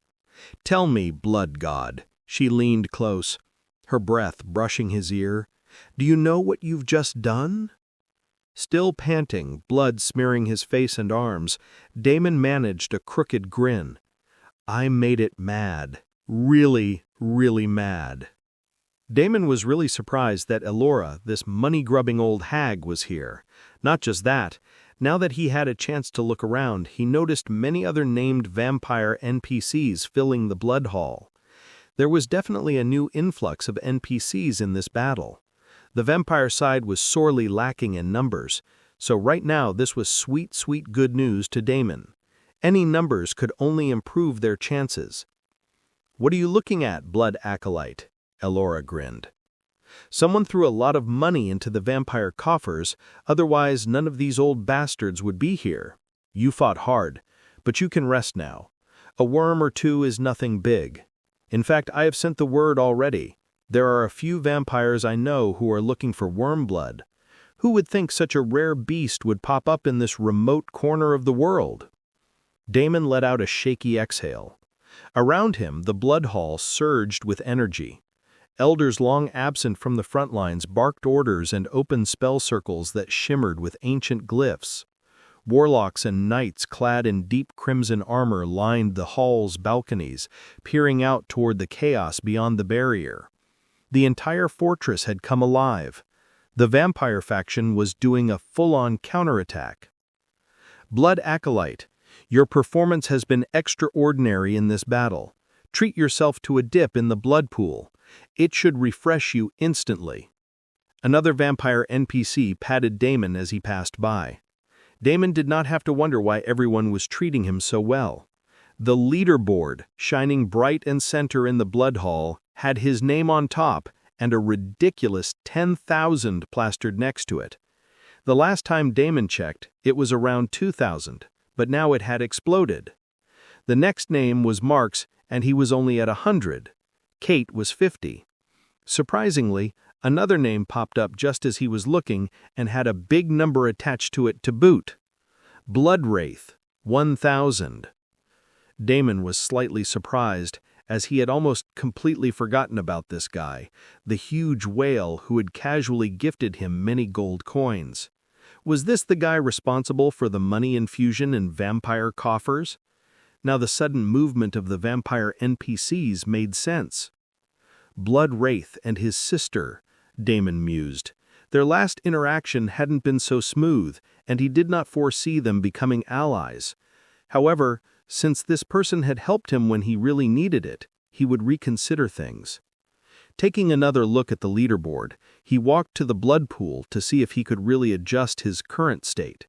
The blood pool was now crimson, silver, and golden in color as it sloshed like a slumbering leviathan, each wave pulsing with raw vitality, rich blood essence, and calming elixirs. Damon stood at its edge, swaying slightly as he stared down into the roiling mixture. He could feel the pull of the blood before his foot touched it. Without hesitation, Damon stepped in. The moment his skin touched the blood, the effect was immediate. Agony and ecstasy roared through his veins like twin storms colliding. His wounds knit themselves shut with sickening speed. Burnt flesh was replaced by smooth, hardened skin. His monocore surged with renewed vigor and gained a little stability. His mind felt clearer, and every part of his body was bursting with energy. "Ding! You have used the recovery sigil of the Blood Sovereign clan. Effect: fully restores health, mana, and stamina. Temporarily boosts recovery speed by 300% for the next 10 minutes. Ding! You cannot use the sigil for another 30 days. "Fair enough," Damon clutched. As he cleared the notifications and stepped out of the blood pool, he now felt completely refreshed, as if he was in the best state of his entire life. It was now time for round 2, all right. Today, no matter what, he was determined to devour that worm. 3*3*3*3*. In Earth Online, the pure-build Beastmasters could be considered as one of the weakest classes. This was because a beast could not be resurrected after dying without the aid of a healer or another specific item or potion. If a beast died during combat, it was typically just dead, unlike a player who can automatically respawn. This was the main difference between a Beastmaster and a Summoner class. The summoner class was considered superior as the summons returned to their plane to resurrect and recuperate after a lethal injury. However, the Beastmaster class was balanced in certain other ways to make up for this drawback. The growth potential and evolution potential of tamed beasts were much higher than those of the summons. And this was precisely why Damon knew he had to act now if he wanted to deal a huge blow to whoever orchestrated this whole damn thing. Bringing a worm to a dogfight was ballsy, admirable, and fear-inducing, but one needed to be able to face the consequences for doing so. If the right cards were played, a threat could sometimes turn into a liability.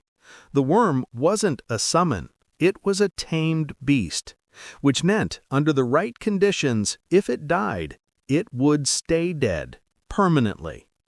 Its loss would be catastrophic. The effort, the resources, the prestige behind capturing and training such a beast, it would all go up in smoke. The guild that brought it, the player who tamed it, they had gambled everything on the worm's overwhelming power.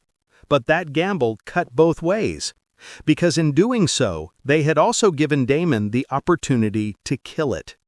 And Damon was going to kill it, no matter what. His figure disappeared from the blood hall and he once again appeared near the worm, which was now wreaking havoc on the battlefield. Mark was several injured just from exchanging a couple of blows with the huge beast. Kate was only barely holding on, and that was because she was running most of the time in between throwing a couple of long-range attacks. She wasn't doing all that much, so the worm wasn't paying attention to her. Its focus right now was entirely on Elora and a few other vampire NPCs who had completely surrounded it. Damon quickly observed the status of the battle. The vampires were planning their own thing, so Damon decided not to fuck with their plan and burst the coordination. The worm was at full health after all. There was no rush. Instead, his gaze locked on to the remaining elite players on the battlefield. He shadow-stepped and appeared behind one elite paladin after another and made quick work of them by unleashing the power of his legendary mana core.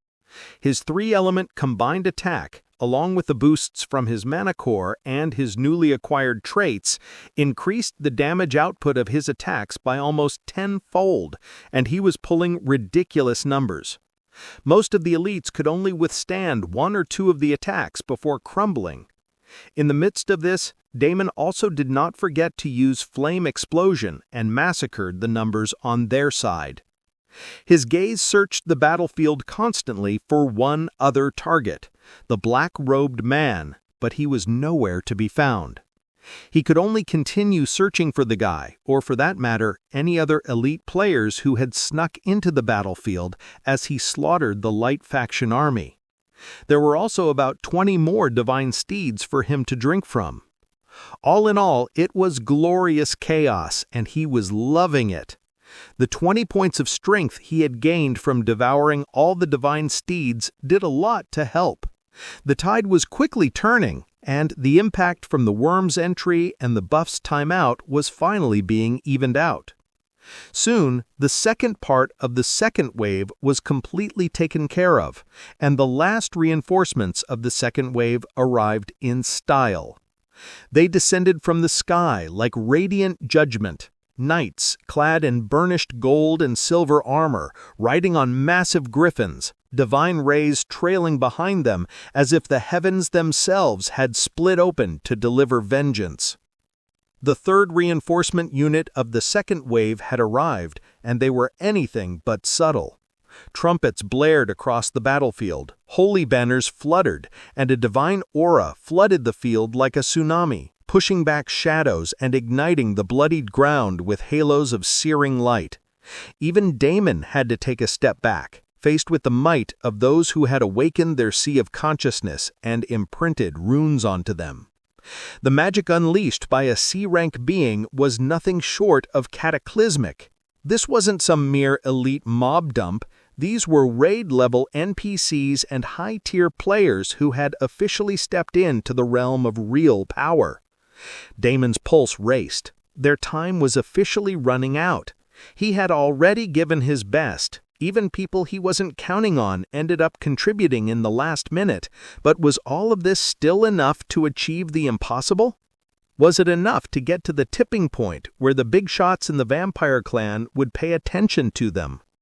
Damon glanced at the blood hall to see if anything happened in response to the powerhouses who had just arrived, but the blood hall showed absolutely no movement at all. This was not good. The flow of the battle had to change now. Damon disappeared from his position and reappeared near the worm. It was time he stopped fucking around. This big beast was the only chance he had now, and he needed to grab it right now. "Hey, you overgrown lizard! Want a taste of my thick spear one more time?" Damon loudly shouted as a blazing crimson lance appeared in his hand again, this one containing 20% of his mana core power. The worm's massive head whipped around at the sound of Damon's taunt, molten eyes narrowing in fury. The worm's wings flared wide, gusting winds across the battlefield and kicking up debris like a sandstorm. Several lesser players were flung back like ragdolls, but Damon stood firm, the crimson lance pulsing in his grip like a miniature sun. "That's right," he muttered, voice low and vicious. "Come at me!" And come it did. The worm let out an ear-screeching shriek, shaking the very air as it lunged forward with terrifying speed for something of its size. Damon moved just as fast. He blurred, dodging to the side. With one swift motion, he hurled the lance straight into the worm's exposed underbelly, right where its scales had begun to crack from earlier magical bombardments. A blinding explosion of bloodfire erupted across the battlefield. The worm roared in agony, its flesh seared and steaming. Chunks of its golden crimson armor were blown away, revealing tender muscle and veins pulsing with fire essence. In retaliation, the big beast opened its maw, unleashing a breath attack that painted the battlefield in apocalyptic flame. Once again, the familiar fire circle appeared, preventing Damon from escaping, but it was already late. He was nowhere to be seen. The only people in the vicinity of the devastating flames were 3 of the newly arrived reinforcements, the C-rank powerhouses landing on their griffins, and they were welcomed with a glorious blast of worm's fury. The 3 C-rank elites and their griffins never stood a chance. The moment the searing breath engulfed them, 2 of the griffins disintegrated midair, their divine hides no match for the concentrated wrath of a beast born of flame and ancient magic. The knights upon them screamed as their enchanted armor melted like wax, their radiant weapons clattering uselessly to the scorched earth below. The 3rd knight managed to raise a shimmering holy barrier, but even that cracked and shattered within seconds, leaving him tumbling to the ground in a plume of fire. The entire group was severely injured and disoriented, which provided Damon the perfect opportunity to rake up some high-level kills. He silently appeared behind the first C-rank powerhouse and used a crimson lance to strike the guy while he was still down from the worm's attack. The birds were also not let off, as griffins were borderline C-rank beasts which had rich blood essence, probably with a lot of boosts. Damon drained them all dry as much as he could and took a quick look at the gains. It was a set of passive skills and some stat boosts, nothing game-changing. He clicked his tongue, closed the screen, and then once again appeared in front of the worm to taunt it again. Not that he needed to, the worm already had its eyes locked onto him. Naturally, the beast knew it had been used, and it was not very pleased. It spewed out fire left and right, even predicting where Damon would appear next. If it were not for his newly acquired divine and holy skills, he would have already been smacked to death. Using this strategy once again was also a pipe dream. He could fool the draconic beast once, but to try and fool it more than once? Might as well give up. But that did not mean he was giving up on his goal to kill the damn thing today. As he kited the worm around the battlefield, barely escaping death every second, Elora and the other vampire NPCs were pelting a cax on the bastard. Elora's voice rang loudly from a distance. Blood acolyte, I must hand it to you. You are a true monster. You dared to use a worm as a puppet to do your bidding? I applaud your courage. It is making me wet in all kinds of places." Damon almost stumbled hearing the old hag. "Please don't put images in my head," he screamed inwardly, as he dodged a shockwave from the worm. And thankfully, the most important development happened on time. It looked like Damon's small play was enough to finally turn the tide in their favor once and for all. The blood hall started pulsing with energy in the background, and ripples of power emanated from the building as a huge eye materialized in the middle of the city. The massive blood-red eye opened wide in the sky, like a slumbering god finally peeking through the veil. Everything on the battlefield froze for a second, as if even time itself was momentarily stunned.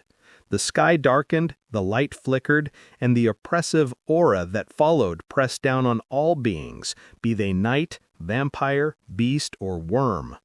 Damon grinned. Finally, he thought, the Blood Sovereign's gaze has fallen on the battlefield. The backup was coming.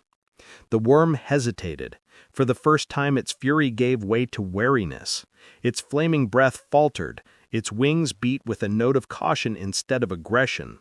This was no longer a one-sided assault. The eye beheld a power even it couldn't fathom. The worm instantly turned to look at a direction, and Damon did not miss that. When he followed the gaze of the worm, he saw the black-robed figure again. The next second, the black-robed figure disappeared, and the worm let out a snort before starting to take off. The worm's massive wings unfurled with a thunderous snap, beating against the blood-streaked skies as it prepared to retreat. Damon's mind raced. That black-robed figure, he had control, or at the very least a bond, and the beast reaction meant only one thing: its leash had been yanked. They only needed one more minute before the vampire elites poured into the battlefield, but right now that 1 minute seemed impossible to buy. If the worm was leaving, then there was no stopping it. But not if he could help it. Damon still had one more trump card saved, which he did not want to use.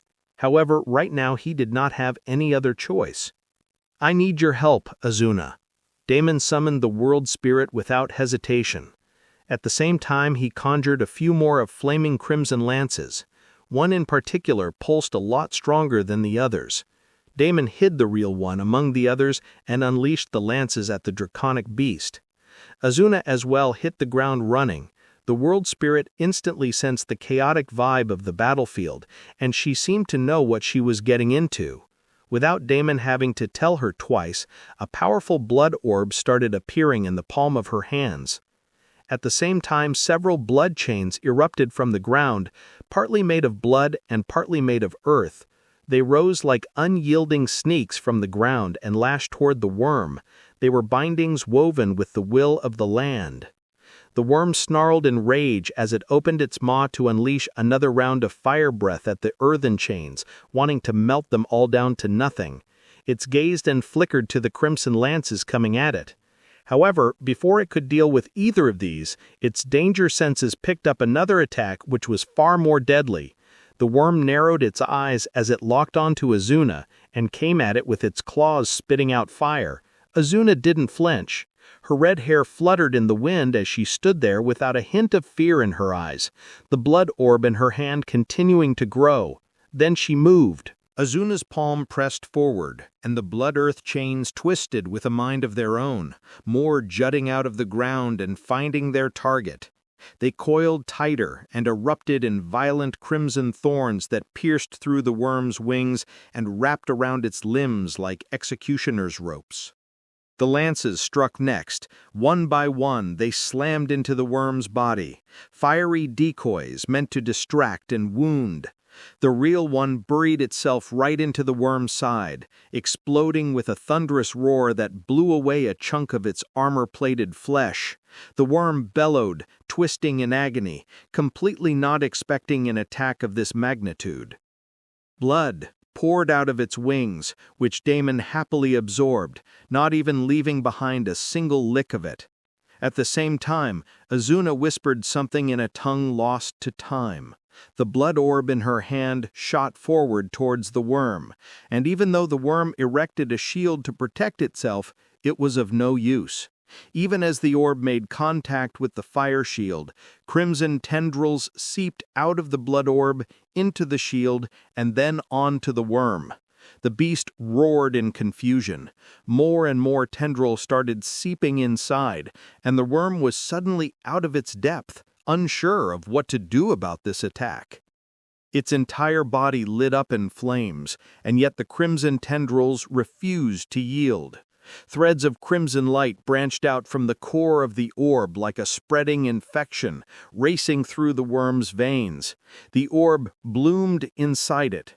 From the outside, its body began to glow with eerie red fractures, as if it had been shattered from within and barely held together by raw fury. It stumbled, wings jerking erratically as the corruption took hold. And then the curse struck. A system notification shimmered in Damon's vision. World Spirit's curse applied. Blood rot.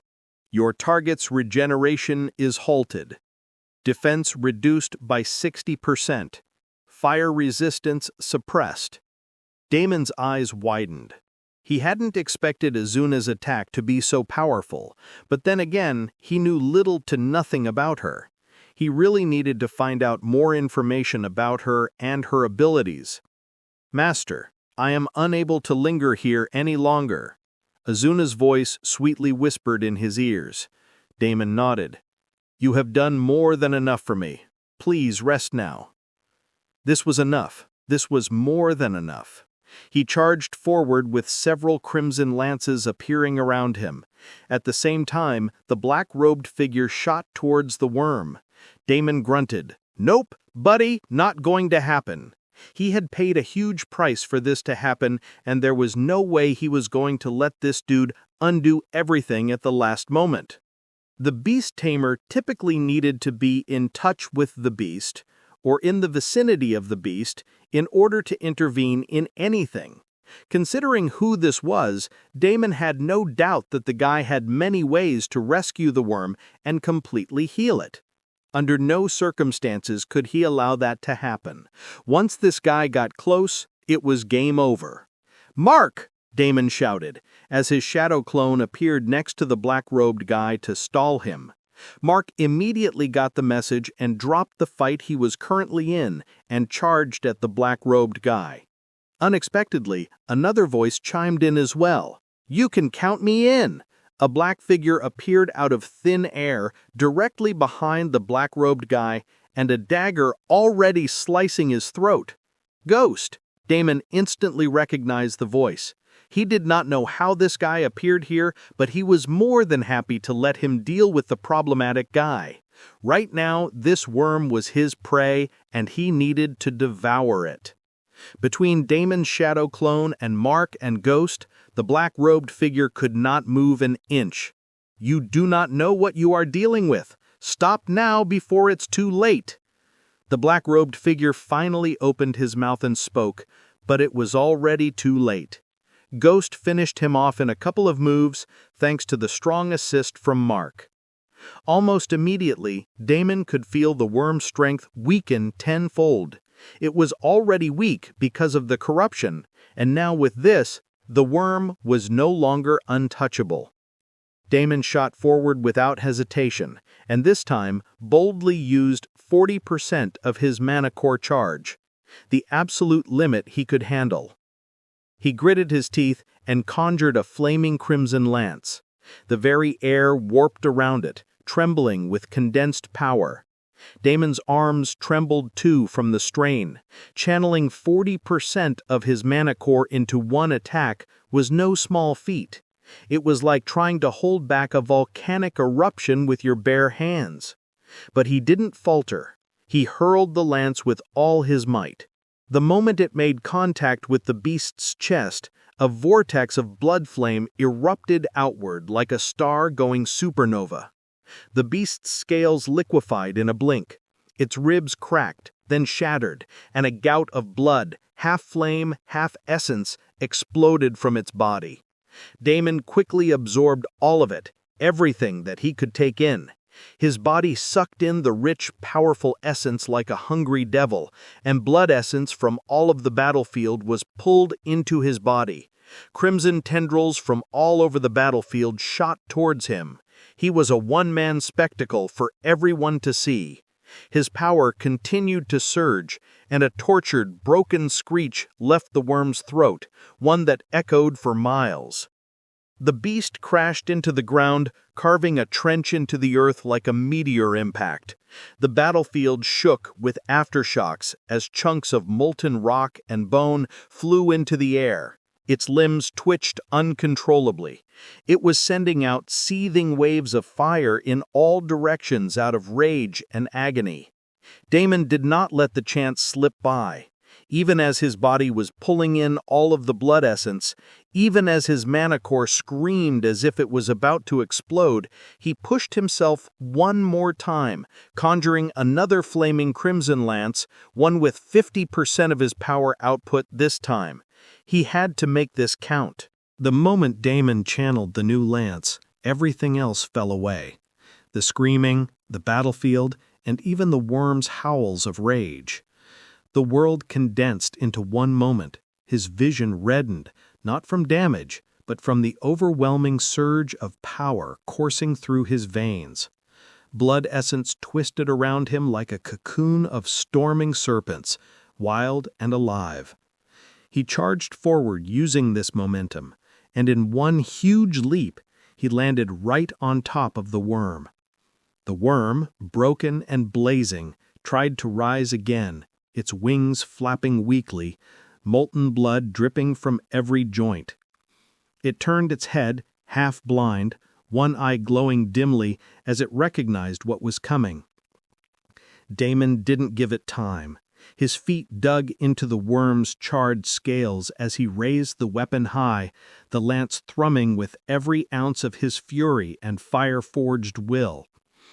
Time slowed as the worm opened its ruined mouth, and he brought the lance down, holding nothing back. The next second, everything was crimson and gold. The impact was cataclysmic.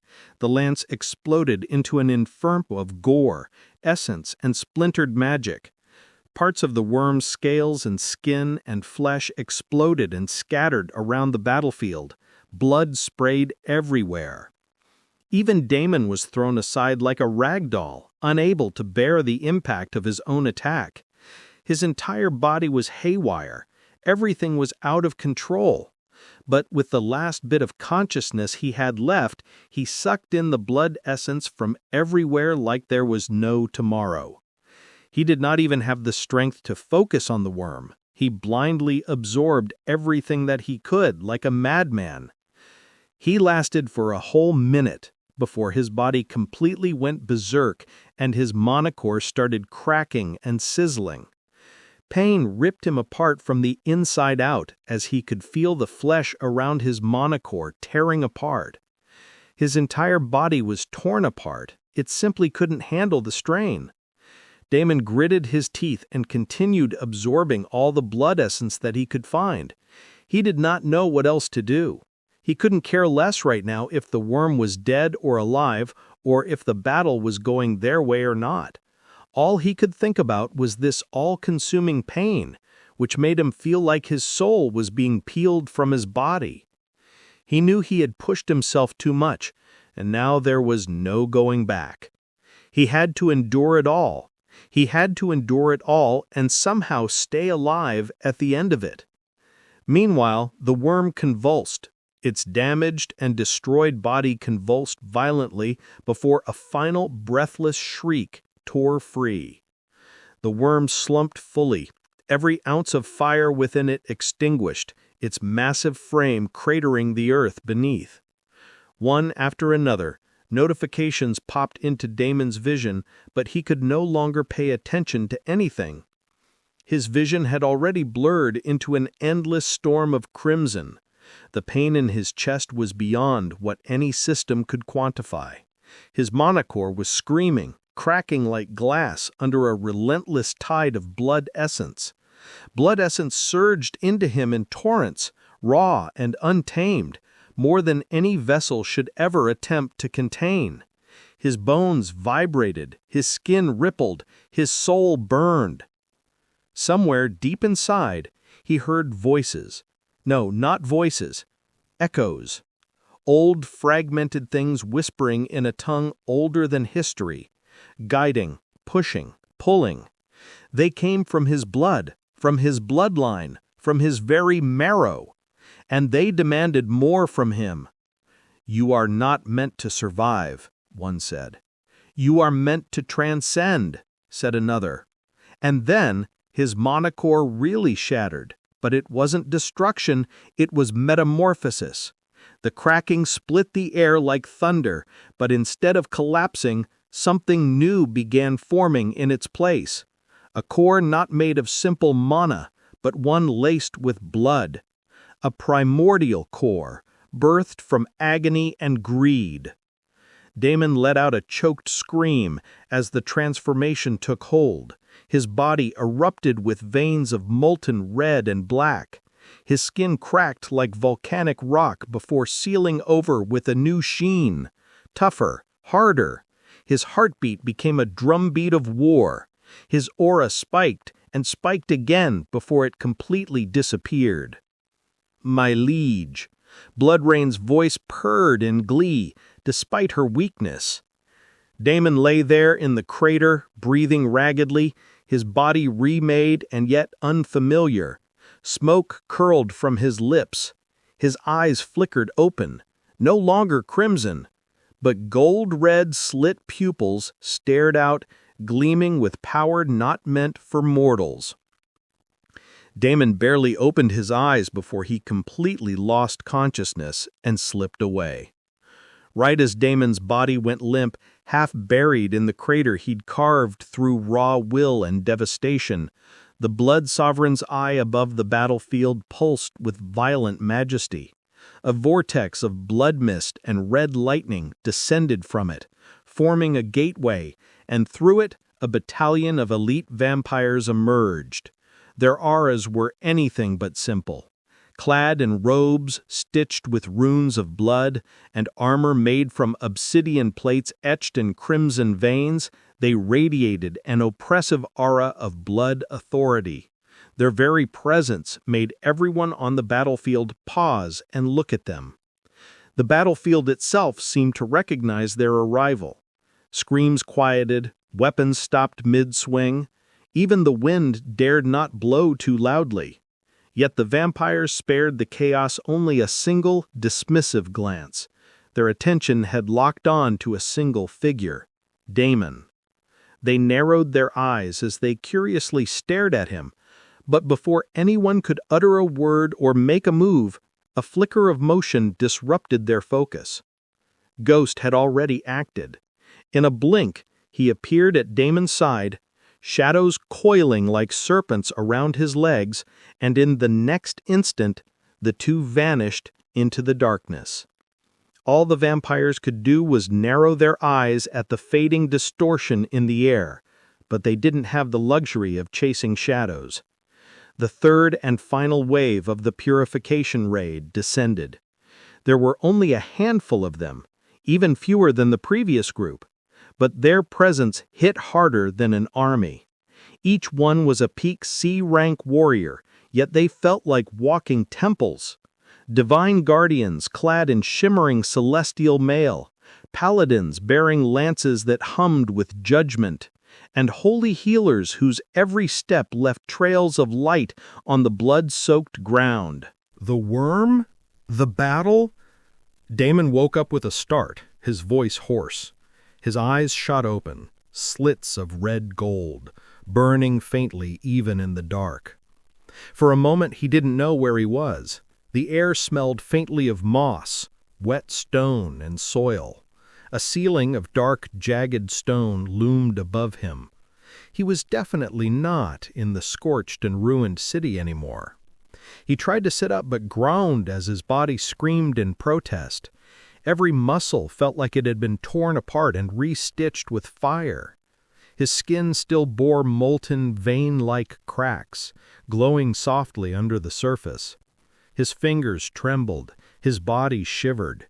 It was as if he were completely drained and exhausted without a single bit of energy left. A rustle nearby drew his gaze. Ghost leaned casually against the cavern wall, one knee drawn up, arms crossed. "You're alive," he said dryly. "Your health is at fucking 1, dude. How the hell are you alive? I was pretty damn sure you would die in the next couple of hours." Damon chuckled, though doing that made his entire body hurt all over again. Fuck me!" He cursed and closed his eyes. After a few minutes, he nodded with his eyes still closed. "Thank you, I guess, for saving me." Ghost scoffed. "What are you talking about? I simply shadow-stepped. Nothing big. At least nothing like what you have done for me. You were correct, by the way. The legacy I picked up is some very shady shit. This Umbra bastard wants to take over my body or something like that. See this?" Ghost all of a sudden fished out some sort of worm from his spatial ring. "This is a parasite of some kind. My so-called top-tier, mythical-grade, hidden legacy tried to silently put this parasite inside of me." Damon raised a brow as he examined the small creature. There was no mana signature from it, and yet it was unique and mysterious in ways he couldn't understand. Seeing his questioning gaze, Ghost lightly laughed. "Yeah, even I have no idea what the hell is this shit. I did do a couple of experiments, though. Let me tell you, the results were not great, pretty vile and horrifying. Basically, the host of this thing becomes a mindless killing machine, only focused on evolving and progressing." "You mean?" "Yep. The wolf I fed it to became C rank in the span of a few days. But its soul couldn't handle it anymore, and in the end it exploded into a mess of black sludge and broken shadows." Ghost's tone remained casual, but the glint in his eye was anything but. Not even a proper death scream. It just burst apart like a rotten fruit left too long in the sun. Damon leaned back against the jagged stone, breath shallow. "I see. It's good that you figured it out." Ghost snorted. "A little late. I'm already too deep in. Now everything is a constant struggle." Damon didn't speak for a moment. He simply watched Ghost, noting the tension in his posture, the way his fingers tapped absently against the hilt of his dagger, as if ready to stab not just enemies, but the very thing festering inside him. "You could have left it," Damon said finally, voice low. "Abandoned the legacy the moment you realized something was wrong." "I could have," Ghost agreed, his eyes flickering with something unreadable. "But that would have meant walking away with nothing. Tell me, blood god, would you walk away with nothing?" Damon did not answer. Ghost gave a slow, humorless smile. "Anyway, enough about me. How are you doing? Do you need some health potion or something?" Damon let out a sigh. He reached into his inventory and took out one of the high-grade health potions, making Ghost slightly shocked. "Rich bastard," the guy grumbled, and walked out to give Damon some space. Damon leaned his head back against the stone wall, the potion glowing faintly in his hand like liquid ruby. He stared at it for a long second before uncorking it and drinking in slow gulps. Warmth spread through his chest, comforting warmth. But the next moment Damon's eyes widened in shock. His health was still 1. How was this possible? No, in fact, even from the healing process, he could feel it. Something was wrong. Something was still missing. He could feel it. The fact that he needed a health potion was itself a sign. Just blood should have healed him. What was going on? Right now, he should be floating in power-ups. He killed the damn thing, didn't he? Wait, did he? Damon hurriedly pulled up all the system notifications and then forced himself to calm down as his sudden movements had once again triggered a wave of pain in his body. He couldn't even open his eyes, and he felt extremely fatigued. Ding, your soul is currently injured. Exercise caution. Ding, you are in a state of overdrawn essence. Immediate rest recommended. The next second, Damon found himself kicked out of the game as his vision darkened, and he once again appeared back in the real world, back in the castle. Damon was speechless, but there were things he needed to do back in the game. His entire freaking family was thrown into prison, and he needed to deal with it. This soul injury had come at the most inconvenient time. But he immediately remembered how La Rocha had given some elixir to Artemius and instantly healed his soul injury. Now he did not mind getting kicked out as much. Maybe he would have done that anyways. La Rocha, Damon called mentally. Are you here? By the way, what is the deal? Can you be in only one place at a time? Can you not be both inside the game and outside? Damon only barely reached out when a torturous pain assaulted him. It looks like he was no better outside the game than when he was inside the game. Thankfully, La Rocha responded without him having to drag his ass out. What the hell happened to your soul? You're basically dead, the item spirit mercilessly commented.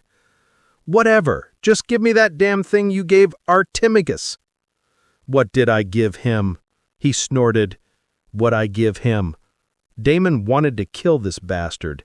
He was really choosing his time to inflict maximum pain. Didn't you give him something to heal his soul? He winced and spoke again. That was one of a kind. I don't have it anymore, came the prompt reply. I exhaled. Then give me something else. Do I look like a pharmacy? Damon was this close to losing his damn mind.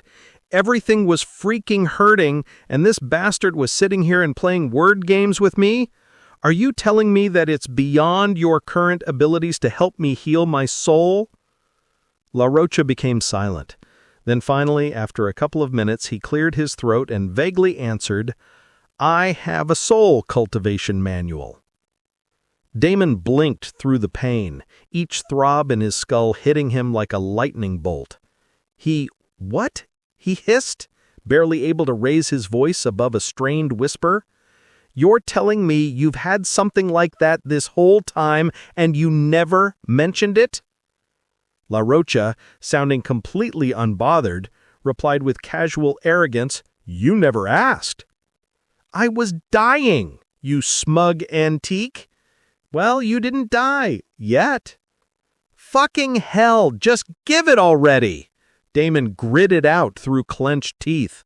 His patience had long since evaporated, and all that remained was raw pain, a storm of fury, and the pounding echo of his own heartbeat. A shimmering scroll appeared mid-air. Damon almost grabbed it out of sheer desperation and agony, but at the last moment he stopped himself. His brain might be seizing right now, but he still retained some ability to think. Soul cultivation was anything but simple. Soul cultivation methods were even rarer. Perhaps he needed to approach this with even more caution instead of jumping into it blindly because of his current situation. There was even a chance that La Rocha messed with it somehow. He couldn't rule anything out. Artemius, Damon murmured, as he forced himself to stand up. It was time he paid the old man a visit and had a conversation. Perhaps he could ask the old man to take a look at the soul cultivation manual. He had experience in this field before. It was worth having a conversation with him before diving in blindly. Where is Artemius? He asked La Rocha. The item spirit did not answer for a while, then, once again, reluctantly spat out, He's in one of the terraces. Damon didn't waste time replying. His body still felt like it had been steamrolled by a demonic forge golem, but he pushed himself upright, each motion accompanied by the searing groan of stiff muscles and fractured mana circuits. The soul damage made everything worse. He could feel his own thoughts like a chorus of static crackling against the inside of his skull. He gripped the scroll tightly in one hand and dragged his body onward like a corpse. The upper levels of the castle were eerily quiet For a while, and then once again reluctantly spat out. He is in one of the terraces. Damon didn't waste time replying. His body still felt like it had been steamrolled by a demonic forge golem, but he pushed himself upright, each motion accompanied by the searing groan of stiff muscles and fractured monocircuits. The moonlight filtering in through the carved windows washed everything in pale silver, giving the ancient stones a ghostly sheen. When he finally reached the terrace, the night wind hit his face, cool and sharp. Damon was shocked to see that there was water all around him. Water, and nothing but water. Were they in the middle of a freaking ocean right now? The silence on the terrace was heavy, broken only by the soft sound of waves far below. The air felt strange, tinged with mana that buzzed around Damon's skin. Damon walked slowly, each step painful, as if his body might fall apart at any moment. The terrace was wide and curved, with broken stone railings, but what truly stopped him was what lay beyond. Water. Endless water, stretching in every direction. No land, no shore, just dark ocean under a star-filled sky, and a moon that looked a little too big. It was like the whole castle had been placed in the middle of nowhere, which was exactly what he had ordered La Rocha. He just never thought that the guy would put it in the middle of a freaking ocean. At the far end of the terrace stood a man. His long silver hair moved in the wind, and he wore a robe the color of storm clouds. One hand held a glowing sword, no doubt his soul sword, and the other was behind his back. Damon didn't need to see his face to know who it was. Artemius. It looked like the old man had healed up quite well. Damon would be lying if he said that he was not shocked to see such a fast recovery rate. He had heard that soul injuries take a lot of time to heal. This was one of the reasons why he was anxious about his current state. "How long are you planning to stare at me, blood god?" Artemius chuckled. Calm, clear, and sharp as ever. The old man hadn't even turned around, yet he'd known exactly who had arrived. "I wasn't sure if you'd be awake," Damon said casually, without revealing the pain he was going through at the moment. "You look better than before." Artemius hummed. "The elixir you gave me was extraordinary. I didn't think you cared about this old man that much. You should have preserved something like that for your own future use." Damon could only bitterly laugh at that irony. I should have, indeed. He did not say anything further. "Is it bothersome for you to be away from all that ice and snow?" Damon walked over to Artemius and stood by his side, staring out into the endless ocean. Artemius didn't answer right away. His eyes, sharp and distant, stayed locked on the horizon. The glowing blade in his hand flickered once, and then he finally spoke. "I used to think the cold was where I belonged, that only in stillness could a shattered soul find peace. But maybe I was just hiding." Damon didn't reply. He understood that feeling far too well. They stood in silence for a while, the night wind brushing past them like a whisper. The sea beneath shimmered with reflections of the stars, endless and unknowable. "There is a war coming, and you are not ready," Artemius said suddenly. "There are many things that we need to talk about. Now that things are where they are, I don't see a reason for me to keep any secrets." Damon raised a brow. He did not deny it. He was definitely not ready for shit. His fingers tightened around the scroll. "There are some things I need to talk to you about, too." Artemius's eyes widened. "This old man is curious. What is on your mind?" His gaze then fell on the scroll Damon was holding. "Is that a skill scroll?" "Well, sort of. Take a look." Damon gave it to him. He had already confirmed with LaRocha that it was a multi-use scroll and that it wouldn't simply disappear after a single use. In fact, the item spirit laughed on his face when he asked about it, saying that it would be such a waste to inscribe a valuable technique on a one-time use scroll, and he, a genius, would never do something like that. Artemius curiously accepted the scroll and opened it. He immediately closed his eyes as a flood of information appeared in his mind. The old man's expression immediately changed. "This," he muttered, voice growing quiet. "This is a soul cultivation technique." His fingers trembled slightly, the first sign of genuine surprise Damon had ever seen from the man. "Where did you get this?" Damon simply smiled.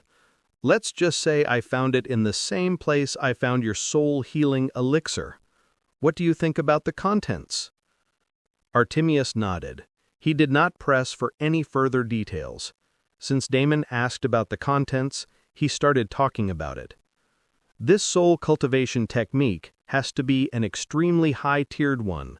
The one in my possession uses my ice affinity as a forge to strengthen my soul.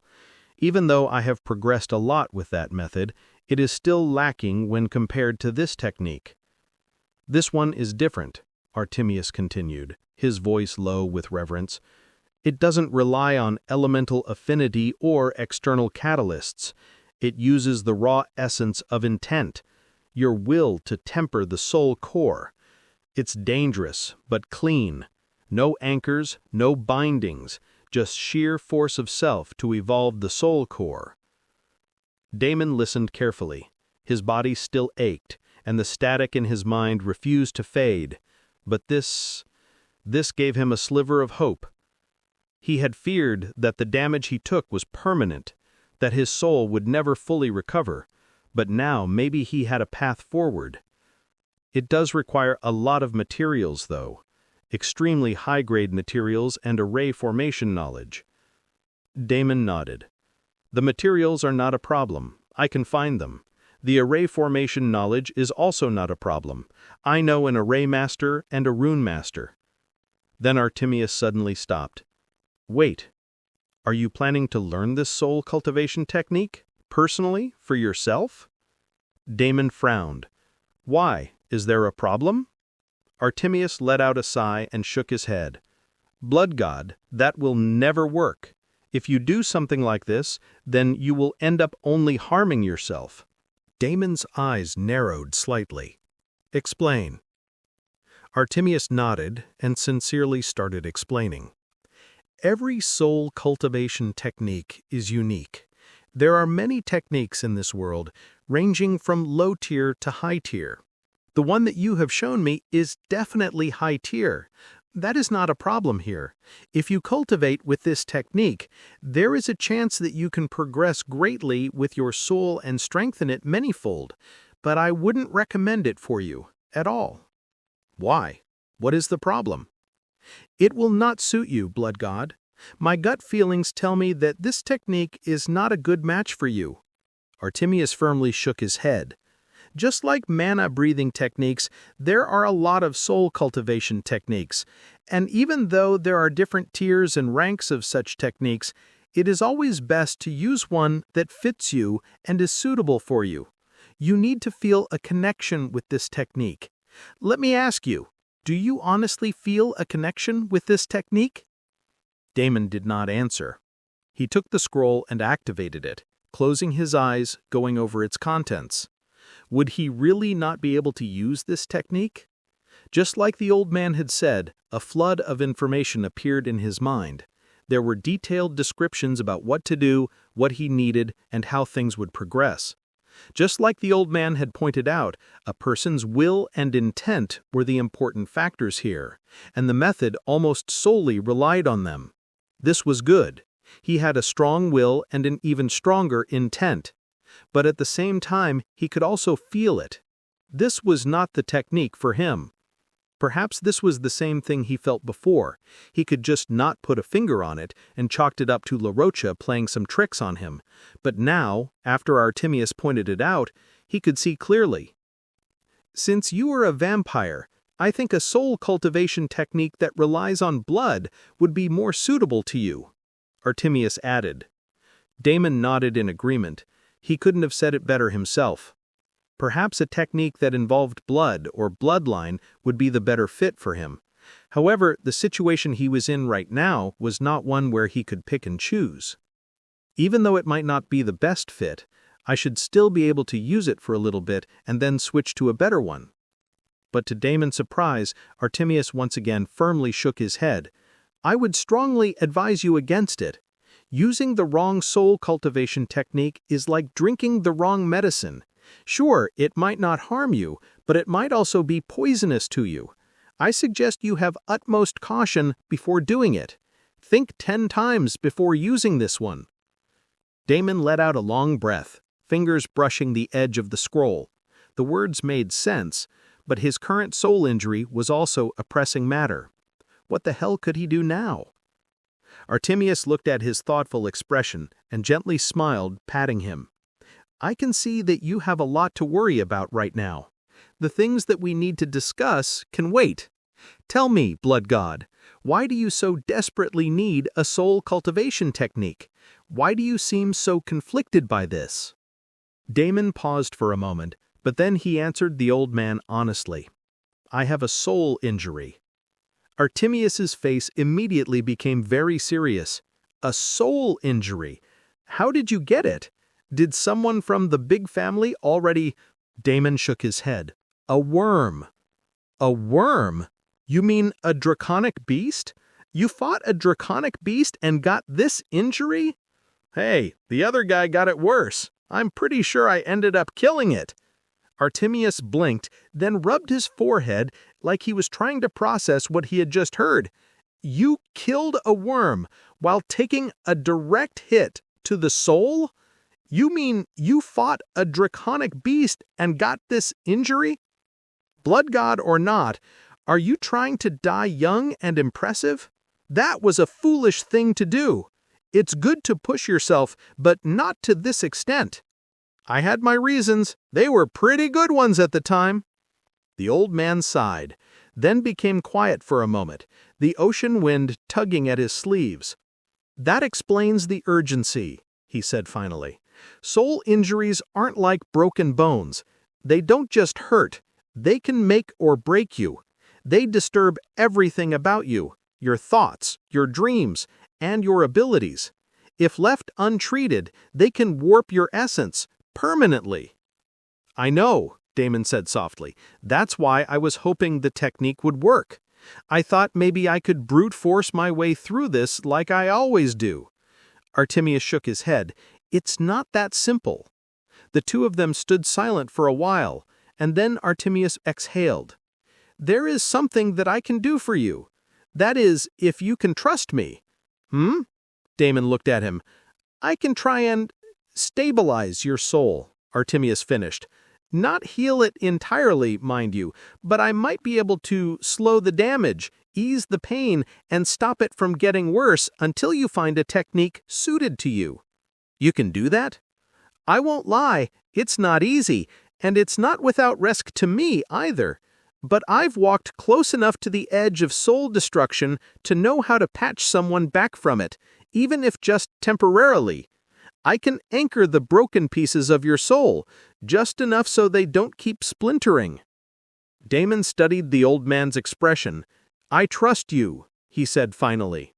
Damon was not a trusting person, but at the same time, the old man had proven himself trustworthy time and again. He had laid his life on the line to protect himself and his family. If anyone was trustworthy, then it was he. "I trust you." He was not a trusting person, but the old man had proved himself trustworthy time and again. He had laid his life on the line to protect himself and his family. If anyone was trustworthy, then it was he. "I trust you. I thought for a second that you would reject me. Thank you for trusting me. I will not let your trust go to waste." He finished, softly, the wind tugging gently at his hair.